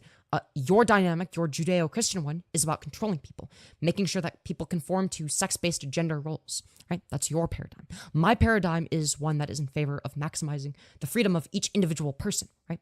You don't have to conform to a sex-based gender role because there's no reason why you necessarily ought to in the first place. If it doesn't serve you utility, then why would you do that in the first place? And I also talk about how they have fundamentally different understandings of sexual difference. Sexual difference as being a fiction, essentially, versus part of God's self-revelation to us, part of... Wait, no one is saying that sexual differences are a fiction, right?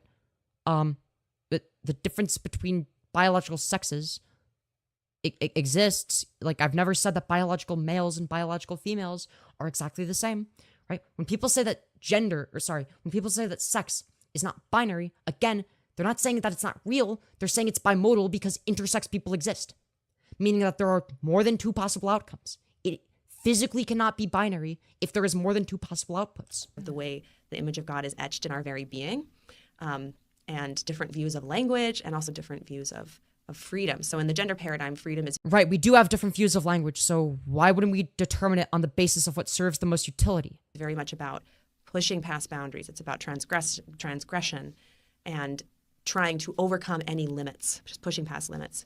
A complete open-ended self-definition whose only limit is death. That's freedom. Whereas in the Genesis paradigm, freedom is depicted... So, wait, hold on. So basically less restrictions. Yeah, that's a good thing. ...as a sense of belonging. So a sense of you're forced to do this in order to belong. Yeah, wow, such freedom. In the created order, and ultimately our belonging in God. So basically, you're only free as long as you do whatever the fuck I say. Okay, great. And so that you really see that clearly in the how the man and the woman are kicked out of the garden. They're exiled, and it's this anguished moment in the text. Is there any evidence to suggest that the entire human species is fucking inbred from Adam and Eve? Because that would have to necessarily be the case, right? For this to be real. Right, but if you were to kind of approach it from the gender paradigm perspective, that would be a moment of triumph. You're out of the garden, you're away from God and his rules, and now you can kind of... You're right, there's no reason for me to follow arbitrarily defined rules. Again, you still have to use your human cognition to determine whether or not the rules are worth following, right? Create freely in the world and figure out who you are. You essentially... Hold on, how do you decide whether or not the rules are correct?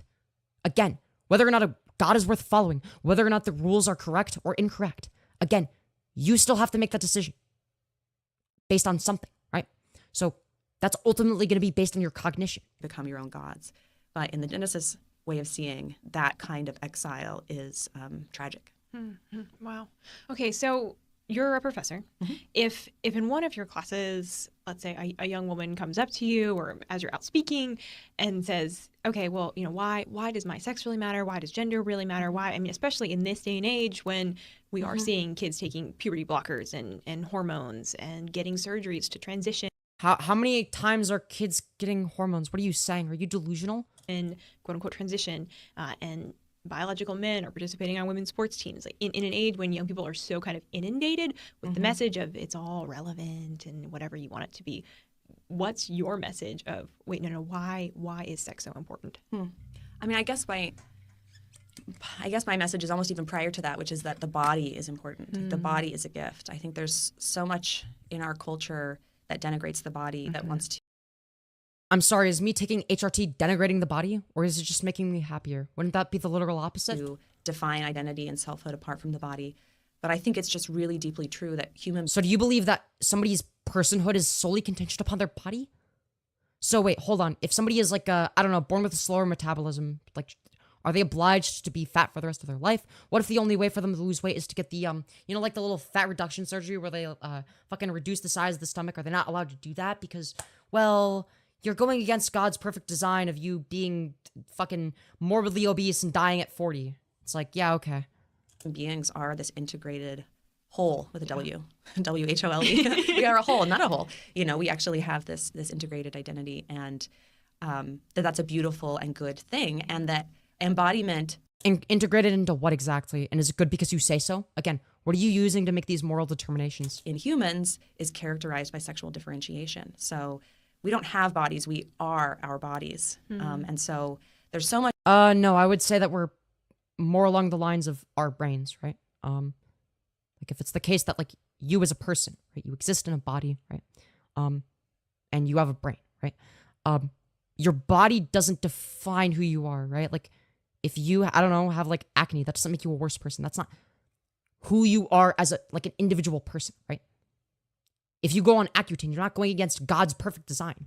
Maybe you just don't want scarring for the rest of your life, which is perfectly reasonable, by the way. Much in our culture, I think, especially with women, that sets them at war with their own bodies. It says, okay, well, you need to make sure that you alter yourself chemically so that your reproductive system doesn't work correctly in order that you... Who the fuck is saying this? ...can be temporarily sterile and compete in the workplace, blah, blah, blah. So from a young age, I think... Oh, so you're anti-birth control. You think that women should be forced to remain as birthing machines. Incredible. I think women are kind of adopted into this subtle denigration of especially the female body in our... You're the one that's trying to denigrate the female body by making all women into fucking baby-making factories. What are you saying? Are you delusional or something? Oh, yeah, dude, fuck birth control, the thing that allows women to actually exist as autonomous human beings. They are meant to be the property of the men, and they're denigrating their bodies by not doing so. Our culture, and that ultimately harms women. Yeah. Yeah, dude, it harms women to allow them to have basic human freedom, of course. Well, and you have taken so much of this information, and like I mentioned, you've put it in this video course called Cultivating Catholic Feminism. I'm just obsessed with that title. It's so great. And she's literally the antithesis of a feminist. She is not even a TERF. She's literally anti-birth control. She can't even call herself a feminist and pretend. The course was really created in part in response to Pope John Paul II's call for women to really bring about this new feminism. What does that mean? New feminism. Right. By feminism, it means everything that feminism isn't. So when John Paul II writes that, I think the full quote is something like, we need a new feminism that doesn't simply replicate male modes of domination, right? So in that, he's also kind of jabbing. So by female modes of domination, you mean being subservient to the husband and not having access to birth control, not being able to vote, of course. Against the old feminism, one might say, which really just is also obsessed with control and power and domination and autonomy, right? So you're right, women shouldn't be controlled. I think he's calling there for a movement that defends the dignity of women, but that is rooted in a Catholic understanding of dignity. So hold on, the dignity of women is being defended when you advocate against their right to have birth control as autonomous adult human beings? What the fuck are you saying? The human person, and that will look quite different than the old feminism, you might say. And yeah, the Cultivating Catholic Feminism series, I wrote the content for it, and it was produced and kind of created by this woman named Corinne Stersnick, who founded The Catholic Woman. And she's kind of like you, you know, she's young and still in her 20s and just this amazing entrepreneur. And so her vision, like her kind of mission, is to show the beauty of Catholic understanding of womanhood, but also the freedom that's offered. I don't know. It seems like the opposite of beauty and freedom. I mean, you're advocating against birth control, which gives women more freedom. You're advocating in favor of what exactly? People being forced to live arbitrarily defined roles in society based on a biological sex they were born with and have no control over, because somehow that magically defines who they are as an individual person, even though it's not the case, and actually who somebody is based on who they are on the inside, which can be expressed on the outside, but that doesn't mean that the outside of them, that doesn't mean their physical body is the ultimate arbiter of who they are personally, right? Be the other way around, right? And how we can live out our vocation as women and our genius as women in so many different kinds of ways. Yeah. So there's this beautiful diversity. You mean by being a baby-making factory, like you suggested earlier? When you look around at the various kinds of ways women live out their womanhood. And so that series is an attempt to really articulate what feminism could look like if it was truly an expression of a Catholic. Yeah, dude. Here's what feminism would look like if it didn't have any of the characteristics of being feminism and was like an entirely different concept. Like worldview. As feminism is, one interesting thing about feminism is that it tends to be grafted onto other philosophical systems. It doesn't have a lot. Whoa, dude, that's crazy. It's almost like different systems of philosophy and different modes of analysis can interact with each other. Whoa, crazy. A lot of content to it itself, but it's almost like parasitical on other things. So that's why you have like Marxist feminism or liberal feminism, right? So Whoa, it's almost like you can take different parts of different ideological positions and combine them and take things that make sense and combine them with other things that make sense. Whoa, that's crazy. Can you believe that? Wow, insane. Catholic feminism would be a movement that is concerned with the well-being of women, but one that is completely rooted or built upon the premises of a Catholic understanding of reality. So basically one that forces women to be subservient. Isn't that the opposite of defending women? Okay, interesting. So if I were to sign up and get this sort of course, what should I expect? Okay, so it's totally free, totally self-paced, and there are I filmed like 21 videos, and those are the ones I wrote the scripts for. And so those videos Dude, imagine watching 21 of these. Provide basically a theological framework for what a Catholic feminism would look like. And then there are also quite a few videos on specific questions like, why are there only men in the priesthood? Or why do we call God Father? Or abortion, contraception, like any of the... Chat, would you be interested in going over this at some point on another stream? Just like fucking deconstructing and shitting all over the framework? No, chat, it's not pre-recorded. I don't know why people say that. I see why it's free already. Yeah, literally. It's like, dude, I don't know if you could, well, actually you could pay me to watch it. Why are you looking at religion? Because I don't insulate myself with one individual worldview. I look at all sorts of worldviews and come to conclusions that way, right? So I determine, okay, what aspects of their worldview are logical versus illogical, right? And I make determinations from there. L religion, W science, true. Femyoz, you seem EP. I am EP. I didn't get any sleep last night. I've been awake for too long. And yeah, I am EP. We gotta finish the video though. The kind of things that someone who's confused about feminism and Catholicism and how those could relate might ask. There's also a wonderful set of yeah, I actually do wonder how these mutually exclusive worldviews relate.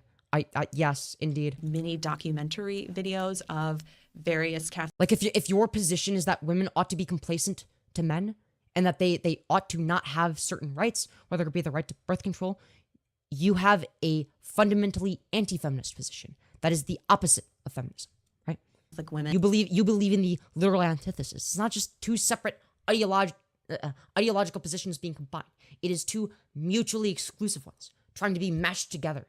It's like what was the one Star Wars character's name from the expanded universe? It was I think it was Darth Gravid, where he tried to combine fucking Jedi and Sith philosophy, even though they're like mutually exclusive, and tried to do both, and he went insane because it's physically impossible because they preach the literal opposite of each other. Yeah. And so some religious sisters, women of various ethnicities and backgrounds, to show again that kind of beautiful diversity of living out Catholic womanhood. So the production quality is amazing. Corinne's husband. I was watching some of the videos. Yeah. I was like, oh my goodness, it's this is really so good. it's How much you want to bet it's just mediocre? really well It's good for a conservative Catholic, maybe. crafted, and it's totally free. And it also has like journal prompts, and there's kind of this interactive thing to it. But you really make what you want of it, right? Yeah. You can just sign up and then watch all the videos at your own pace, or you can actually Chat, I think we might have a new source of content. I'm just saying. do the more kind of interactive work as well. But yeah, it's totally free. I really recommend it. I think it's a great resource, especially for young women who are For content creators like me who need content to make fun of. I agree. Are trying to navigate how to, I don't know, I feel like our culture is so polarizing in so many ways. It's like, oh, okay, so there are some genuine critiques we need to make about feminism, but that doesn't mean we then need to sort of become strident anti-feminists and say that, you know, women shouldn't wear pants and vote and things like Again, you're just taking two mutually exclusive ideological positions and trying to fucking mash them together. Oh, why don't we all just resolve our differences by mashing mutually exclusive ideas together into this clusterfuck of a nonsensical ideology? Yeah, that sounds like a really good idea. It's like that, right? So I think there's like a healthy middle ground between those two things, and this is an attempt to articulate what a Catholic approach would be. And for those who aren't Catholic, I'm not Catholic. Is it okay to still eat It would be like trying to combine fucking Nazi ideology with progressive ideology. They're mutually exclusive. You can't be progressive and a Nazi. They don't work together. They cannot coexist.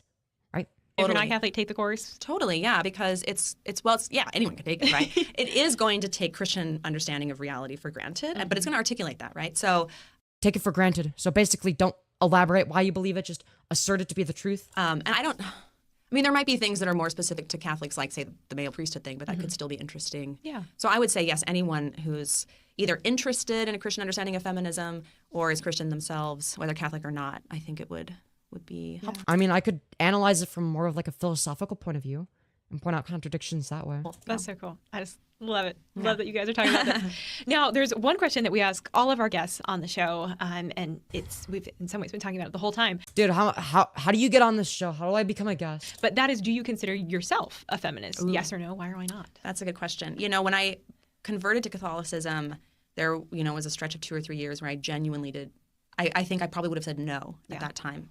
And it was actually But then you redefined the word feminist to mean the literal opposite of what everybody else uses it to mean. Okay.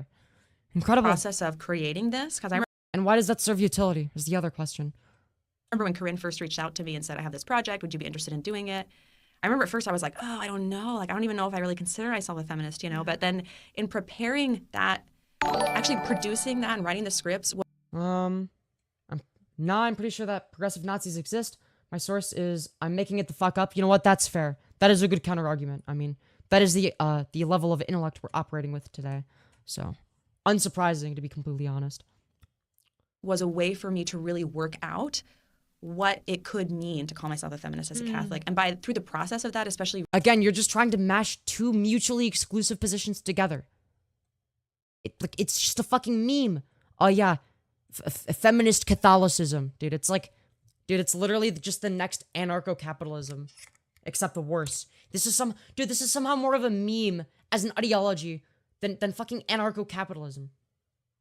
It's more self-contradictory than anarcho-capitalism. Reading Edith Stein and getting more into John Paul II, I began to realize, like, wow, there actually is that is possible, and there's a need for that. So now Yeah, dude, anarcho-capitalism is possible, and there's a need for it. Dude, there was like this big YouTuber that said it was good. I would say yes. I'm a Catholic first, but I am a feminist second. But what I mean by feminism is definitely grounded in my Catholic theology. Yeah. So not feminism. Just say you're not a feminist. It's not that hard. Just say you're a Catholic. Just say you're a traditional Catholic. Don't lie and say, oh yeah, dude, this is actually the new form of feminism that advocates for the literal fucking opposite of actual feminism. Yeah, so cool. Now, how can our listeners... Dude, it's the new form of feminism that advocates for women to have less rights and not have access to abortion or contraceptives and to lose the right to vote. Dude, it's this crazy new form of feminism. It's awesome, dude. You guys should join it. Follow your work, find the course, get the book. Okay, so the course, you can just go catholicfeminism.com or cultivatingcatholicfeminism.com. My book, The Genesis of Gender. Yeah, I'm not reading that shit. Fuck you. Dude, fuck that shit. Bro, I can't. I don't have the energy for this. I don't have the energy for this. I can't do this. All right. We'll figure it out later, okay? We'll do that. We'll do it later. Don't you worry. We'll look at their course in a bit, all right? Don't you worry. Oh, God. Tired, Yos? Yeah, I feel tired. Ugh. Bro.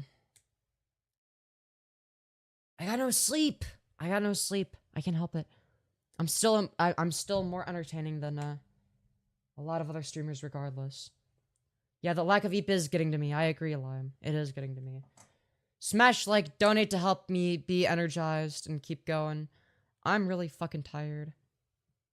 Why do you sound like a guy? Oh, you want me to sound like a guy? Yeah, dude, what's up? What's up, bro? How you doing, bro? What's up? What's poppin'? Anyways, where was I? Femyoz, are TERFs real feminists? No, they are not real feminists. They claim to be. But their mode of analysis is antithetical to actual feminism, right? They will oftentimes claim that they're in favor of gender abolition, but that couldn't be further from the truth, right? The issue with TERF ideology is that they are advocating for gender to be obligatory. They're just advocating for sex-based gender to be obligatory. They are advocating in favor of enforcing societally constructed roles on the sole basis of sex. That's all they're really advocating for. They're not really gender abolitionists, right? Lemyo's deep voice reveal, hell yeah. Anyways, what do you think about? Okay, look. I'm not gonna get into a whole debate about. Oh, this is what, dude. I'm not in the mood.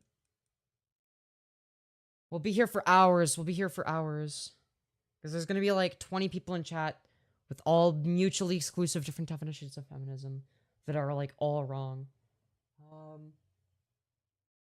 Anyways, I'm not in the mood for that. It'd be like a two-front war. It'd be a two-front war. I have to be fighting like multiple like fucking mutually exclusive positions at once. Hello, Moto. Yamaha. Hope you're doing well. Fit check? Oh yeah, I haven't even done a fit check yet. I'm so tired. How could I have forgotten? Must be the tiredness, chat. It's the tiredness. I can't help it. Alright. Oh man. I am very tired. Anyways. I'm sorry. Fuck. I'm really tired.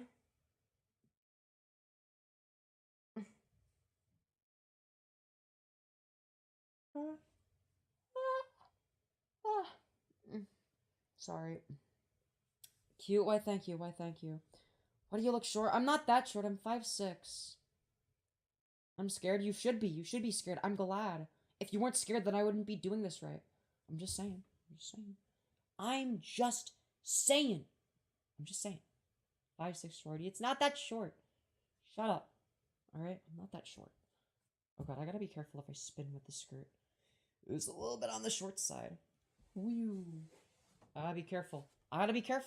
What can I say? Spin, yeah. Oh, fuck. Would you drop a pencil? No, I would never write with a pencil. I'm not a psychopath. Who do you think I am? I'd dress like that minus the stripe. Fair. That's valid. Pretty, why thank you, why thank you. I'm really fucking tired already. I got no sleep. Chat, do you guys like it when I don't sleep? I don't know if I do. Maybe you guys do. Are you trans? You better believe I am. No, I'm actually a cis man that grew titties, actually. I'll have you find. Or maybe I pass as a cis woman. I don't think so. I wish. Maybe one day. Maybe one day. We'll get there one day, alright? Don't you worry. Oh my god. Sorry, I'm like, fuck, I got no sleep. I got no sleep. I really got no sleep, did I? It's okay. It's okay. The dress looks really nice. Why, thank you. Why, thank you. Let me move this so I can, like, curl up in a ball and sit in my chair comfortably. As you do when you're me. As per usual, of course. Let me go get my squishmallow. The manliest thing of all time. Anyway. What are you even doing? Ah. Okay. Fuck. I'm actually so tired. Hey, baby, you're so beautiful. I love you. Hell yeah, let's go. Yeah, the squishmallow. Hell yeah. Did I even put slow mode on today? I genuinely don't know. I should probably. Oh, fuck, I forgot to do that, didn't I? Oops. We'll do like 10 second slow mode or 12 second. Yeah, 12 seconds is good. Who needs it to talk more than every 12 seconds, right? Okay. I'll make it a little bit easier for the mods.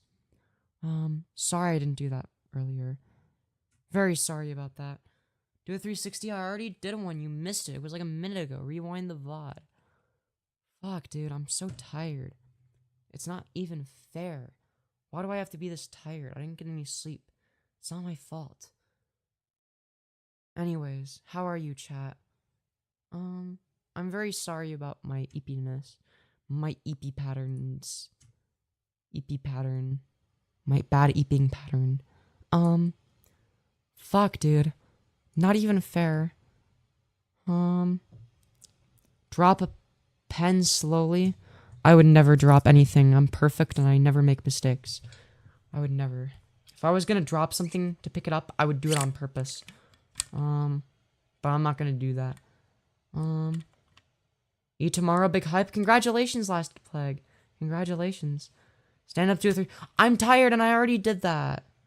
Femyoz, why don't you do the thing you already did? Because I'm tired. I don't feel like it. I don't wanna. It's a lot of work.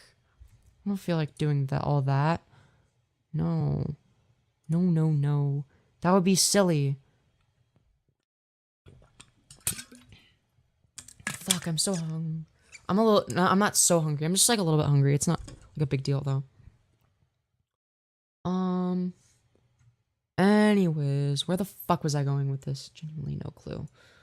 Oh well, I guess. Oh well. I guess I'll never know. Sorry, I had to move that. Move that. Okay. That way I know if I get like a dono or something. Sorry, I was just moving the thingy-majigger, okay? Don't you worry, chat. Anyways. Oh, this is angled wrong. Okay. Angle it like that. Okay. Angle that there. Okay. There we go. Something like that ought to work. Stop the pic. I'm sorry. Alright. Let me put some Aquaphor on my lips. That'll probably help. That'll probably help, alright? Everyone is always like, chapstick. You need chapstick. Chapstick barely works. Aquaphor kind of works, but it's like better, but it doesn't fix the issue. Whatever. It's a temporary solution. Maybe it's the permanent one. I don't know. If I put it on enough. Use Carmex. I don't even know what that is, but maybe. It's okay. Still love you, baby girl. When you gonna wear lipstick soon, hopefully. Oh, I need to buy makeup. I mean, now I'm starting to make enough money to be able to do that, but I don't know. That's the thing though, is I'm like scared that like it's not gonna be enough, you know what I mean? It's like, even if I make a bunch of money one stream, it's like, how sustainable is this, right? Probably not very, right? I don't expect to make like a shit ton of money every stream, right? So it's like, okay, I've made like more than a week's worth of income in one stream, but then it's like, okay, but like, what if I like, just like my channel dies or something, or, it's like I'm still like very, I don't know if I would say paranoid, but I think paranoid might be the right word. I don't know. Just about YouTube in general. I guess I'm paranoid about a lot of things. I could go through all of them if you want. I think I wrote some things down in case I decided to talk about this on stream, because my mind always blanks when I'm like doing content and it's like I'm talking about something like that, right? So like if I go, for instance, I think I wrote it down on my phone. Right? So if I go over here, I'm like, okay, I think it was in the notes app, right? It's the gay, dude, I am pretty gay, right? So it's mainly to do, I touched on the subject of audience capture quite a bit earlier, right? Earlier in the stream. It was one of the first things I talked about today. It was audience capture. Doing things specifically for retaining an audience, even if it goes against what you want to do, your artistic creativity, your values, etc., right? Doing it solely based off of the audience, right? The audience dictates you, rather than you just doing your own thing, right? So, here's some things I wrote down, okay? That sort of scared me a little bit, right? One of them is that I believe there's a good chance that my channel growth is just me being a fry in the pan, okay?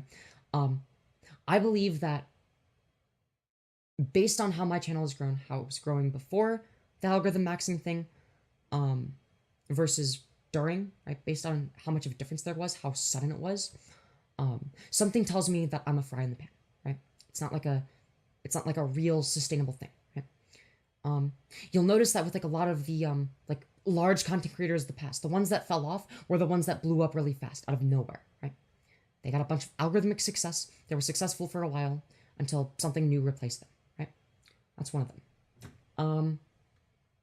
The next one is being numbers obsessed, right? This is a problem for me. I can't stop looking at the concurrent view count. If it looks lower than usual, it's like there's something in my brain where it's like, okay, don't do this as much, or do this more, or I need to be doing this, right? So it could be the case that maybe I'm like more, I don't know, tired or something. I'm getting less concurrence. Okay, well, why is that? What is causing that?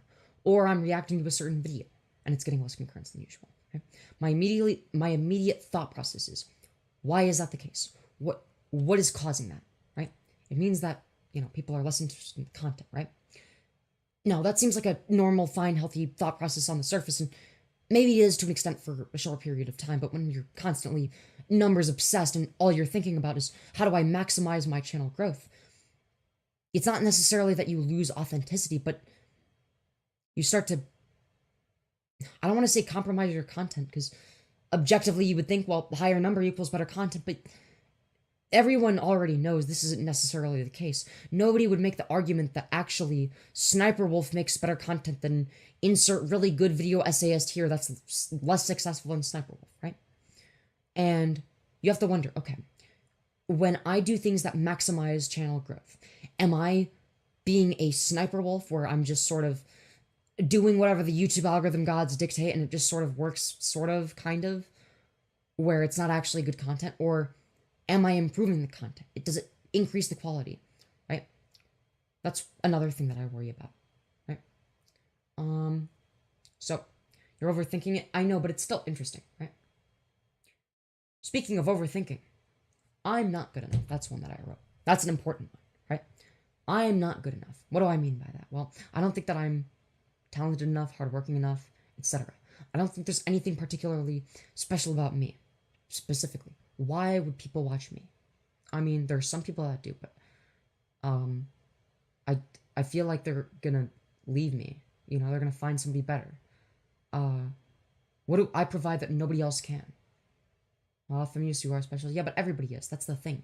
Every content creator, every average content creator that's successful is special compared to the general population of humanity in a weird way, right? They're more charismatic, better at public speaking. They know how to maximize engagement, whatever it may be, right? They have some sort of talent there.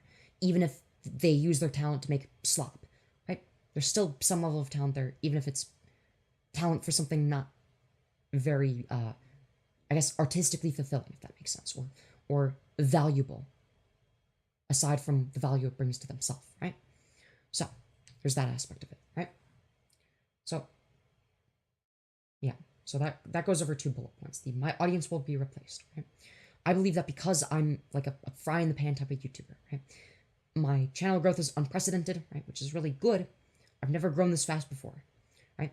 What this tells me is that because because the channel just started blowing up out of nowhere, the channel's also going to start dying out of nowhere. The algorithm is going to change, and it's going to decide that my content is no longer worthy. It's going to go back to what it was before, etc. Right? And yeah, so ultimately, I believe that I will be replaced with whatever the new best algorithmic practices, and unless I constantly change and adapt, right, it's not going to work, right? So, these are all things that I've been thinking about. I was thinking about that in the shower, right? So, sorry I haven't been interacting with the chat that much. You are strong builds, I'll stay no matter what. I want to see you cry and end up quitting. Well, thank you. Don't feel obligated, though. Don't feel guilted into doing that, if that makes sense. Don't feel like there's some sort of obligation on you to keep track of my content or whatever. I mean, if you enjoy my content, then watch it, but this is why you can't sleep, honey. It definitely doesn't help. It definitely doesn't help, but I'm constantly thinking, like, other people can do anything better. There are people that are more likable than me. There are people that are better at editing than me. There are people that are more attractive than me. There are people that are funnier than me. There are people that are just better at everything in general than me, right? I don't know what I have to offer, right? I feel like I'm easily replaceable. If you see this, check past my past comments, maybe. I'd have to open a new tab for that. I'd have to, like, open my live stream or whatever. But still, look, I just think, I don't know. I don't know how sustainable it is. I wonder if because it's like a huge ego boost, right? But then there's like a reality check afterwards, a little bit afterwards, where it's like, I don't think I can sustain this. I don't think I'm worthy of this. I don't think that there's any reason why this would keep happening, nor should I expect it to, right? I don't deserve it. Nobody owes me anything. I make whatever live stream content for the internet and people watch it sometimes, but I mean, if for instance I do a horizontal stream, it's not like it's gonna get a shit ton of concurrence, right? To be fair though, there was more than I expected for what ended up amounting to a tech support stream, but I guess there's that. I guess there's that aspect of it. To check again. Just look at how calm you are with the comments. Yeah, but I feel like every YouTuber can do that. Aside from like a few like lolcow type figures, like unless like aside from like the tipsters, the fucking alinities, like those people, like the overly sensitive types, right? Aside from those types, like most YouTubers are just desensitized, right? So like it's bound to happen eventually. It's not really like I guess it is a skill in a sense, but there's more to it than just dealing with bad comments or whatever, right? Because it's one thing if you can like make it into content, right? But when you see the same bad comment over and over again, it's like, yeah, I've already made fun of that, and it's just being said by somebody else, or an alt account, or whatever, right? And I don't really get anything out of that, because it becomes repetitive. And I don't want that. I don't want repetitive content.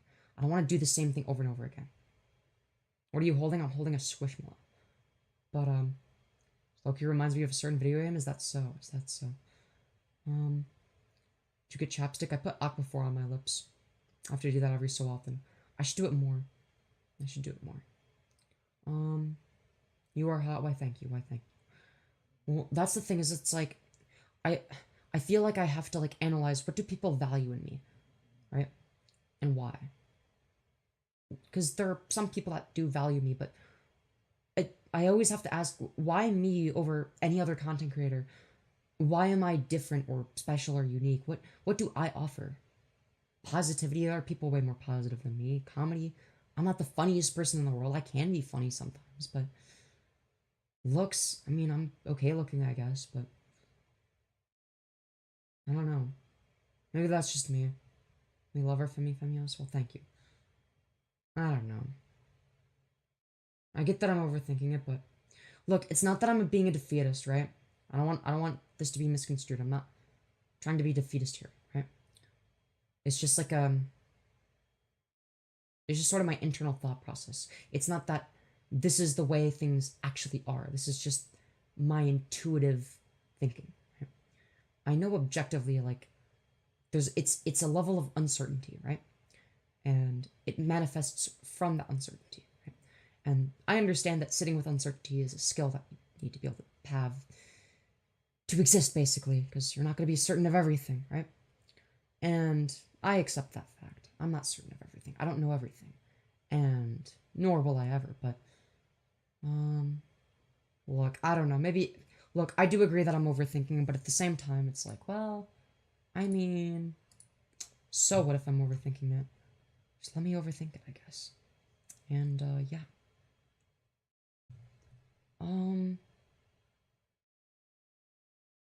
Do I steal content or watch my own content?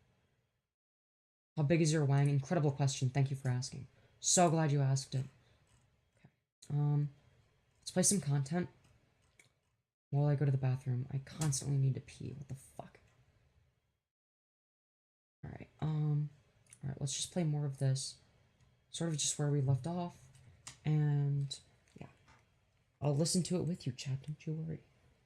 While I go pee. Alright, there we go. Alright. Knows me knows that I'm not, but it's like, I'm not left. But, yeah, it's the, Left, I'm not right. Leftists call me, alt-righters. Alt-right. This was me back on my second day of HRT. Call me, SJWs. I'm just kind of, you know, in my own little space. Yeah, So. I don't think that you're an alt-righter. No, exactly. Also, chat, let me know if I'm lagging at any point. But yeah, okay, so, alright, so you do have interesting positions.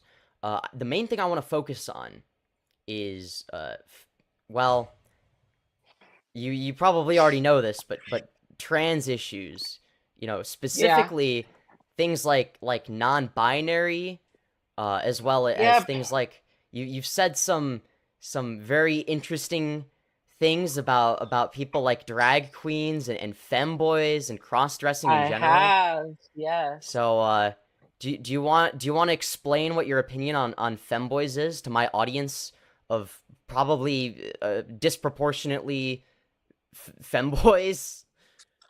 Yeah, I mean, I've done this sort of thing before, so I mean, I'm aware. It's like, oh my God, LyreozMC is a bigot and she hates blah blah blah. My position is basically this, right? I'm a trans woman. I feel like there's a lot of transphobia, and I feel like there's an environment right now where just like a lot of people don't understand me. A lot of people don't see me as like fully a woman. So like seeing a cisgender man who identifies as a man, who puts on a dress and is just like, oh, look at me, I'm such a cute boy, I'm such a cute man.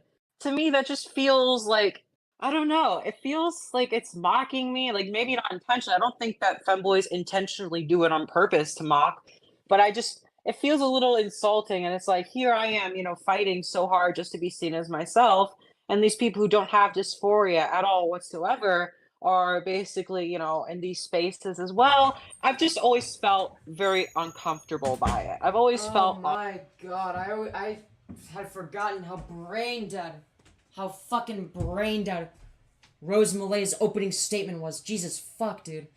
Oh my God. Oh. It's been a while. Don't you worry, chat. Don't you worry. It's been a while. Dude, I'd forgotten all about that. Dude, that was a long ass time ago. That was like almost a year ago. If you can believe that. Whoa. Okay, let me close that. Alright, I feel better now. Now that I have been able to literally take the piss. I remember that stream. Yeah, you're like an OG, Exostar. I remember you.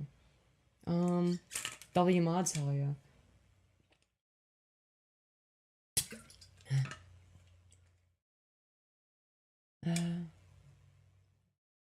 Sorry if I'm like, oh God, I got no sleep.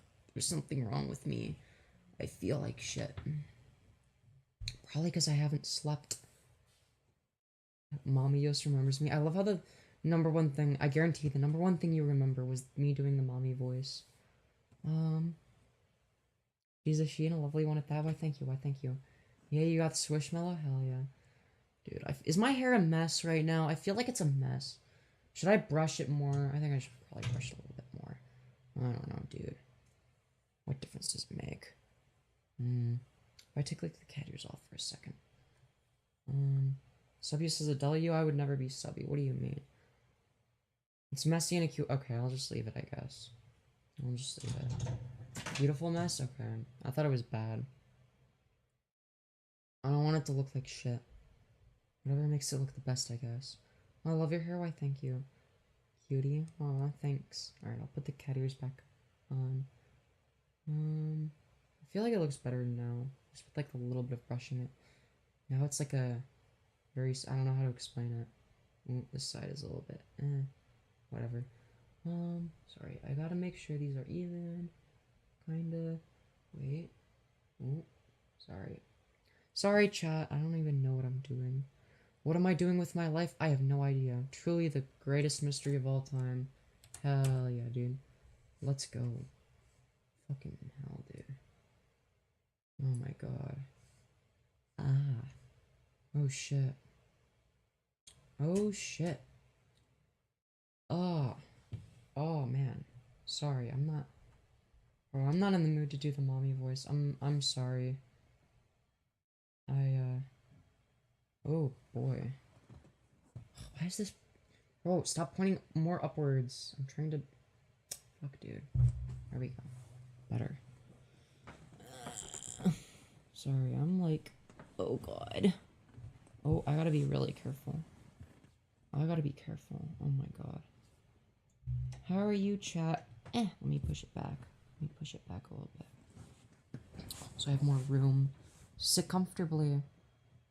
So, chat, how are you doing today? Should I keep the ears on or take them off? What type of squishmallow is it? It's the bisexual type. That's right. I hope you like it, chat. Thigh cam? Hell yeah. What thighs? What do you mean? I would never show off my thighs. Thigh cam? What even is that? What even is that? Oh my god.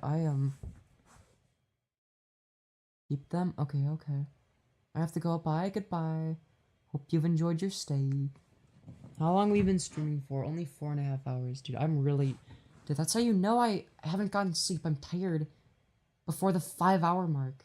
I ran out of energy before 5 hours of streaming, dude. I am not well. My energy depleted that quickly. Oh well, I guess. Anyways. The lack of eep. I tell you, yeah. It is the lack of eep. If I had just gotten more eep, this wouldn't be a problem. If I'd been able to go eepy sleepy last night, I wouldn't be having this issue. I'm just saying. Oh, to be fair though, I also streamed with a friend, Bunaxi. We did a little bit of a stream.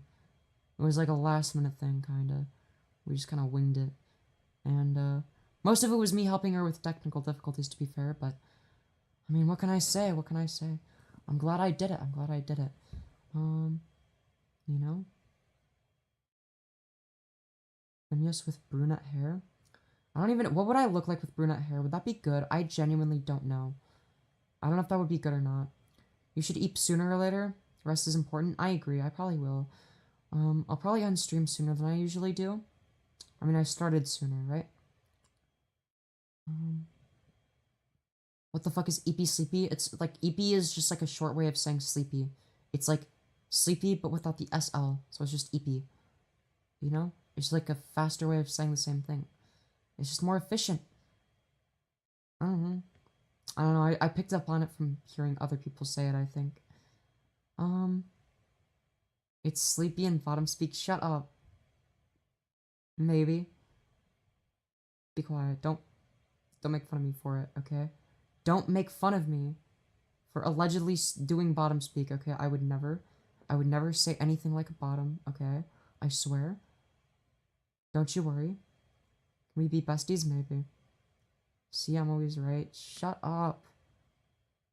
No. Nuh-uh.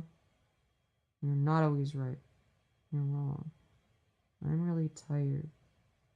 Didn't you admit to being a bottom a few hours back? No. Oh, wait, that doesn't count. That doesn't count. You made me do it. So that's different. Also, thank you, Randy S, for the $5. You beautiful fucking bastard. Thought about why I like the stream for a while. You're genuine and relatable. You're a genuine and relatable straight shooter with good opinions. Aw, thank you. And you play well off of chat and the content you react to. People will always like that. Interesting, and thank you for the feedback. I really appreciate that. See, that's the thing, is it's like, how do I judge? Like, okay, like, I perceive all of my opinions as good. That's why I agree with all of them. If I disagreed with my own opinions, I would change them, of course. But it's one of those things where, I don't know how to explain it. It's like, okay, how do other people judge this? Do other people, you know, I'm like, I think I overthink it. But yeah, thank you for the dono. I'm gonna make the skirt go spinny just for you. Unless you don't want me to, but I don't see why you wouldn't. I'm just saying. Before I lose complete energy, sorry, I had to stretch. Yes, yeah. Sorry. Oh boy, I'm like, sorry. Okay, sorry, just have to make sure I'm not falling over. Oh dear. W boob growth, true. Ew. Oh, fuck. Okay, anyways, outfit looks so cute on you. Why, thank you, Lime. I really appreciate that. I hope I don't look too terrible because I am sleep deprived. I'm probably not gonna look as good when I'm sleep deprived. I don't know. Pretty. Aw, thank you. Start doing backflips. I don't know how to do backflips. I could barely even stand up right now. I'm so tired. The bottomy stretching. How is this stretching bottomy? How the hell is the camera losing focus? Shouldn't be. Shouldn't be losing focus. It's fine, right? You look cute. Well, thank you. Well, thank you. Why is everybody calling me a bottom? We become so politically correct that it's not even correct anymore. What? What's not correct? Like what? What are you saying? Why is being a bottom so bad? I'm not saying it is, but people make fun of me for it. Okay, anyways. I want that dress on. Gee, it looks so good on you. Aw, thank you, thank you. Am I getting gender envy from another trans girl? Bottom? Shut up, I'm not a bottom. And maybe, I don't know. What are your pronouns? She, her. Probably because it's a, no, it's not a collar, it's a choker. We don't make fun of you, we just tease you. Well, okay, fine, whatever. Same difference. I mean, we can test that. I mean, fair enough. Fair enough. I think you are nice, but thank you, but thank you. I appreciate that. Nice color, Femyoz. Thanks. Shut up. Bro, what is that? Bro. Bro, what the fuck?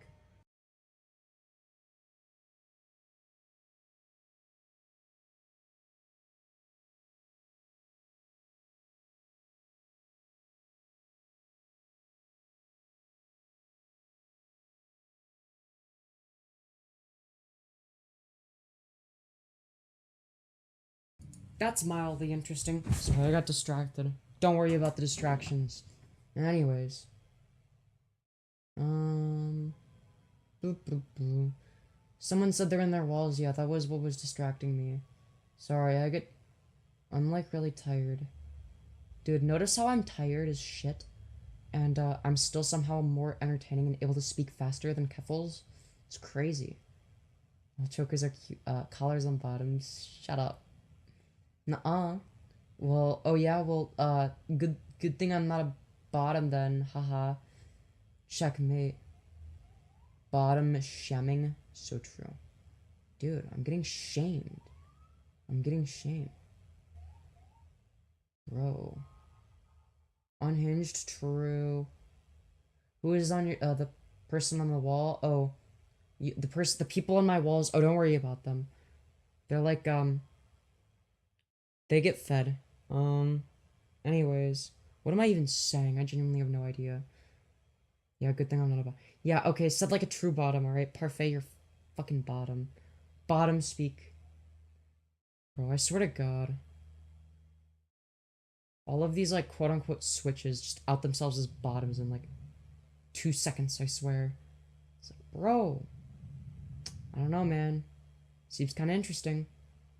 Would you fuck Barack Obama? Sounds like a really good idea. Hell yeah, dude. He's literally the CEO of the Obama administration. How could I not? I'm just saying. Alright, anyways, sorry. I can lean back, relax now. Oh my god, wait, hold on. I gotta find out. How long was I streaming before this stream? Because I was streaming. I took a little break. I was doing a horizontal stream. It was meant to be a Minecraft stream. But Minecraft wasn't working for the person I was streaming with, so... I've been streaming for... How many hours today? Or the fact that I even have to look. Okay, so 4 hours... Nope, wrong one. 2 hours and 5 minutes, my bad. Okay, so that'd be like... Okay, that's like still less than 7 hours. It's like not that much. I don't know. That combined with the lack of sleep, that makes sense. How long did Bunaxi stream for? I don't remember. What was the, I think they... how long did she go for? I don't remember. Okay. Oh, that was the one that I was in. I can tell because of the title and the spike in viewers. Yep, that's when I rated her. Okay, interesting, interesting. Okay. Sorry, I was just looking at something. Oh, I think okay, is that a short? Sorry, I don't know how she's structuring her channel. Okay, those are shorts. Okay, never mind. Okay, that is what I thought. Okay. Sorry. I have a screenshot of Femyoz saying she's a bottom. Shut up. Just ignore that. Ignore that. I only said it because I'm really tired and you guys made me say it. No, don't. No, why would you have a screenshot? It's fake. It's photoshopped. I would never say that. No, don't post it. Femi's giving me a warm hug and telling me everything will be okay. Dude, that's what I need in my life. Someone giving me a nice warm hug. Making me feel better. Sent to me. No. No. How could you? How could you betray me like this? May I volunteer me, please? Yes? Please? I really need that. I mean, what else can I say? Oh my god, I'm really tired. Now that's interesting. That's interesting. Huh. I don't know why. I'm just very eepy. I'm eepy today. And we're losing concurrence because of it. Oh no. Wait, nope. I'm being content creator brained. Sometimes I just need to go not into EP mode, but you get the point.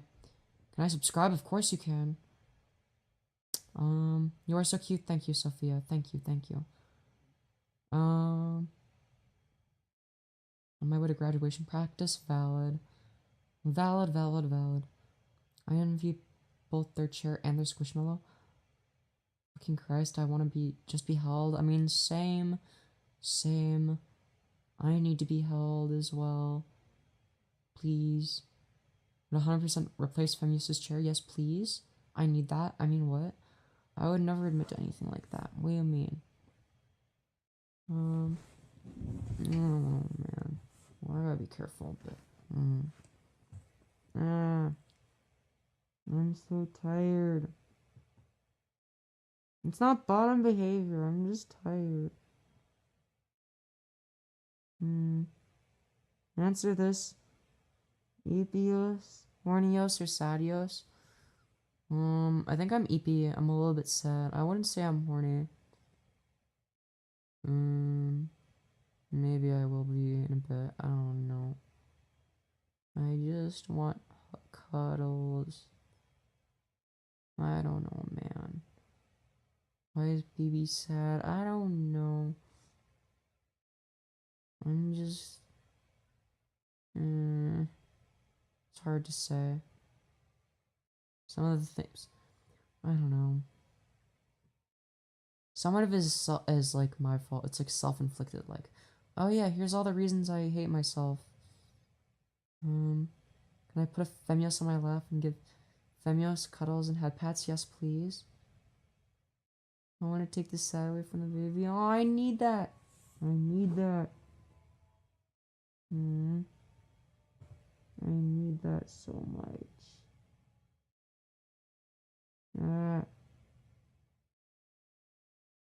I just want to be held. I'm sorry. I'm fucking gay as shit. Why she's just so precious. I mean, I'm not even doing anything. I want to make you feel better. I don't like seeing stuff. I'm sorry. I can just end stream if that makes it easier for you guys. I don't have to keep streaming. It's okay, thank you. Are you okay? Yeah, I'm fine. You're looking so adorable. That's good at least, thank you.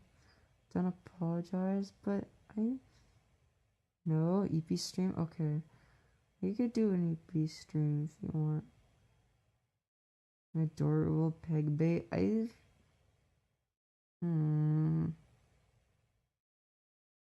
Anyway. Don't take the precious pretty away. If you on stream, I'm going to revoke my modness. No, don't do that. Alright, I can't in stream then. I'm sorry. No, I won't do that then. EP streams are a vibe, yeah. I'm just really EP today. I don't know what else to say. Other than, yeah, I'm pretty EP. I'm pretty EP. What EPOs? Sleep, she needs it. Yeah, but as soon as I lay in bed, I'm gonna realize that I'm not tired enough. And then I'm gonna start streaming again.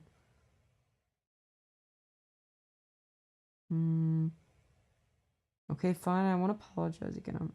I almost just said that. I'm sorry. Fuck. God damn it. One day you should do a sleep stream, maybe. I might do that one day. Discord culture ruined quote-unquote kitten for me? Yeah, fair enough. Nap stream? Yeah. Not a full-on sleep stream, just a nap stream. That could be good. I don't see an issue with that. APS is so precious. I want cuddles so badly. I just want somebody to hold me. Femyoz napping? Is me napping good content though? I feel like it wouldn't be. I feel like that's bad content. I don't know. I feel like even this isn't the best content, but whatever. I'm just not able to be the best at all times. I don't know. I just need like a little rest. You know what I mean? Just a little bit of rest. Like a break period, if you will. It's good content. I feel like it's not. I feel like you're just saying that to be nice. I can go to sleep, but then as soon as I lay in bed, I'm just gonna like randomly not be able to sleep. I guarantee it. It happens every time. Though today it'd be better. Just a little nap time? I mean, I guess. I don't know. I'm just really tired. Am I gonna watch you sleep live? I guess. I don't know. I'm tired.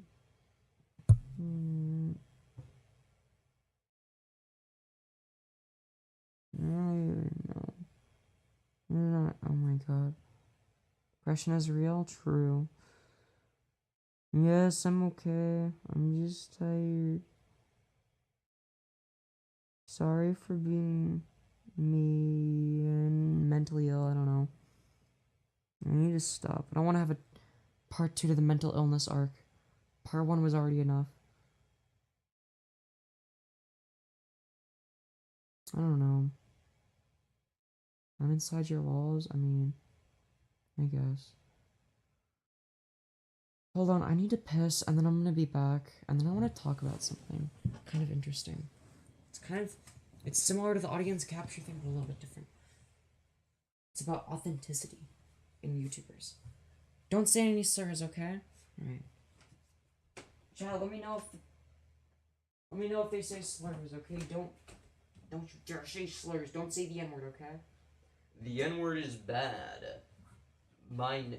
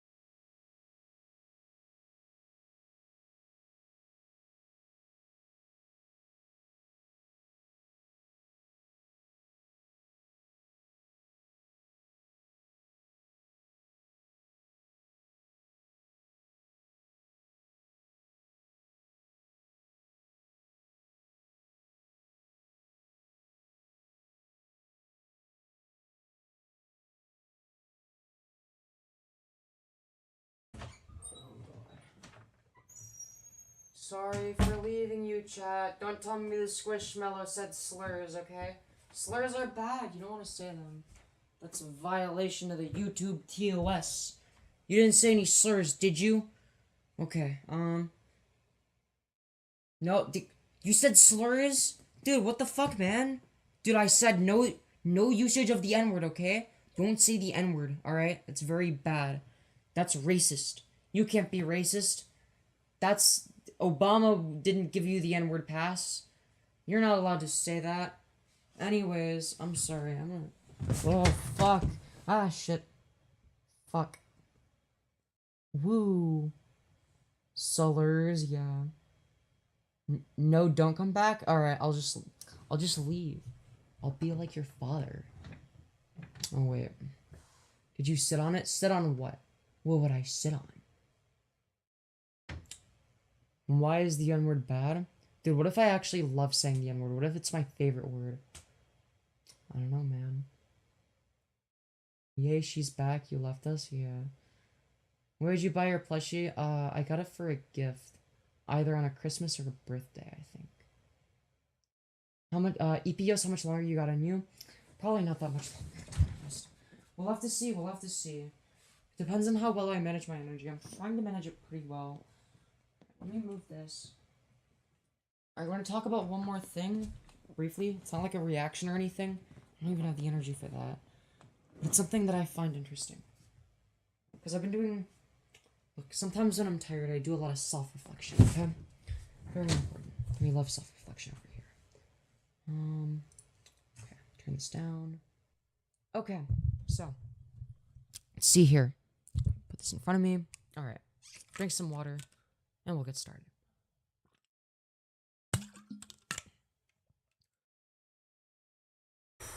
Oh my god. Why did I just sigh? Sounds like the beginning of a YouTuber apology. Fuck me, dude. What was I going to talk about? Oh, right. Authenticity, yes. The concept of authenticity, or I guess not just authenticity, that combined with how open you are as a YouTuber. How much should you be yourself or reveal about yourself if you're a content creator? That's something I've had to contend with. Sometimes I find myself being a bit of an oversharer on the internet. It's a bad habit to get into. You would intuitively think it's not that bad because you're simply just being yourself, you're being honest. But you don't always want to share everything. This is a tendency that a lot of lolcows actually have. They'll just put everything out there, and then, well, it gets used against them, right? So you've got that end of the aisle. You've got the other end of the aisle, which is basically concealing who you are as a person, keeping that separate from the internet, not really being you, just being a content farm, right? There's like that end of things, right? I don't know where I lie. I'm guessing I'm somewhere in between. I guess I do some of each to an extent. I have both characteristics, which I think is normal, but I don't know. I feel like I sort of, it's like a pendulum for me. I swing back and forth, right? It's not entirely stable.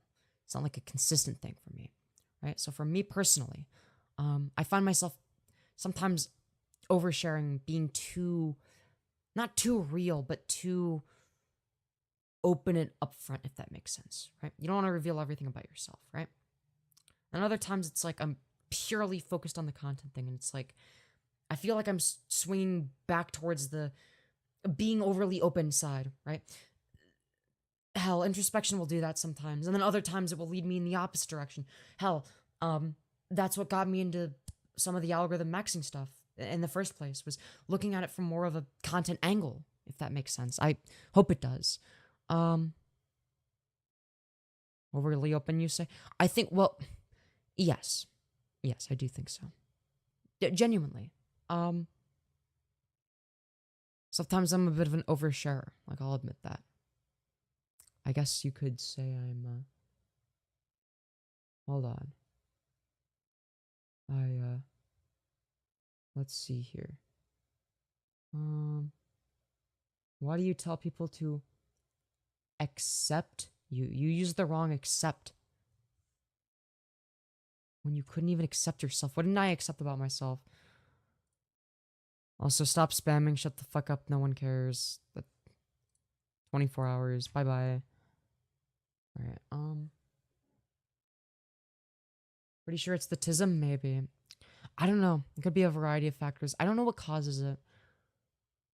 It's really difficult to say. Part of it is right now because I'm really fucking tired. I haven't slept in so long, but oh well, I guess sometimes that happens. I just couldn't sleep. But, what can I say? Epios. I am Epios. Nothing I can really do about it. Other than bitch and complain. But I don't want to do that either. It's bad content. But then people also still want me to stream, so it's like, what do I do here? How do I live up to standards that, it's like, I just want to make people happy and have people like me, and I don't know. That's nap stream, I guess so. Hello, Sophia. And again, I try not to overly emphasize one characteristic. When I get too much into the philosophical nerd style of debating topics, I try to move away from that. Not move away from it, but move more towards, like, basing it more on rhetoric, right? And then vice versa. It's like, okay, now I'm just saying buzzwords. Okay, let's tone it back a little bit. It's like the buzzwords are ones that are conclusions I agree with, but I'm not really explaining the conclusions that well. I'm just saying things and whatever, roasting them or whatever, right? Finding an in-between area there is difficult for me. Or for instance, yeah, I don't know. Anyways. What do you think of Chris from Mr. Beast? I don't know that much about them. Some of these hitters are going to prejudge you. Oh yeah, absolutely. I don't give a shit about them. Anyways, I support LGBTQ people who don't care or are rude about them. Yeah, I don't know.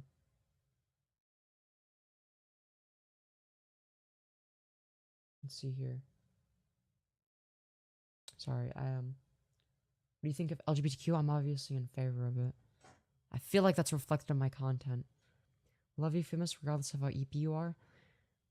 I mean, I guess. I just wanna make good content, and I don't know where to go. I don't know.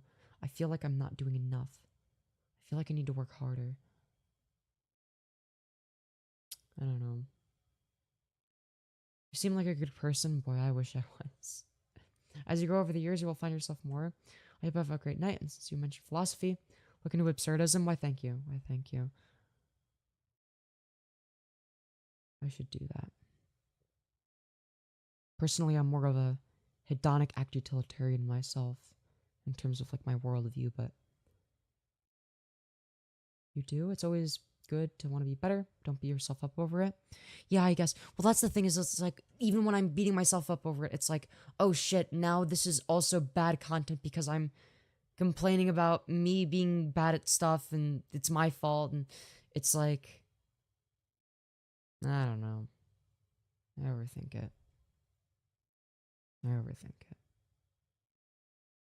Oh, it wasn't meant to be cute. I'm just... Yeah, everyone smash like. We're almost at 400. We're currently at 382 likes. Can we get 400, please? Please, pretty, please. Okay to air these things sometimes. Yeah, that's the thing. I just don't want it to become habitual. I feel like I don't know if it's like a chronic self-awareness thing where it's like I'm constantly thinking about it.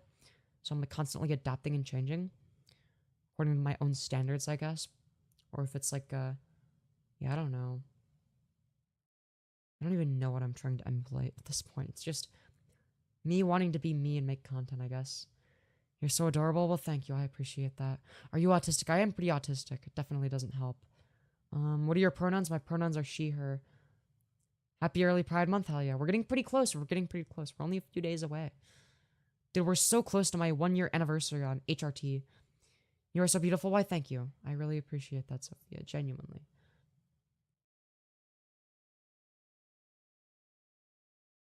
W pronouns, hell yeah. I love how these haters thinking, saying furry or ew will make a difference. Yeah, it's like, oh yeah, dude, this is the first time I've seen this. It's like, if I based my self-worth off of comments like that, I would not be here. To say the very least. But yeah.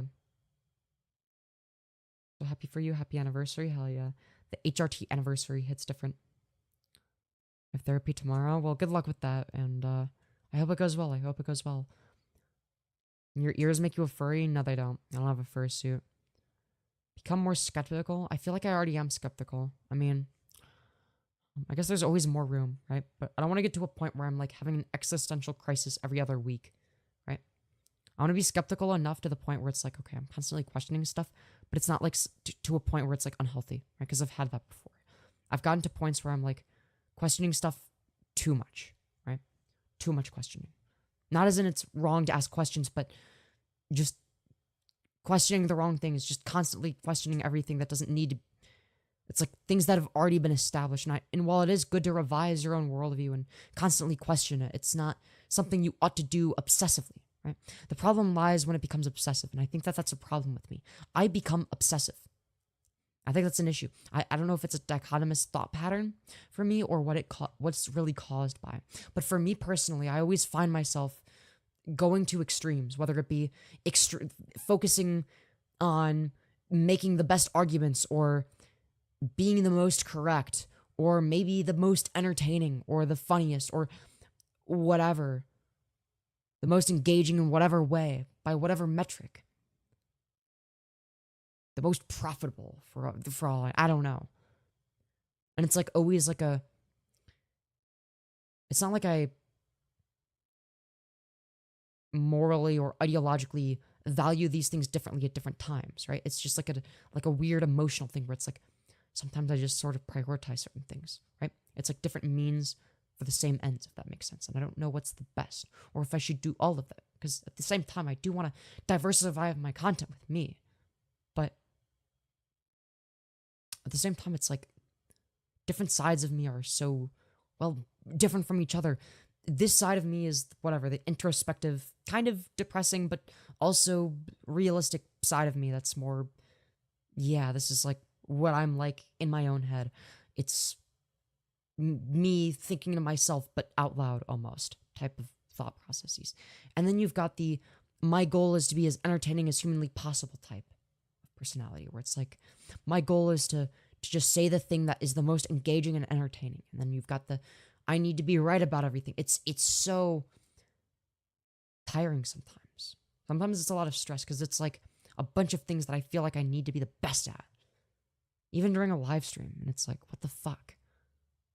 And then I look at the numbers and it's like, I base my self-worth off of it. And it seems fine on the surface when it's like, the numbers are going up and it's like, okay, I'm doing something good. But it's like a reassurance thing. It's like it reassures me, and that's bad. I shouldn't feel reassured or scared based on the numbers alone, right? The fact that, oh, okay, well now it says 302 concurrents on man. That's a little bit reassuring, right? Why do I feel that way? Why do I look at that number and now the number decides for me how I feel, but then it goes down a little bit. That also decides how I feel, and I don't want that. I don't know. Are you on HRT? Yes. Generally, I feel better as a result of that, but boy, am I sleep deprived today. W hormones, yeah. It'd be like that. I'm sorry, Yos, I think I understand what you're saying. You're an amazing person regardless of how many concurrents or subscribers or whatever you get. Well, thank you. I appreciate that. Yeah. 30K soon? Yeah.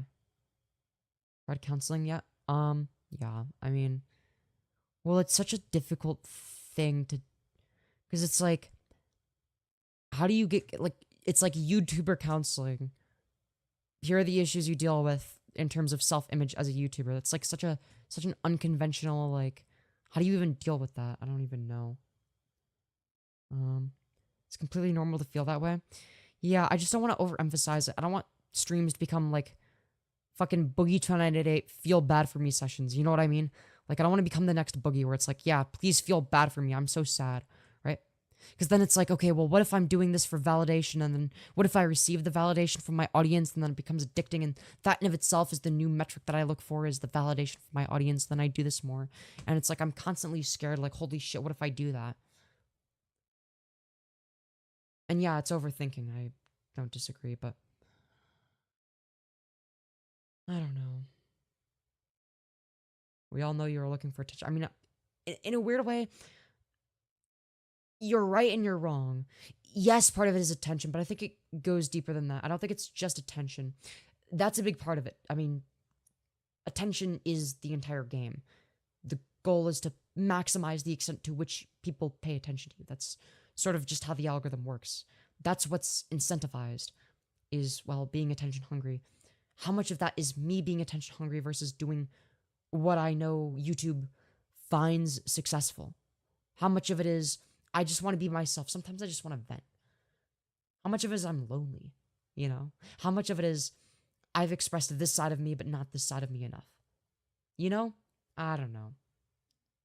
I think I'm overthinking it, but look, I get it. It isn't easier for any of us to fit in, but the road less traveled is best. Sometimes you're right. Sometimes you're right. Sometimes people don't travel specific roads because they're bad, but no, I understand the premise, the overall premise, and I don't disagree. W stream? Hell yeah, I hope so. I hope I can at least provide entertainment, or at least insight. I don't know. Like, what is it like to be you? I will never know what it's like to be anyone other than me. That's the thing about this. There's like a qualia gap, right? I will never know what it's like to be anyone other than myself. I don't know how my feelings compare to others. Am I bitching about a nothing burger, or do I just feel an exaggerated version of every single emotion ever sometimes? I don't know. I don't know what the answer is. I don't know if I ever will know. I probably won't. You're not talking to me? What do you mean by that? Join the military? That sounds like a bad idea. Would you stop being a furry? Has furry profile pic? Real. Let's see here. Are you why are you asking me if I'm Jewish? What kind of question is that? Femyoz, are you Jew? No, what? Why would that matter? What got you into streaming? I guess I just wanted to start debating people, but I got bored of that, but I loved the streaming part of things. It was just to supplement my video content, but I found that I actually enjoy the streaming part more than the video creation part, so I guess I started to do more streaming, and whatever. W streaming, hell yeah. Femyoz does have her moments, real. I saw you live earlier, yeah. I try to stream quite frequently. Maybe that's part of the problem, is I feel like I'm being unoriginal. I want to be original. I want to do something unique. But at the same time, it's like, well, I mean, sure, I can be unique in some, but like, sometimes you have to sacrifice a little bit, and it's like, is it hard being trans? In some ways it is, in some ways. I guess it depends on your circumstances too.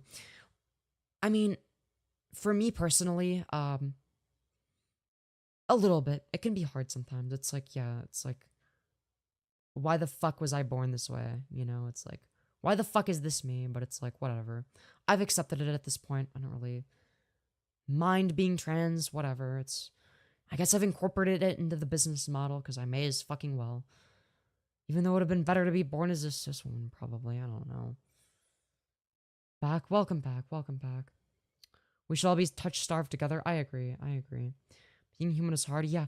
Well, that's the thing is, like, I don't know how hard it is to be other people, and I never will know. I will never know the experience of others. I only know my own perspective. And while you can empathize, I wonder how much of it is truly empathy. What even is empathy?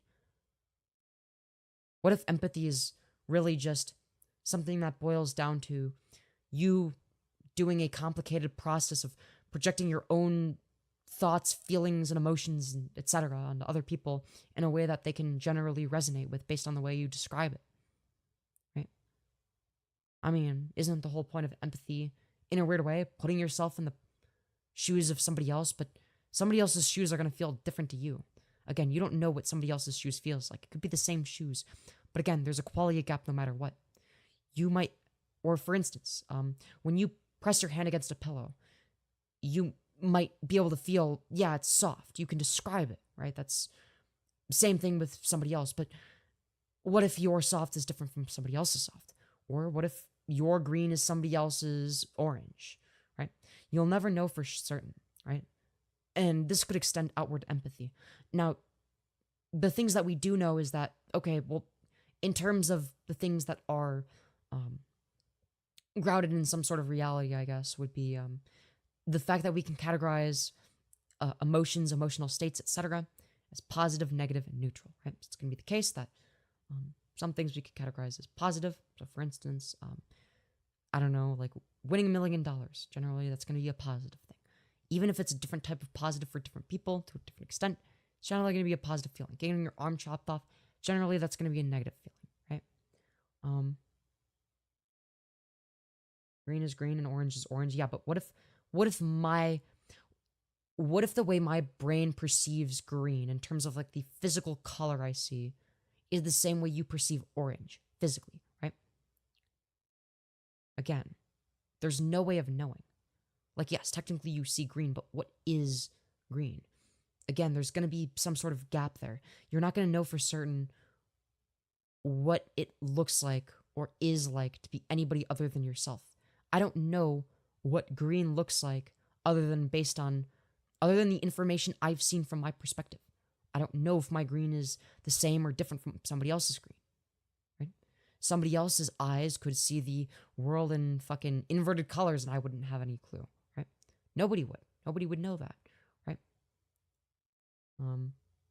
Or maybe I'm the one that sees it in inverted colors, or maybe people just see everything differently. Again, there's no way of knowing. There's no way of measuring that. How would you measure qualia like that? It'd be far too complicated. I don't know. Maybe that's just me. This is me when I'm, like, really tired. When I'm sleep deprived, I think like this. I mean, I think like this when I'm not sleep deprived, too, but, like, it really starts to shine through when I am.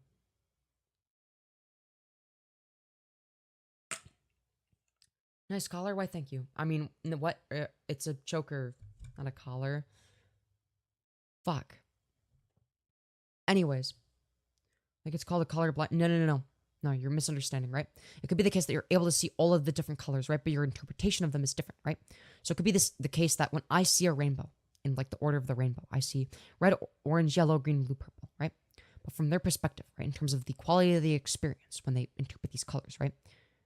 Comparative to mine, they might see green, yellow, orange, purple, blue, red, or something like that, right? Again, there's no way of knowing, right? There's always going to be a gap there. I don't know what their experience of seeing that color is. Sure, I know that they're able to make the categorical distinction between the different colors as long as they're not, colorblind, but I don't know what the individual colors themselves would look like to somebody else. I don't presuppose that they would look exactly the same as they do to me. Why would I? There's no logical reason for me to believe that. Not everybody is going to experience the exact same qualia, right? That would be foolish to interpret it that way. Now, I believe it's the case that there's overlapping qualia or similar qualia, whatever you want to name it. But it's not going to be exactly the same. At least not in my opinion. Yeah, like the blue you're seeing on my walls might be orange for somebody else, right?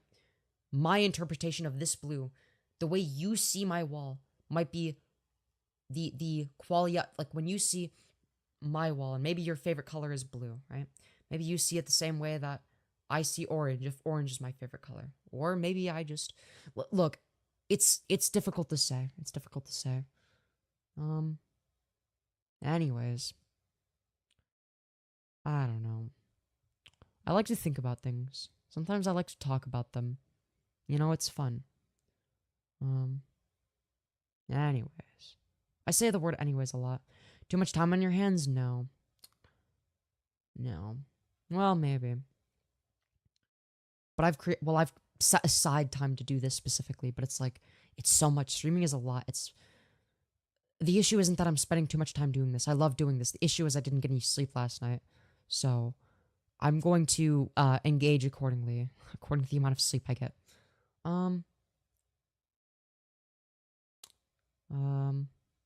Anyways. Because there's a color wheel where colors mix, that would not make sense. Right, but again, it's gonna be again, the way you perceive a color is not going to necessarily be some sort of objective interpretation, right? That's just going to be the way you perceive something, right? So the same way that, say for instance, have you ever noticed that some people have different foods that they like as opposed to other people? It's probably because they that the actual qualia that they experience when they eat certain food is going to be different, right? It's going to be a different experience, right? It's the same food, yes, but there's a different experience associated with it, right? I don't see why this would be categorically any different for colors, right? The color thing is a metaphoric expression, y'all. What? I think it goes beyond that, right? I think it can be used as that, right? But I think it has more to do with the it's more about the actual qualia gap, and that we never know for certain how somebody else sees, feels, or experiences something, right? I don't know if my experience with what we all collectively categorize as the color orange looks like my orange for everybody. I couldn't know that. There's no way I could, right? How would I know that for somebody else it's not the case that the colors are shifted over one or different in some way, right? There's no way for me to know that. I don't know what it's like to be anyone other than myself.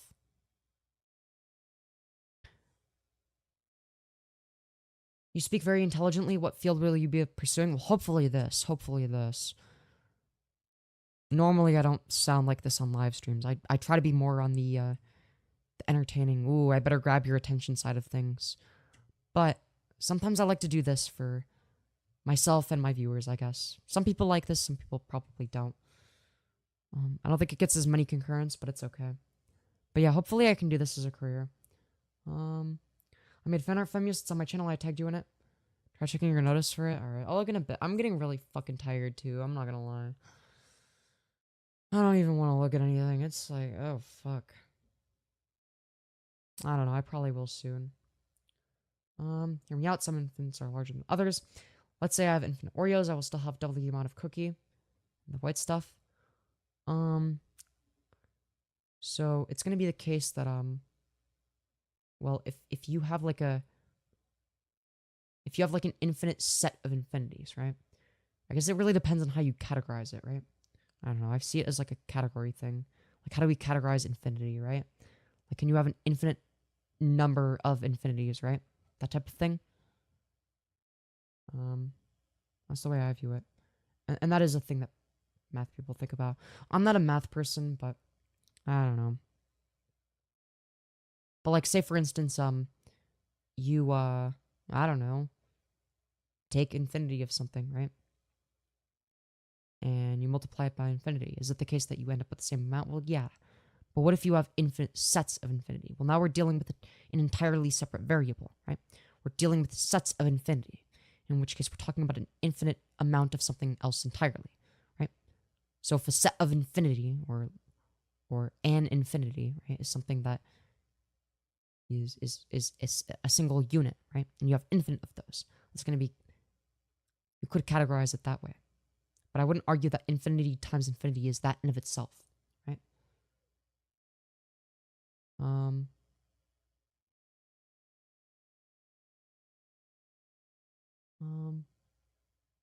Also, you think you're so funny, yes or no?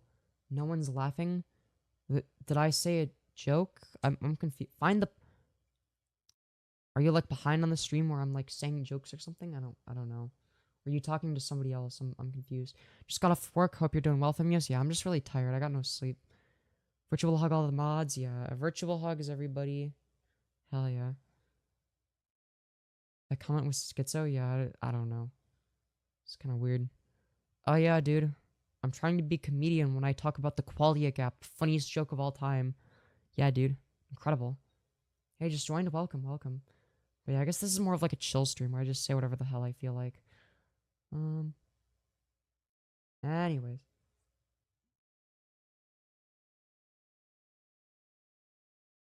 Anaxi is going to sleep live right now. Hey, yo. Sleep stream? Based? W sleep stream? I would never do a sleep stream. Do people stare at you while you're in public? No, I don't think so. People aren't generally that fucking weird. I don't know. I'm autistic though. Maybe they do. I don't know. I don't go in public that much. Femyoz are so pretty. Thank you, Justin. I appreciate that. I'm back. Welcome back. Welcome back. Yeah, how much for a sleep stream? I don't know. We'll figure it out one day. You woo for me? It will. Anyways. Can you please answer a question? How old are you? I'm basically 20 at this point. You are so cute. Thank you, Sophia. Thank you. I'm sorry for being tired, chat. I got no sleep last night. Literally none. But I'm gonna continue. I need to stop complaining. Every time I'm like, oh yeah, dude, I need to justify being low. And that's not good content. Nor is this weird meta, me doing this thing isn't good content. That in of itself isn't good content. EPOS is so cute. I mean, I guess. I don't know, man. Am I? I have no idea. I don't have any clue.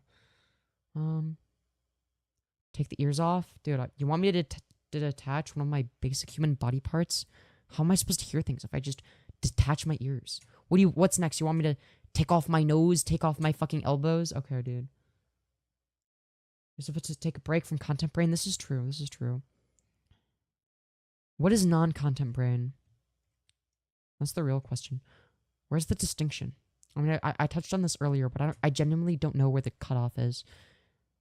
Because being yourself and doing your own thing could arguably be a form of content if done strategically, but what if you do it semi-strategically? What if it's like you do it in yourself? It's like, it's so confusing. Anyways. I don't know, man. I just met a girl and she likes me, based. I hope it goes well. I hope it goes well. Be honest, being no content braid is probably being non-content braid is probably being debate brand or something. That's an entirely separate can of worms. No, that's just like a separate hyperfixation. It's like the other end of the same coin, really. Go to sleep, you need it. but I need more content. I don't know what I would do without streaming. Plus, I have to go to the bathroom every like 2 minutes because I've been drinking so much water. Speaking of going to the bathroom, I have to go to the bathroom fucking yet again. No way I'll be able to fall asleep like this. Due to the dehydration. At least that's part of it. But yeah. How do you tell if you're debate brain? Real question. Oh god, it's so I don't feel like getting into it. I don't feel like getting into it. It's a long, complicated process. I don't know. We need a piss count. We don't need a piss count. That's a bad idea. Y'all are gonna be like, Femyoz, why do you piss every 5 minutes? Is drugs? I don't know. Fair enough. Sorry. No worries. No worries. Don't worry about it. Don't apologize. Baby looks so tired. Yeah. I am. Be right back, chat.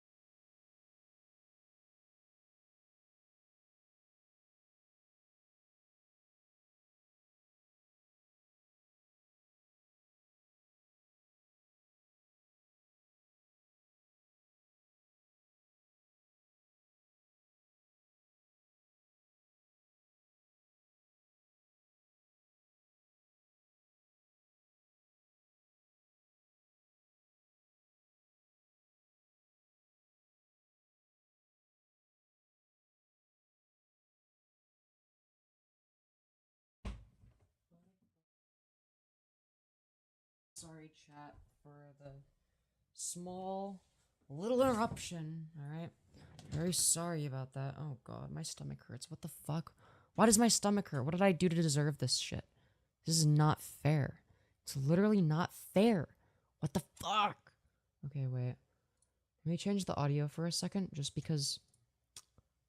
I'm just gonna restart voice meter real quick. It's gonna be a little bit weird.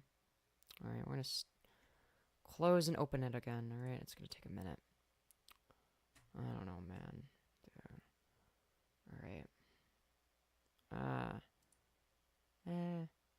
I don't even know how to do this. Bro, I don't know. How are you, chat? I am... I don't know, I question everything. I feel like once I get really hyperfixated on something, it's... I don't know.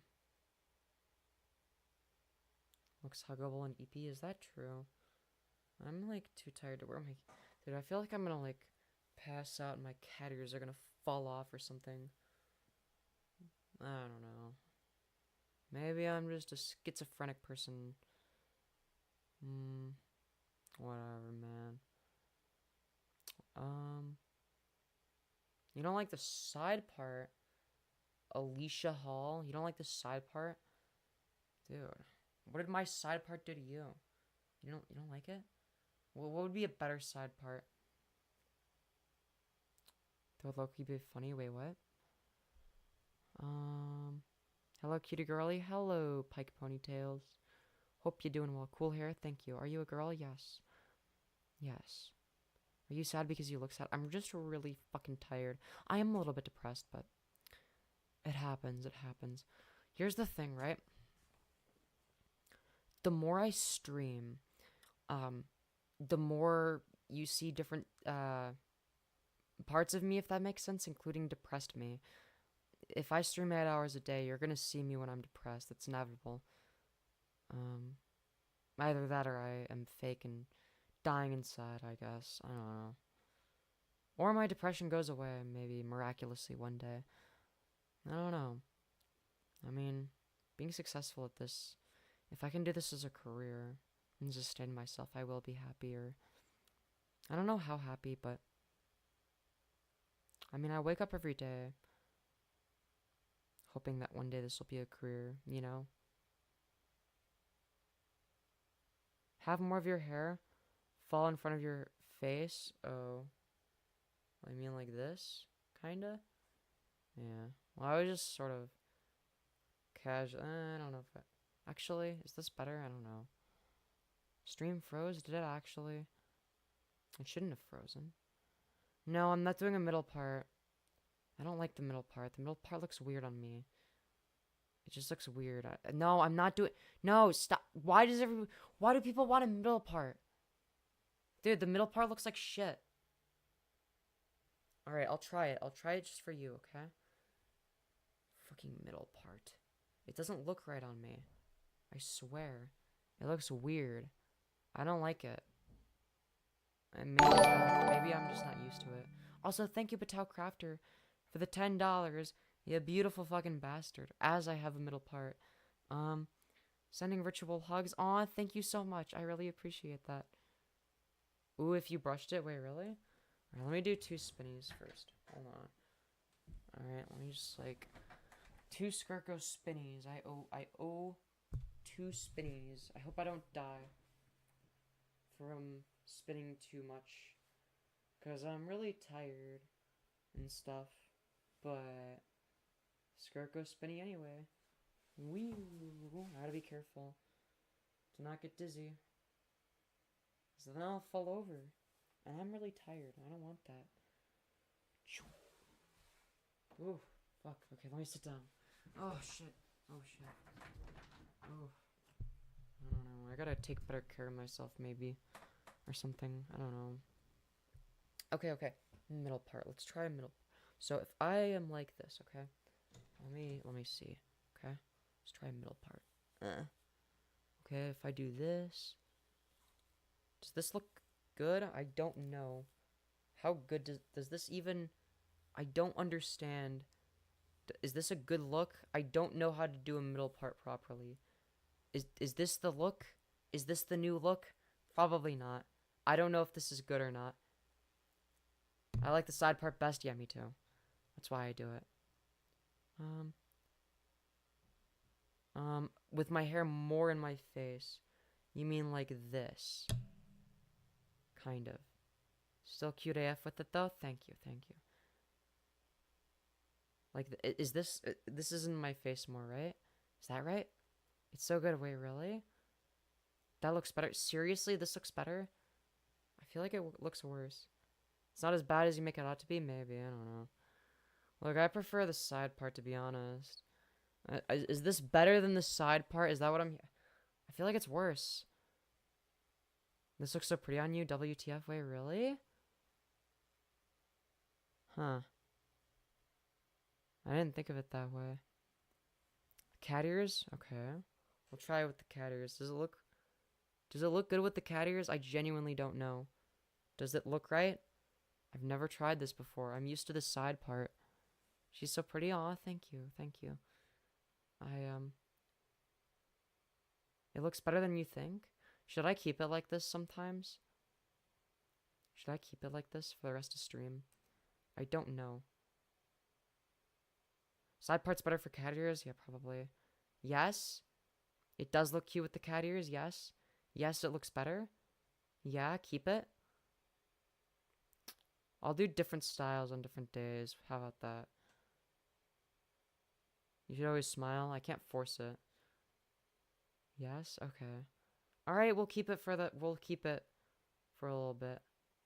I don't know. And I've always done a side part.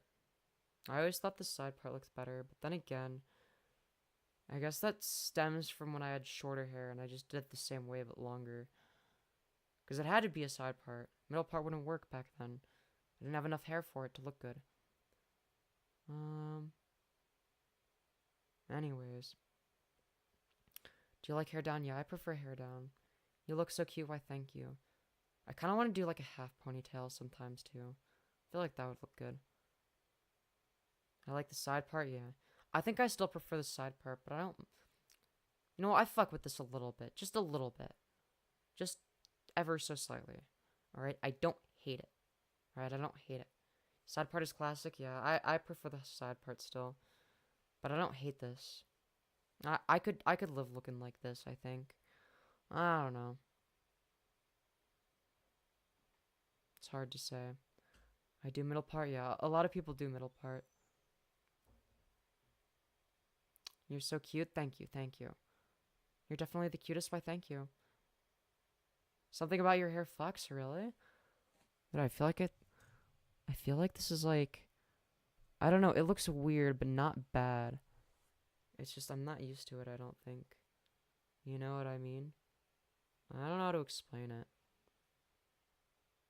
I don't know. I think I prefer the side part still, but... Whatever. You are cute. Why, thank you. Why, thank you. Does it look better with or without the cat ears when it's the middle part? I genuinely don't know. No, I'm not a boy. Shoulder length hair with the side part would be cute on you? Yeah. Probably. I don't know. Maybe my hair is just like getting too long for the side part. I don't know. Actually, no, I don't think so. I feel like it looks better the longer it gets, but maybe that's just me. Do you believe in God? I do not believe in God. It looks good with the cat ears. Gotta keep them on. I swear the blonde hair makes you look like a princess. Aw, thank you. Do you use heat on your hair? Yeah, but I try not to like fry it or anything whenever I use the air dryer. You just gotta be careful with it. Don't like overdo it. You know what I mean? Like just use it a little bit and don't like completely dry it. Make it mostly dry and then turn down the temperature and then finish drying it, I guess. I don't know. Why are you so pretty? I don't know. I don't think I'm pretty. I think I'm average. I'm mid. I'm mid.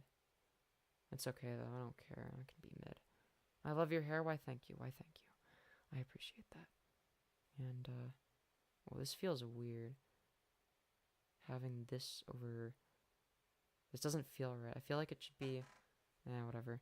Do you wear makeup? No, not yet. Can we get a purr from Femyoz? Alright, just this once.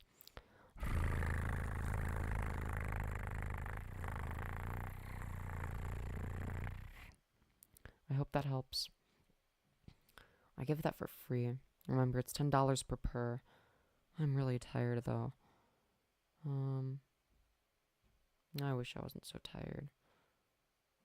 I don't know. I'm gonna do different things with my hair, maybe.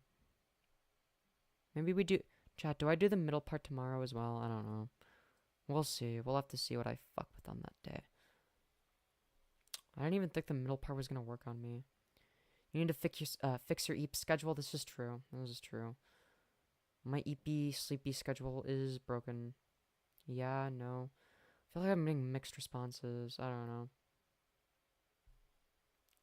Put on chapstick. I put Aqua 4 on my lips not that long ago. Nice hairstyle. Thank you.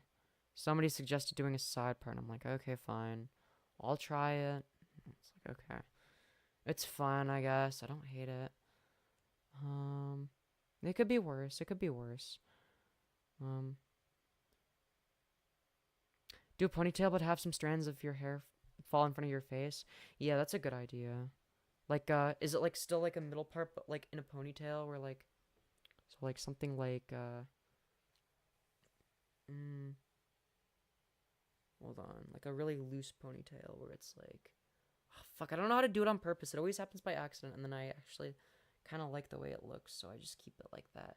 I don't know how to do it on purpose though. I genuinely don't.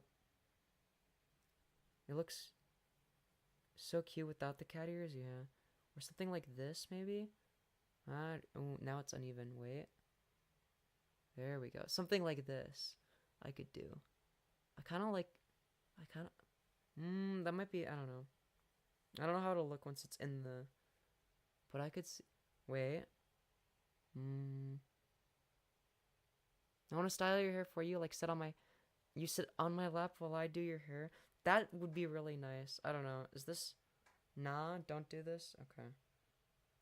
Yo, this is cool. Is this good hair? I don't know. I feel like this is like the laziest ponytail ever. This is the maybe a few less strands out. Okay, I don't know. Yeah, it's probably a bit much. I don't know. You know what? It's too much effort.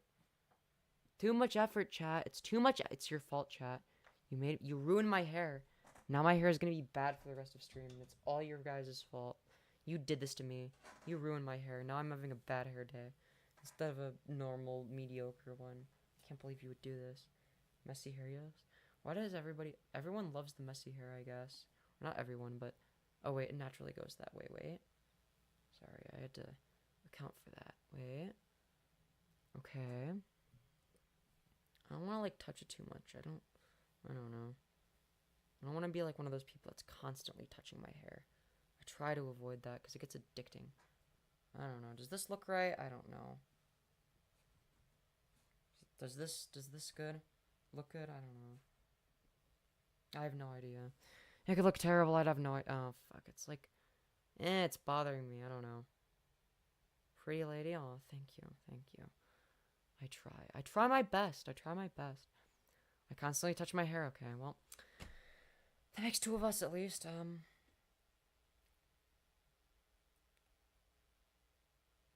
Your hair is bad because it's a reflection of yourself? Wait, what? What does that mean? I like the wavy hair, yes? Yeah, I wish my hair was wavy. I would kill for wavy hair. You kidding me? God. People that naturally have wavy and curly hair make me so fucking jealous, dude.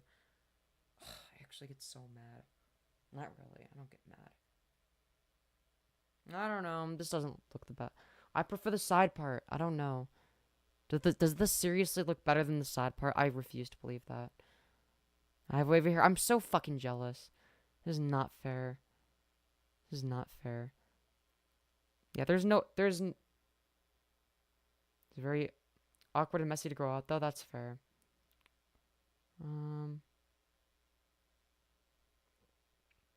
Messy and back specifically. You were like one lock being tucked. Wait, fuck, wait. From perfection, tucked on the last one from perfection, huh? I don't know how it works. I don't understand. I just do things that look right and hope for the best. I don't know. I have thick wavy hair and it's so annoying to maintain it because it gets frizzy and shit. I guess that's valid. I love my hair, valid. More people should love their hair.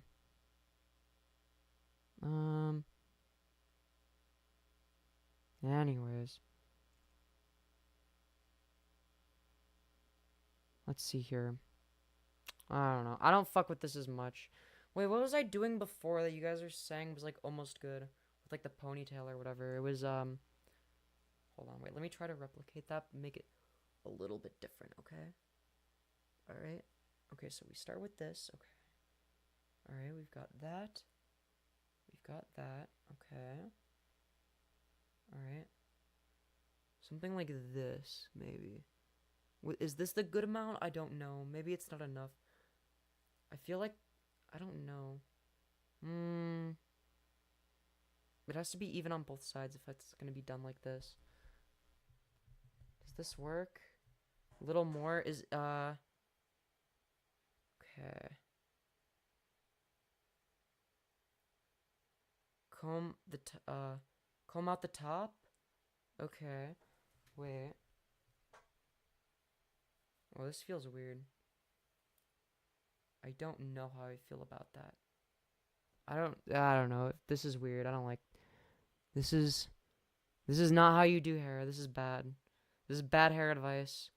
Don't do whatever the fuck I'm doing. I don't know what I'm doing. Alright. Pull your hair back. Yeah, that... This is why I want to do it for you. You thought that'd be nice. Now my hair is messy, dude. Y'all fucked up my hair. Y'all ruined my vibe. Alright, I was rocking the beautiful side part, okay? The classic. Everybody's favorite. Oh, fuck. Now I can't even get that right. I can't even get my regular old... Fucking... My regular hairstyle right now. Dude, what the fuck? What the fuck, dude? Also, this hairstyle is better for wearing cat ears and headphones, too. Because you can, like... I don't know how to explain... I feel like my hair looks different today. What the fuck? Is that because of the stream? I don't even know. Your hair looks so pretty and still. Yeah, I guess so. Thank you. I don't even know what I'm doing. I like the side part. It looks pretty on you. Thank you. Thank you.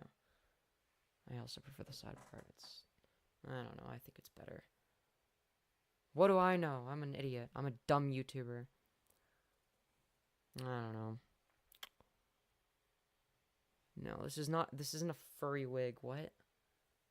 Since when do furries wear wigs that look like this? What? This is my hair. Like, oh, fuck, I can't get it.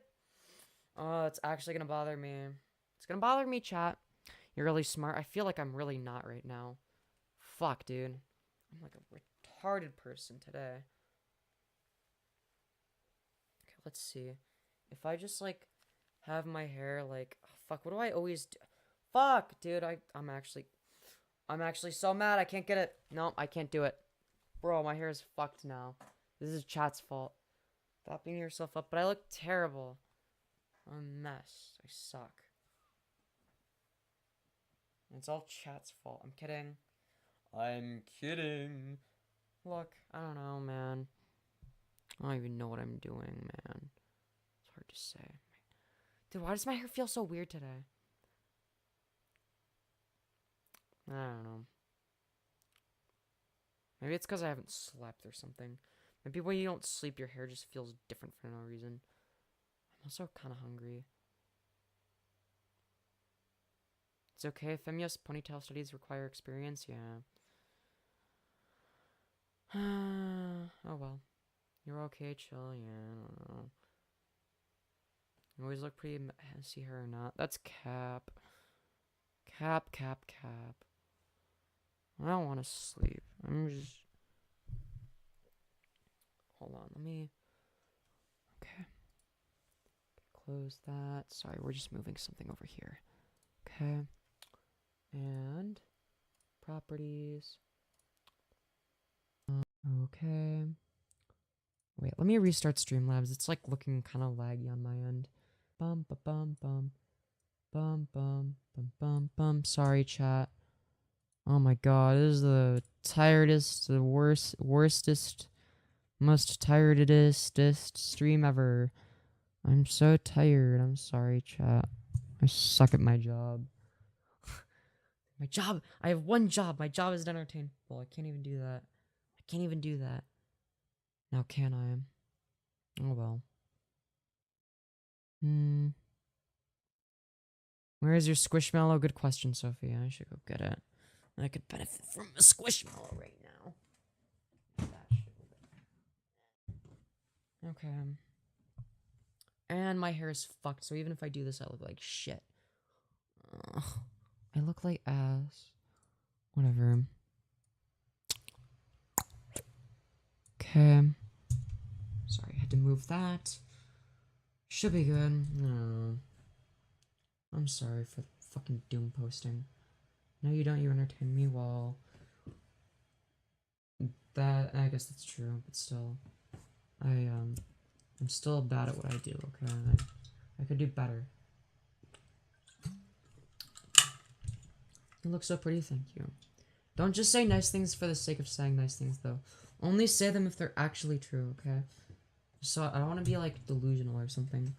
You know, just be brutally honest with me. I never want fuck. I don't want people to, like, compliment me out of, like, pity or anything. Sometimes I wonder, like, someone literally just complimented your hair, dummy? Well, thank you. But also, like, I don't know.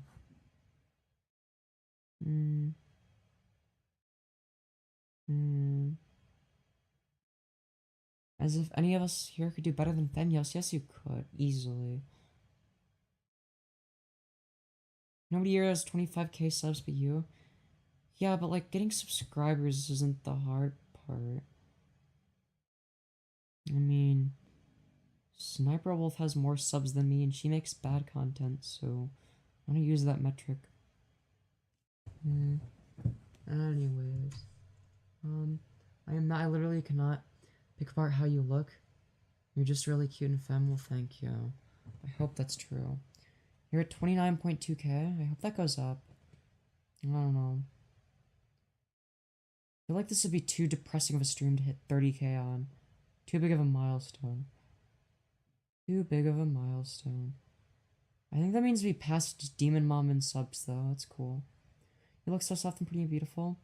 Not out of pity. But when I first saw you, I was like, damn, she's kind of cute. Well, thank you. I'm glad. I'm glad to hear that, at least. I mean, but yeah, just be... Do you imagine if your fan base was like Sniper Wolves? That would be pretty bad, yeah. I don't know. I just don't like basing it off of numbers. It's like... It's kind of pointless. Like, the only number that really matters at the end of the day is like... Okay, am I making enough money to sustain myself? And okay, I'm getting closer. I don't know. I don't feel confident in this being like some sort of stable source of income, but we're getting a lot closer and I don't have to worry as much. But then if I'm not worrying as much, then I'm not gonna make money from it, I feel like, if I'm not thinking about it. But I could be wrong.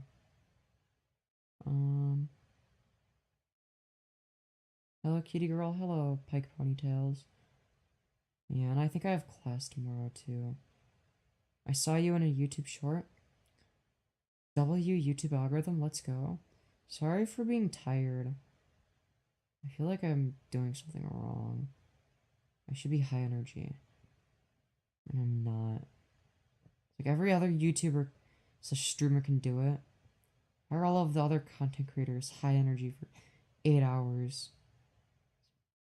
Damn. I don't know, man. Not a bottom squishy. Don't apologize, baby. You're not doing anything wrong. I don't know. I feel like me just doing this, being like, oh, sorry, I suck. I feel like even that is bad. Like, that's like me, like, inadvertently doing the, I don't know.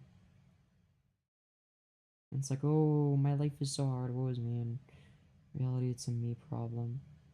Do the pause, I'm not even in the mood. I don't know. But love, do your best, I guess.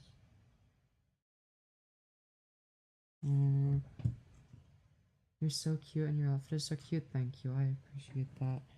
Crop top stream soon. No, feel sad if you need to, you can't control it. Yeah, I guess, I'm sorry. I just don't wanna be, I don't know. I don't know how to explain it. I don't know how to explain it. No, I don't know. No, I don't have a gun. Finally home from work. Late nights are a pain, yeah. Fun fact, Aiden Dragon. I got no sleep last night and now I'm really tired. I'm really fucking tired. But I must continue algorithm maxing. Are you okay? Yeah. I'm just really tired. Don't worry. Okay, you're boring later, bitch. See what I mean? This is bad content. I'm being boring right now. And oh, man. I'm gonna be boring. But it's like I don't have the energy to do anything else. Poor girl, I don't know. It's my fault. I need to get better at sleeping. No, Femi, go the fuck to sleep. Well, I mean, I could do that, but I mean, I don't know. I'm sorry. No sleep is bad. I've had a lot of problems with sleep lately. Keeping a proper schedule helps, but it only takes one day to mess it up. Yeah, literally. I agree. Go EP, baby girl. Baby, you need sleep if you're not in the mood for ASMR whispers or anything. This is definitely a good time for sleep. I mean, I guess. I don't know. I just.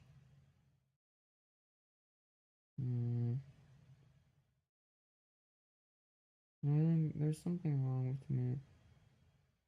I don't know. Why am I doing this? Why am I mentally ill posting on the internet? I'm a fucking loser. I hate myself. I actually despise myself. Ooh, watch me be sad on the fucking internet. I fucking despise me. I hate myself.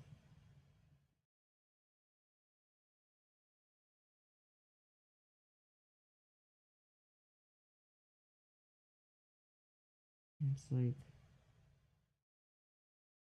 health comes before stream addicts, I guess. I don't know. I mean, all YouTubers and streamers are mentally ill, so who fucking cares? I don't know.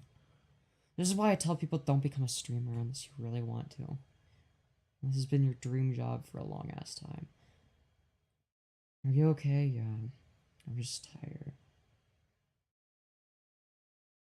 I'm just tired. I don't know. I love you the best. Thank you. I love you, feminist. Don't beat yourself up. Well, thank you. I feel like the more I beat myself up, the more annoying and pathetic and worthless it is. It's just like, oh yeah, here's people telling me that, yeah, they care about me, and I'm still like wallowing in my own self-pity because I'm a fucking loser, and it's like, damn. And I'm doing it right now by planning about me doing the thing, and ugh. I do need more sleep, though. I don't know, man.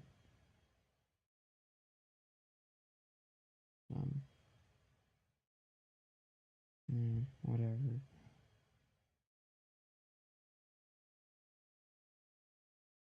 Those things are amazing, beautiful person. You're just saying that to make me feel better.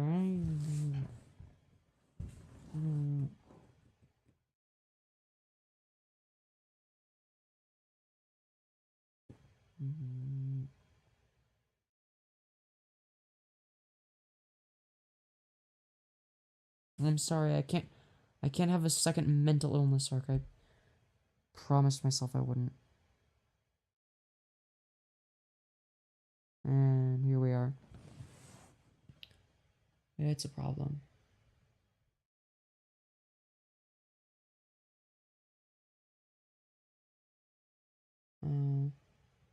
I go to sleep, it's okay. I've been streaming long enough. And I literally have time set aside, and I can't waste it because what if I get like a donation later into the stream or something? I mean, I could be missing out. I need to save money and be, I don't know. No one is stopping you from sleeping. I'm stopping me. That's right. You just have 3 minutes and then you can sleep. Wait, why is 3 minutes? Oh, because it's 9. It's gonna be 9 p.m. 9 p.m. is early. I can stream longer than that.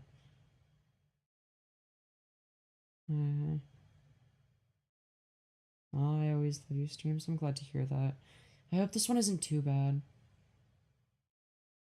I'm raising so pretty. Don't let stress. Stress out. Good choice for you. Yeah. I think part of it is stress. Love your streams, but you need to eat. Then you gotta eat, pun. I guess. With an hour, 3 minutes. Yeah. If you're tired, then you can't stream no longer. I literally am. I'm doing it right now. What do you mean? Now, whether or not it's a good idea, that's a separate discussion, but can I do it? Of course I can. Of course I can. That's what I'm doing right now. EP sleepy GP, true.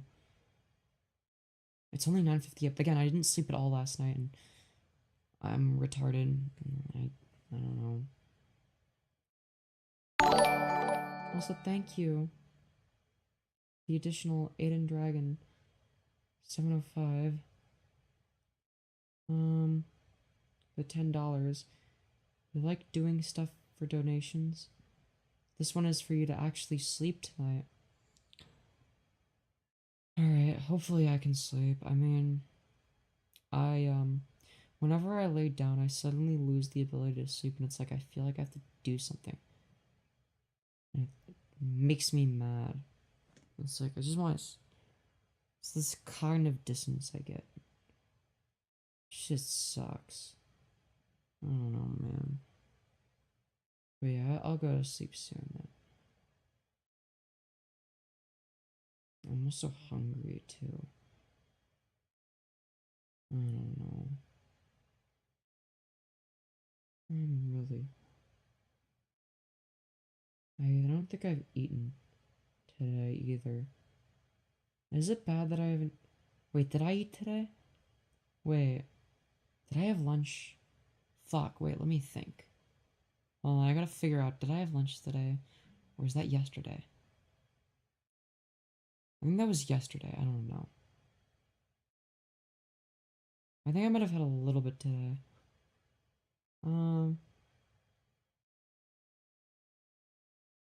Yeah, it's fine. I'll be fine. I don't know, should I eat something? Yeah, I'll probably just sleep and then eat tomorrow. Anyways. Femyoz, please get rest. You don't gotta become EPS to stream. You can always stream tomorrow or whenever. Just get some rest. Yes, eat now, but I don't wanna. Eat cookies. Eat. I mean, it's just like one day without eating. It's not that big of a deal. Plus, I'll lose any stomach fat I have, you know? Get rid of that. Get rid of that extra weight. I don't know. Eat fruit. You'll come back tomorrow with the bestest stream of all time? I mean, maybe. We'll have to see. I don't know. That's hard to say. I guess I could eat something. I don't know. Nope, I'm not doing a mental illness arc. Nope, I'm not doing that. Eat or I'm unmod. No, stop. Don't threaten. No, don't do that. I'll just remod you or something. Yeah. Or does not care about sleeping? True. Dude, all my homies hate sleeping. And then it's like, I feel like I have to do it more. It's like addicting. It's like if I'm not getting concurrence, I need to stream more to make up for it. And if I'm getting concurrence, I need to keep streaming because I'm getting concurrence and I can't just lose that. It's like a lose-lose. My thread has become invalid, yeah. Dude, I'm just so smart. I'm just built different. I don't blame you, yeah. I don't care about sleeping or eating. I care about streaming. You still gotta eat? People go like so many days without eating though. That's the thing. No, I don't want to eat on stream. I'm gonna make a mess. I'm a messy eater. Everybody's gonna make fun of me for it. I don't want to do a cooking stream. Cooking is effort. It's like a lot of work. It's not worth it. I just wait till tomorrow. I could just sleep and then eat tomorrow. You know?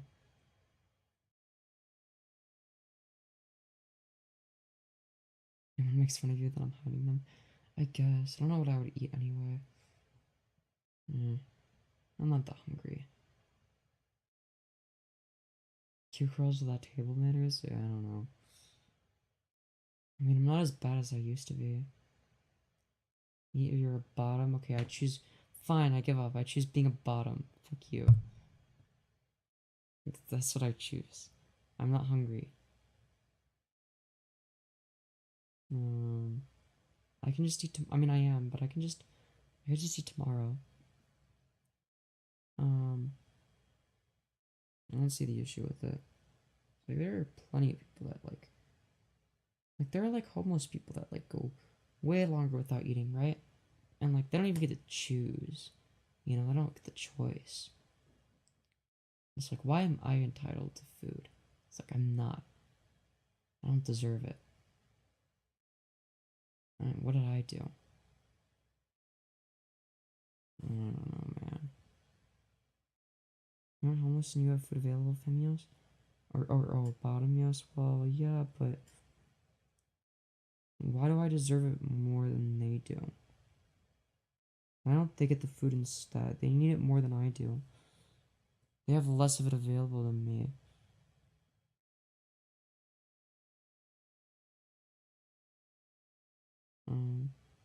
Maybe try eating something light. You need nutrition so your brain can make happy chemicals, I guess. I don't know. In the past, I had an eating disorder. I always struggled to eat. I don't even have an eating disorder. I just don't like to eat. Sometimes. Sometimes I do. I don't know. Well, I can just go a long time without eating. I don't think that's like a disorder, though. I feel like that's pretty normal. Right? Love your channel? Hell yeah. Because their problems are more serious than your problems don't exist. I don't know. I think I'm just... I don't know.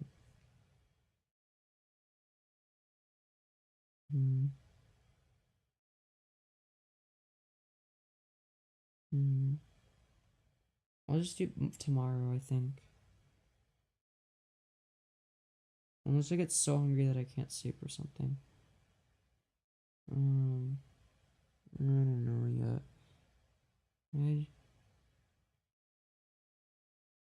No, I don't want to eat tomorrow morning. I don't like eating breakfast. Maybe like in the middle of the day or something.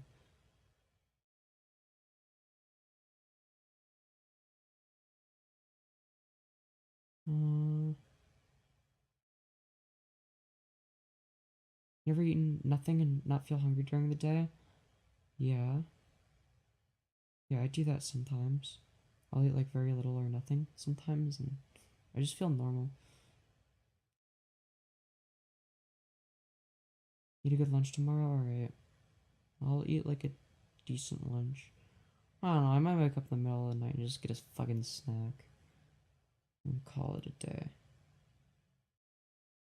What about second breakfast? Oh my god. I don't know.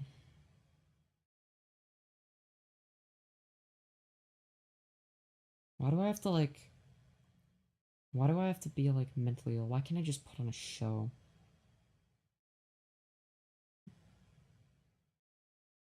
I don't even get it. I mean, I can put on a show, but not for so long. And it's like I could end stream, but it's like... I'll never be successful if I can't stream for whole days. It's like... If I can't put in a full days of work, then... Like, what's wrong with me? Like, if this... Like, if I make time for myself, then I don't even use it. I literally set time aside, and I'm just gonna, what, sleep? What's the point? I don't know. One bad day isn't a bad life, that's true. We all have ups and downs, nothing is wrong with you, thank you. I hope there's not, well, I know there's something wrong with me, but that's besides the point. I don't know. Ow, my, oh fuck, my side, I was leaning too much in the, ow. I don't know. You're the point, girl. I don't even know what that means, but thank you. Alright, yeah. Oh, fuck, I gotta be careful. I'm not used to sitting this way. I'm making up for bending in the opposite direction now. Ooh, fuck, I feel exposed. I don't think she knows about second breakfast chat. Oh my god. Bro. I'm not doing it on, dude, I'm not doing it on purpose. I'm just sitting in the, such a slightly different angle, dude. What the fuck? This is bullshit.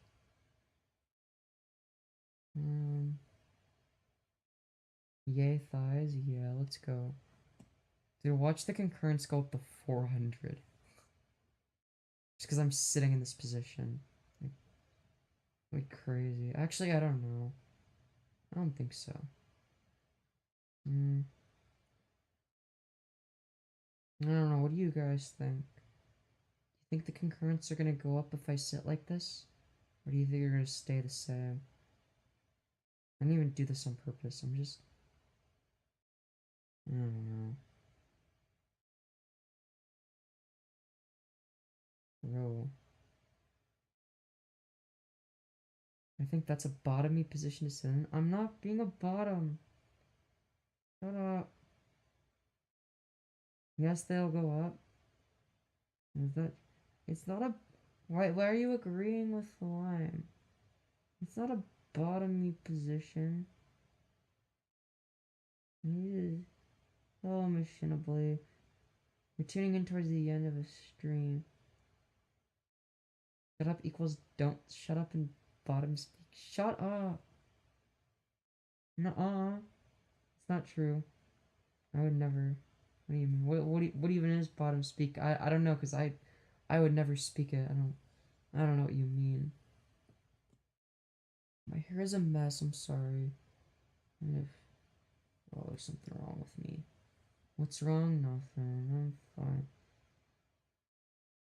See my point? No, I don't see your point. You're just saying words. Get a react. Messy hair looks adorable on you. No, it doesn't. It looks stupid. I look stupid. I don't know. Maybe I don't.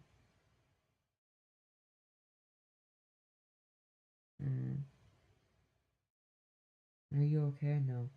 Yes. I mean. What if I told you there's nothing wrong with you? It's hard to say. There's also some person speaking Russian. Hola, señor. Yo no hablo el Russian. Okay, hopefully that solves it. This doesn't make you don't look stupid now. Stop beating yourself up before I buy you a leash.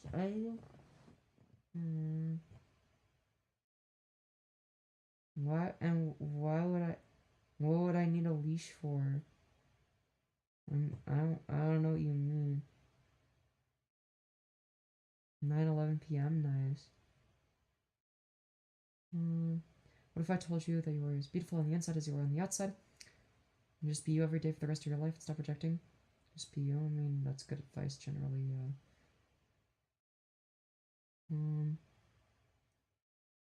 You need a leash?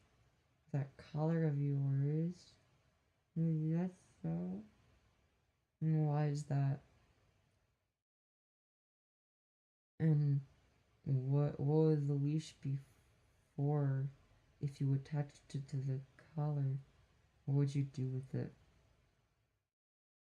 For no particular reason, of course. Asking for a friend.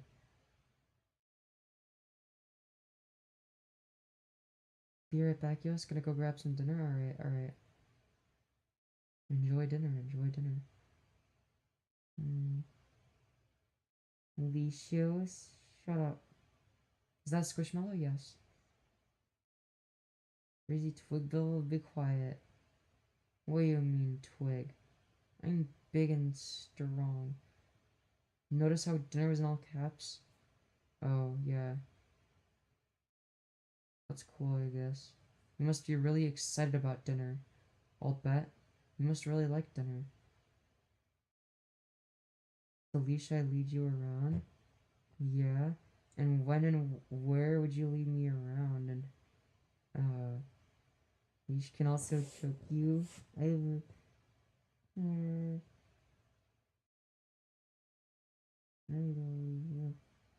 fuck. God damn it. Stop it. I was about to end stream and now I'm all fucking... Fuck you. You're not fair. Bro, I look like and I look like shit. There's no way I look good with this little sleep. I have to look terrible. I refuse to believe otherwise. And I'm not gonna, no, I'm not gonna end stream out of spite. That would make you bring me the leash? With you carrying it? Oh, fuck, stop scrolling. Fuck. With you carrying it in your mouth like a good girl? Then we go to treat bowl? Did somebody say treat?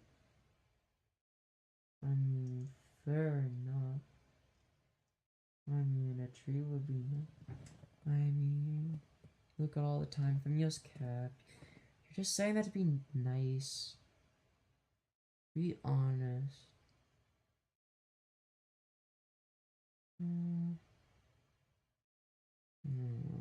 Good girl wants a treat? Yes, I do.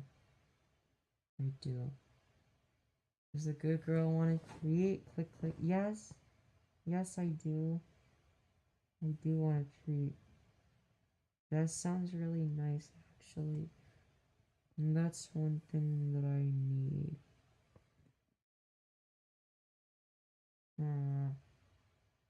It's Smirk though. What's Smirk? I didn't do anything. What do you mean?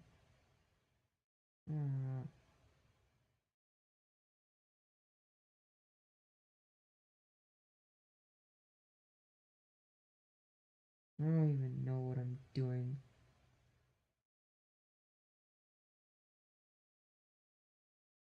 Let me see you do happy wiggles and I put a piece of candy in your mouth and pay your head smiling. I mean, that does sound nice. I again just took my schizophrenia meds. Real. Welcome back, welcome back. Oh, head pats, yeah. Head pats and candy sounds really nice. I will say. I fuck with that. Hi, I'm new, welcome. I'm being weird again. This isn't the best time to tune in, but welcome regardless. This is like I don't even know if this is considered content. I'm just really tired.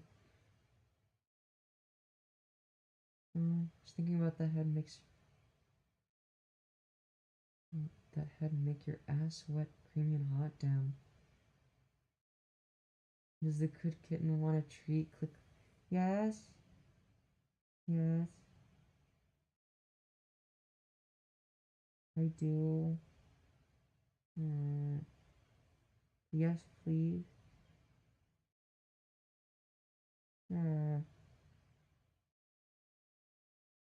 Fuck.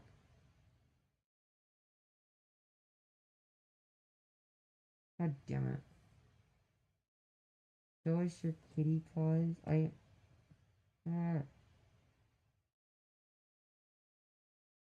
Cutie. Here you go. Toss this treat. Oh my god. Yes, please. Yes, please. Yes, please. Somebody say treat.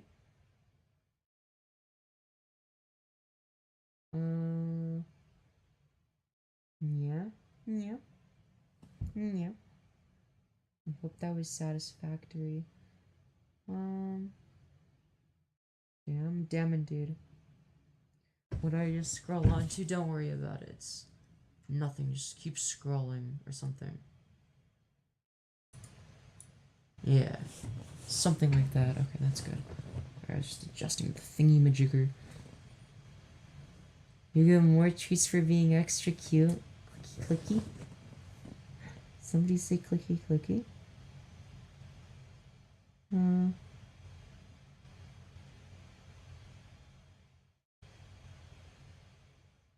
Let's see here. I'm confused. Wait, why? Wait, what? I'm sorry. Click, click, here you go. Yes, please. What's up, shorty? Cute pillow? Why, thank you, why, thank you. Okay. Yo. Anyways. Hello, Charlie. How are you doing, pet? I hope you're doing well. Oh, wait, no, the other way. Okay, fuck, I can't do this properly. I can't angle it right. Whatever. Give the puppy more treats? Wait, somebody say treats? I think I made the angle worse. I liked it better before. Fuck, I don't know how to... Whatever.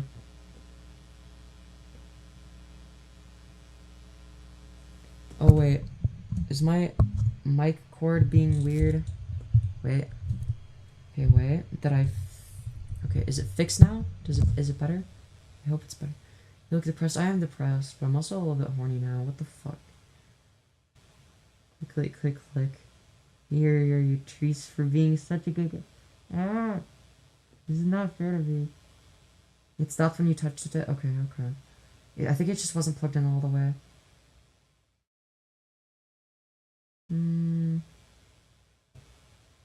The treats is like a puppy brain thing, yeah. Is it still a little buzzy? Okay, okay, okay. Well, also thank you. Raven. Master Raven wants spinning. I'm too tired. Also, spin equals $5, remember? I'm really tired. I don't want to stand up. Unless I really have to. I'm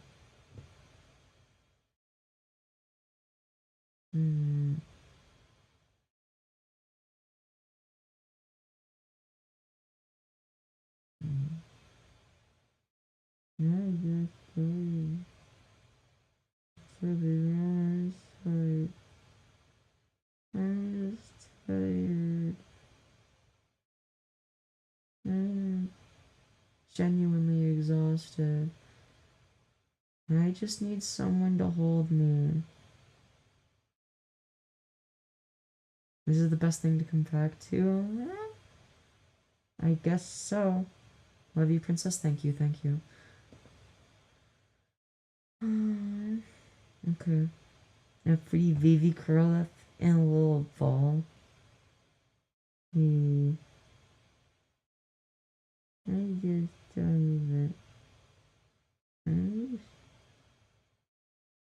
Squishy thighs? I guess so.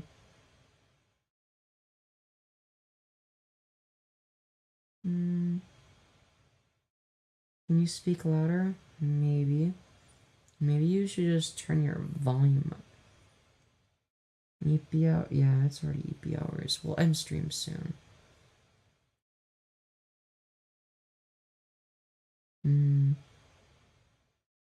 I'm too tired to get up though. Good girl. Oh, did somebody say treats? Yo. She's so cute. Look at her cuddled against this squishmallow. I mean, it is nice. You look so cute. Laying there, thank you. She's so adorable.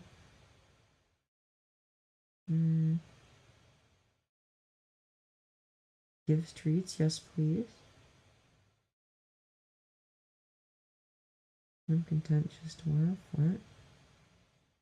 You're very cute, thank you. Wish I was the Squishmallow. Wish she was cuddled up against me. Yeah, same. Cuteness overload.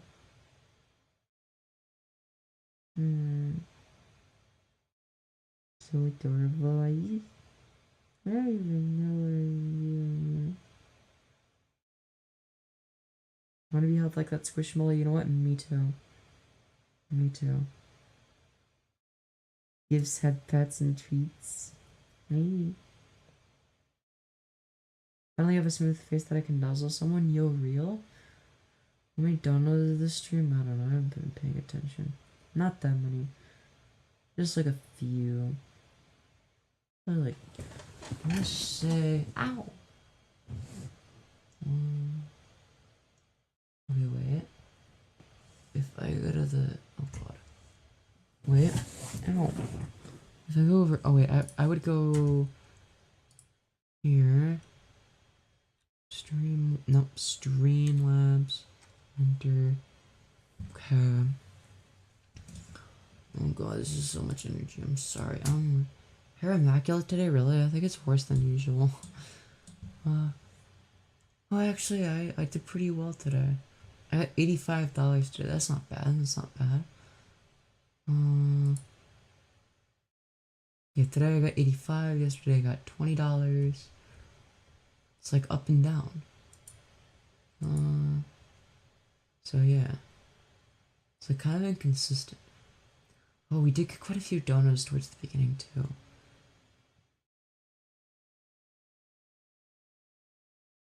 Yes. Chat, let's get some donos if you want. See, maybe you've been getting so many compliments on your hair lately, I guess. I feel like they're just saying that to be nice, I don't know. I think I'm mentally ill. This is what streaming too much does to a motherfucker. Mom is always right, I guess. Last night you were all up and moving, what happened? I never went to sleep. I ran out of energy. Who's the good girl? Is it me? Am I the good girl? Please tell me I am. I hope.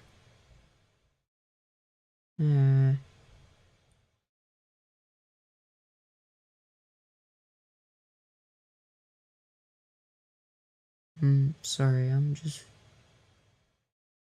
I'm staring into... Oh god, I'm... Fuck, I should end stream soon. Sorry for the lack of content.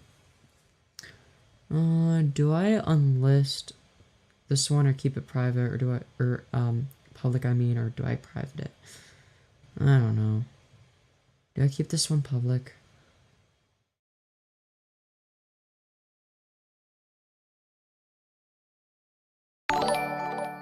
Holy shit.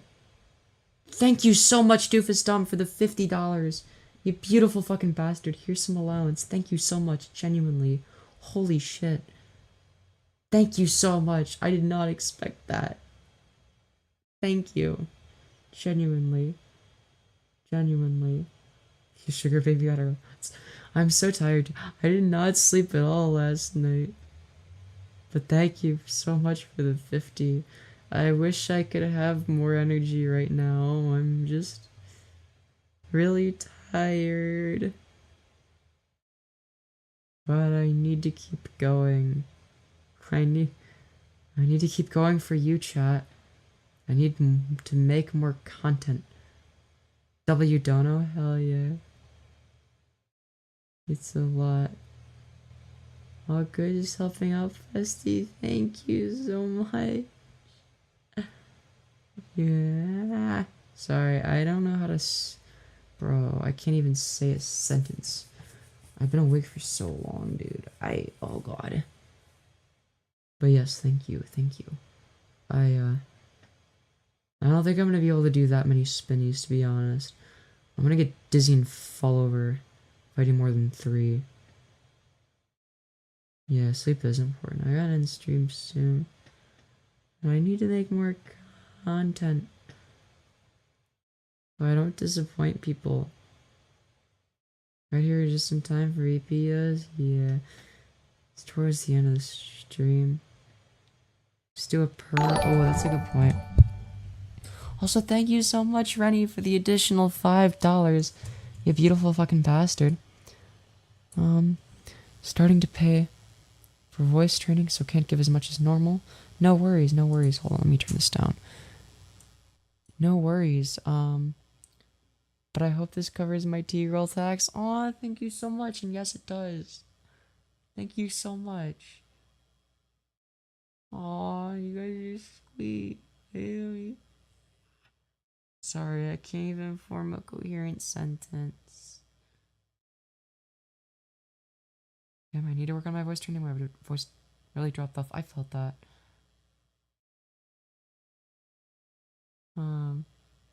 She seems so happy I am. I'm really tired. And people still care about me. I don't understand. It's like, what?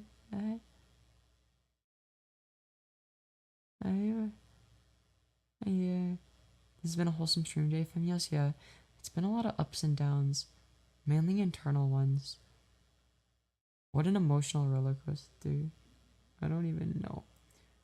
Yeah, I love and care about you so much, baby. Aw, thank you. I woke up to say I love you all. Hello, Bunaxi. We love you too. Because you're awesome. Aw, thank you. I don't know what I did to deserve it.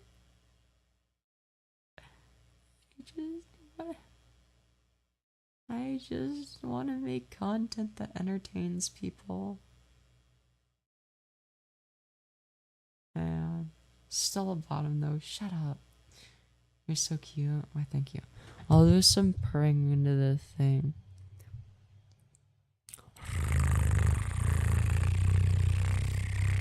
Wait, I need the cat ears.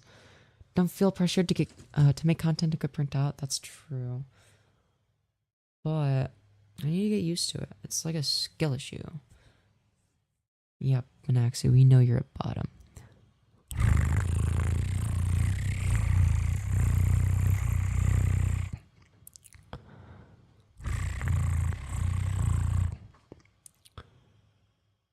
No, that doesn't mean it's my turn. What do you mean? Cute kitty, why thank you, why thank you.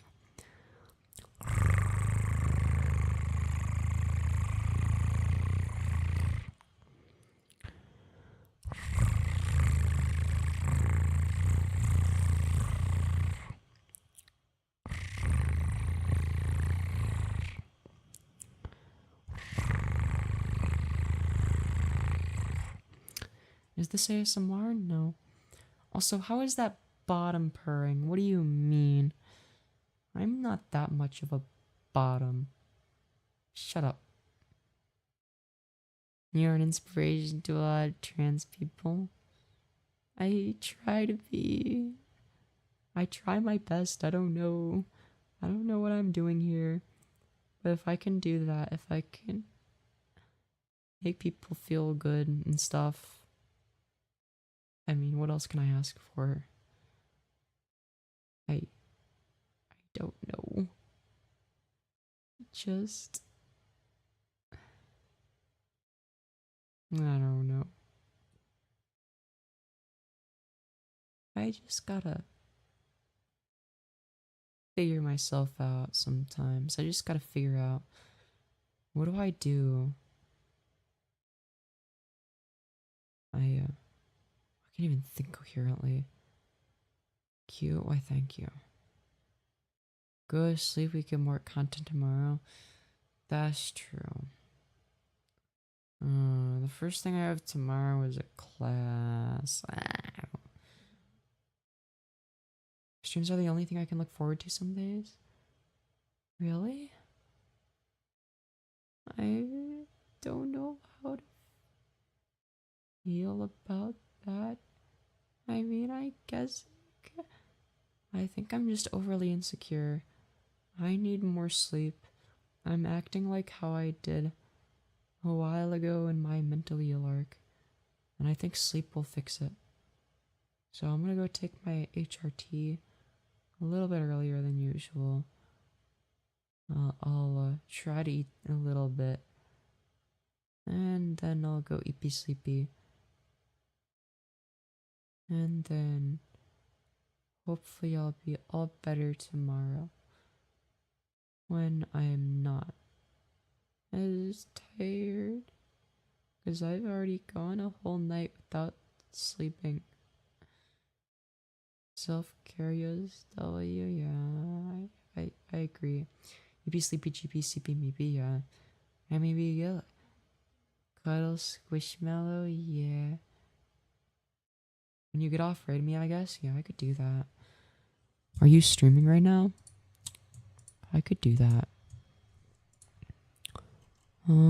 Add. Okay, we've got.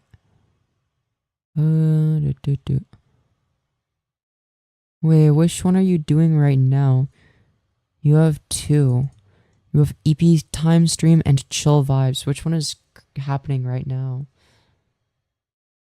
Which one do I do?